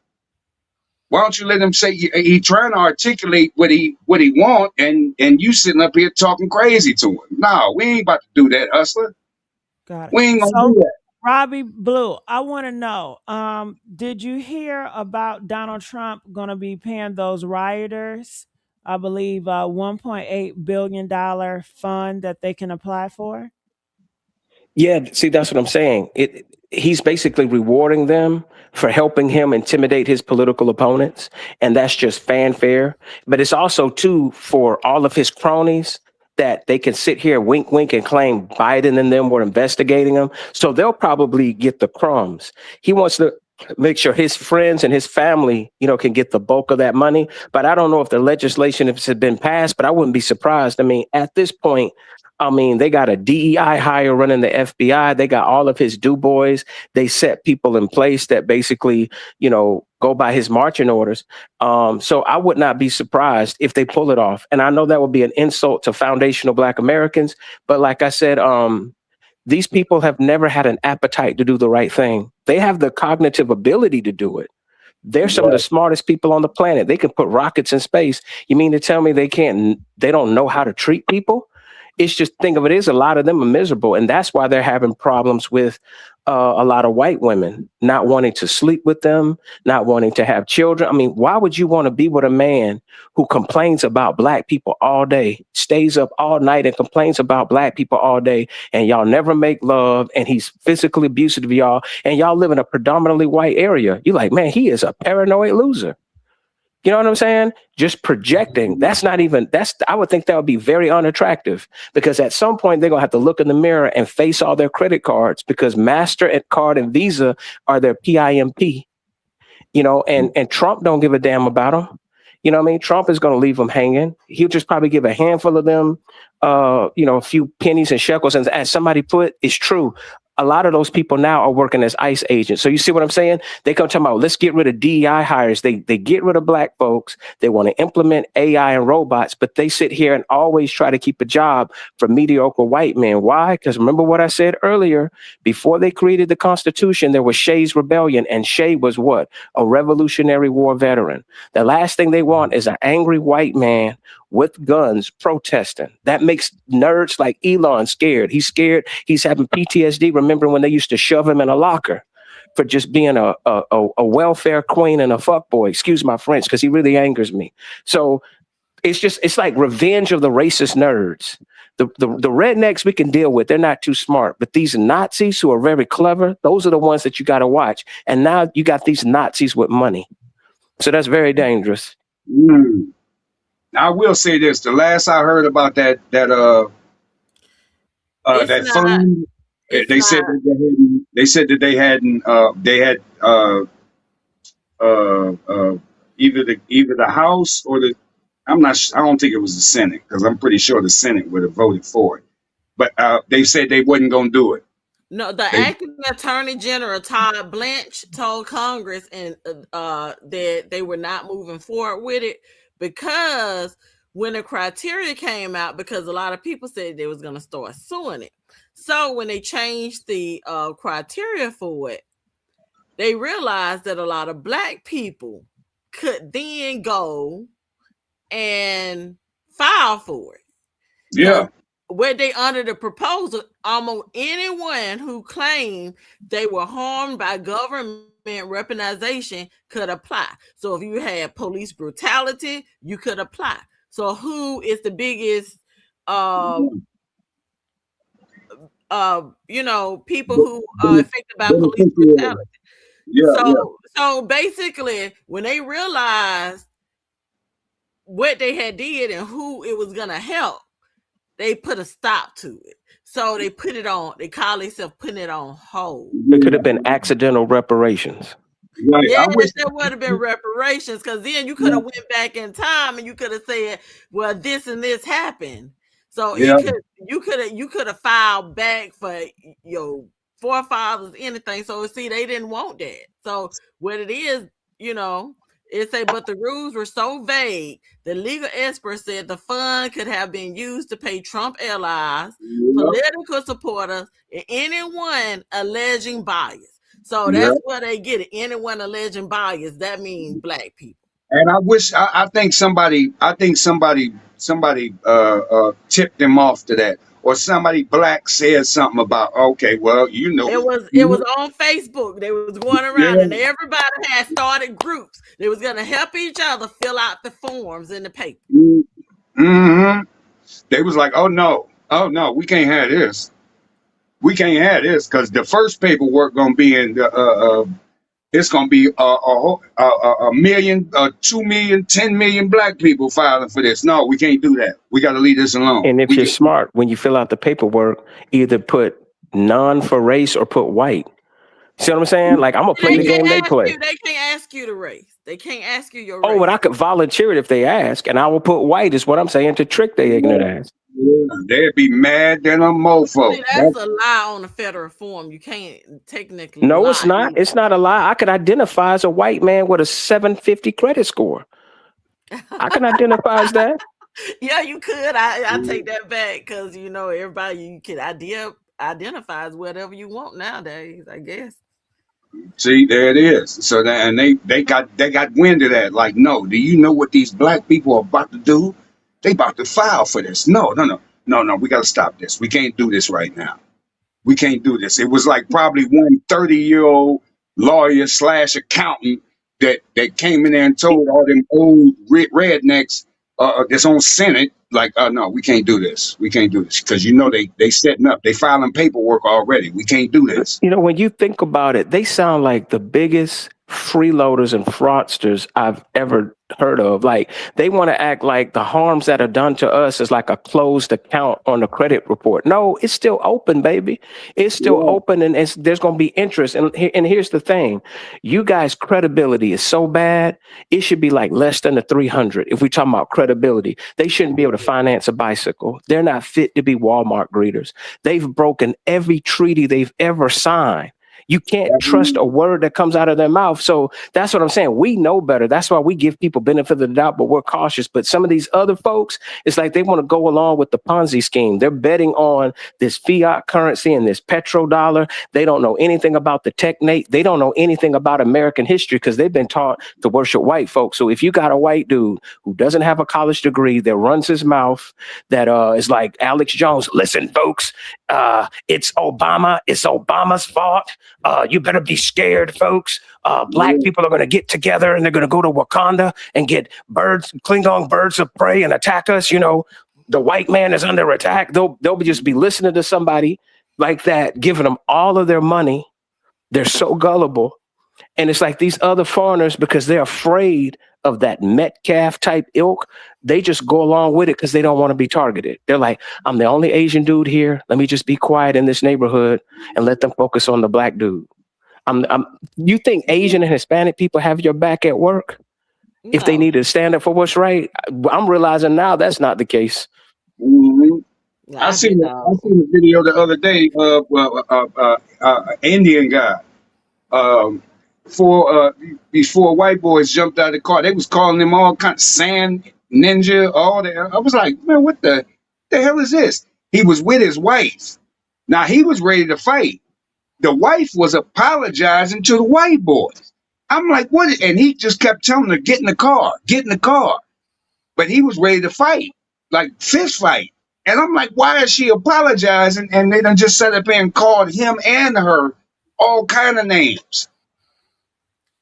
Like, what are you doing? No, we ain't that ain't what we doing, hustler. No, that ain't what we doing. But they know, I will say this, they know who to try and who not to try. They can pretty much look at, if it's a group of 2-3 black men, they ain't gonna try that. They might say something and speed off. They ain't gonna try that, like actually get out the car and confront. No, they ain't gonna do that. They might try that to some black kids. They ain't gonna try that with no black men. For real. Or with no black women. Like some of the black women I know, they ain't gonna, no, you ain't gonna do that. But like the vast majority of the trolls we deal with, like the people that are in the comment section saying all of this, provocative stuff, trying to rage bait. See, in reality, they're obsessed with black folks, but they don't live around any black folks. They don't even live around any black folks to be having these interactions. Like I could see if I had a supposed threat, right? And it's like within 10 minutes of me, 20 minutes of me. I mean, these people can go on the train in New York every day and nobody's going to attack them. Most people mind their own business. They like to, do you realize how much you have to surf the internet to find like old video footage? That's what Elon does. He'll find one case of some black person, African person attacking a person in Ireland and be like, see, we're under attack. No, you're under attack by getting overtaxed. It's these oligarchs that are taking your money. You know what I mean? And pretty soon they're going to be taking your job and then you're going to lose your house. They just want you to they want you to have just enough to keep your head behind the plow and live paycheck to paycheck. I don't know about y'all, but rent prices went up, DC. Or should I say, I was going to say before the C word, the little virus. I'm not going to say that because I get the thing clipped. But yeah, rent is sky high. And I don't think it's going down anytime soon. And now you got corporations that can buy up neighborhoods and they're doing, it's going to be stagnant and shrinkflation where you're going to pay more for less house. They're going to follow the Japan and Korea model. I don't think these people understand what's going on. No, they don't, because they don't take enough time to. I'll just say read. Just go read, and if not read, listen to what these people were saying. If you can actually understand the human language, you will understand what they're saying to you. Yeah, we about to fuck over you. So get ready for it. We about to do this, that, and the other. Get ready for it, people. And they ain't talking to nobody but black people. Like you were saying, as far as the rent, I'm like, what are you talking about? I think they trying to rent studios out around here, studio apartments. That's one room with a little kitchen and a closet and a bathroom for $850. And I'm like, wait a minute, $850 for what? And the room ain't even no big. You might be able to get a twin size bed in there. Well, Oh, no. I just want to say I appreciate everybody on the panel.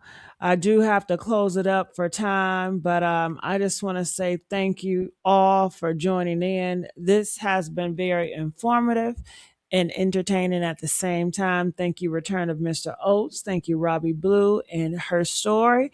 Any last words, Return of Mr. Oates? Just salute to you. Thank you for having me up. I appreciate all you. I appreciate the conversation in general. All right, thank you. Robbie Blue. Yeah, thank you for having me up. Peace and blessings to the family. And I was going to say, what are your other social media handles if we want to follow your other content? Ooh, I got so many. But I'm gonna try to be on the east side Porch Talk every day doing live streams. But for Instagram, Gigi Medici. But I got so many I will confuse you. But I appreciate it. But Robbie Blue, phenomenal. I've learned so much from you just listening to you. I really appreciate you. Thank you. God bless. God bless you. Okay. All right, her story. Talk to me. Thank you so Thank much for you, having me girl. on. I mean, when I saw a lot of people typing the inaccuracy about the knife, I don't know why his attorney allowed them to call it a knife. You know, it's a tool that they give you at Boy Scouts. They Yeah, gave my well, son and one at why Boy didn't Scouts. Stephen A. Smith? Why didn't he, as a black man, correct it? Because he's also pushing the knife agenda as well. Okay, He because says, "Why would he's you bring a knife to this?" There's no reason. But he didn't bring a knife. He brought a tool that he used for his shoes for track meet. well, on the So stand, the detective stated that it was legal to carry that it was not against the law. yeah, but we need to let people know it is a tool that you use for track shoes. I'm not just having this tool for a weapon to hurt anybody. I use this tool for my shoes. Yeah, they get they clean it, dirt and stuff from inside of the shoe. Yeah, but You know how they're they not get making stuck. that clear. They are purposely perverting it into a knife. Like you came there with intention to slice people up. No, That is because how they're pushing he it. was when he threw the I backpack know it's down. You not, know, but that is how they are pushing it in the media, including Stephen A. Smith. He said, "Why would you even have a knife? What kid has a knife?" So this is what they're pushing. They're pushing lies. But go yeah, ahead. pushing and you know, and the picture that they put out, they don't show his injuries. He was injured. His face was messed up. He was injured. Because he was fighting. They were punching him. If you look at the picture, they tried to doctor that he had a black eye. Well, But thank you so much for having me on your I platform, and I appreciate enjoyed y'all. myself. I Like sure I say, did. I usually don't do this because I'm not Well, I'm glad you did. social, but like I say, go get Black AF history, and it talks about the breeding forms during slavery, because you won't see any movies made about the breeding forms. And you won't see anybody make any movies about the breeding forms because those are horrific. You won't see them make any movies about how they send the older slaves when they are about to die off to these places where I guess they take the skin, they peel the skin off of the old black people and they make it into leather. So Oh my God. they did a lot of different things. And people don't even talk about it. George Washington, he actually pulled a slave's teeth and had them in his mouth. Oh, girl, that's so disgusting. So, they don't talk about it. It's a lot of things they don't talk about. That's So, some nasty stuff. just go get the book, read it. I tell people go get some W.B. Du Bois books, go and read over those books. Okay. Hold on. Wait. John, I don't hate white people. I got white friends. I talk to white people every day, John. I cannot hate white people. I love everybody. And I would tell you to even go get a book about the Daughters of the Confederacy. In order to understand about the statue and about the mindset of today, you need to understand the Daughters of the Confederacy. Okay. And leave Willie D out of this. Talking about you listening to Willie D. That was funny. Now you really need to go read about the Daughters of the Confederacy. I tell anybody that because the Daughters of the Confederacy, they are the ones that pushed the agenda of the Confederacy. They pushed it. They put the statues out. They pushed the agenda.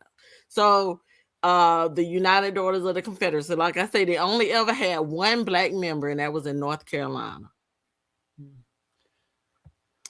So thank you again, and it was great. All right, being thank on this y'all. panel. I learned a lot, especially from Blue. Yes, Blue. All right, I'm out, you guys. Good night. And thank you everybody for commenting. Thank you everybody for liking, stand up with us. I know I got you guys up. I appreciate you. Make sure you subscribe to the East Side. What is this? The East Side Porch Talk. All right. And make sure you guys like, share, subscribe, share this video. Let people know that we are here and we're active. All right. Bye-bye.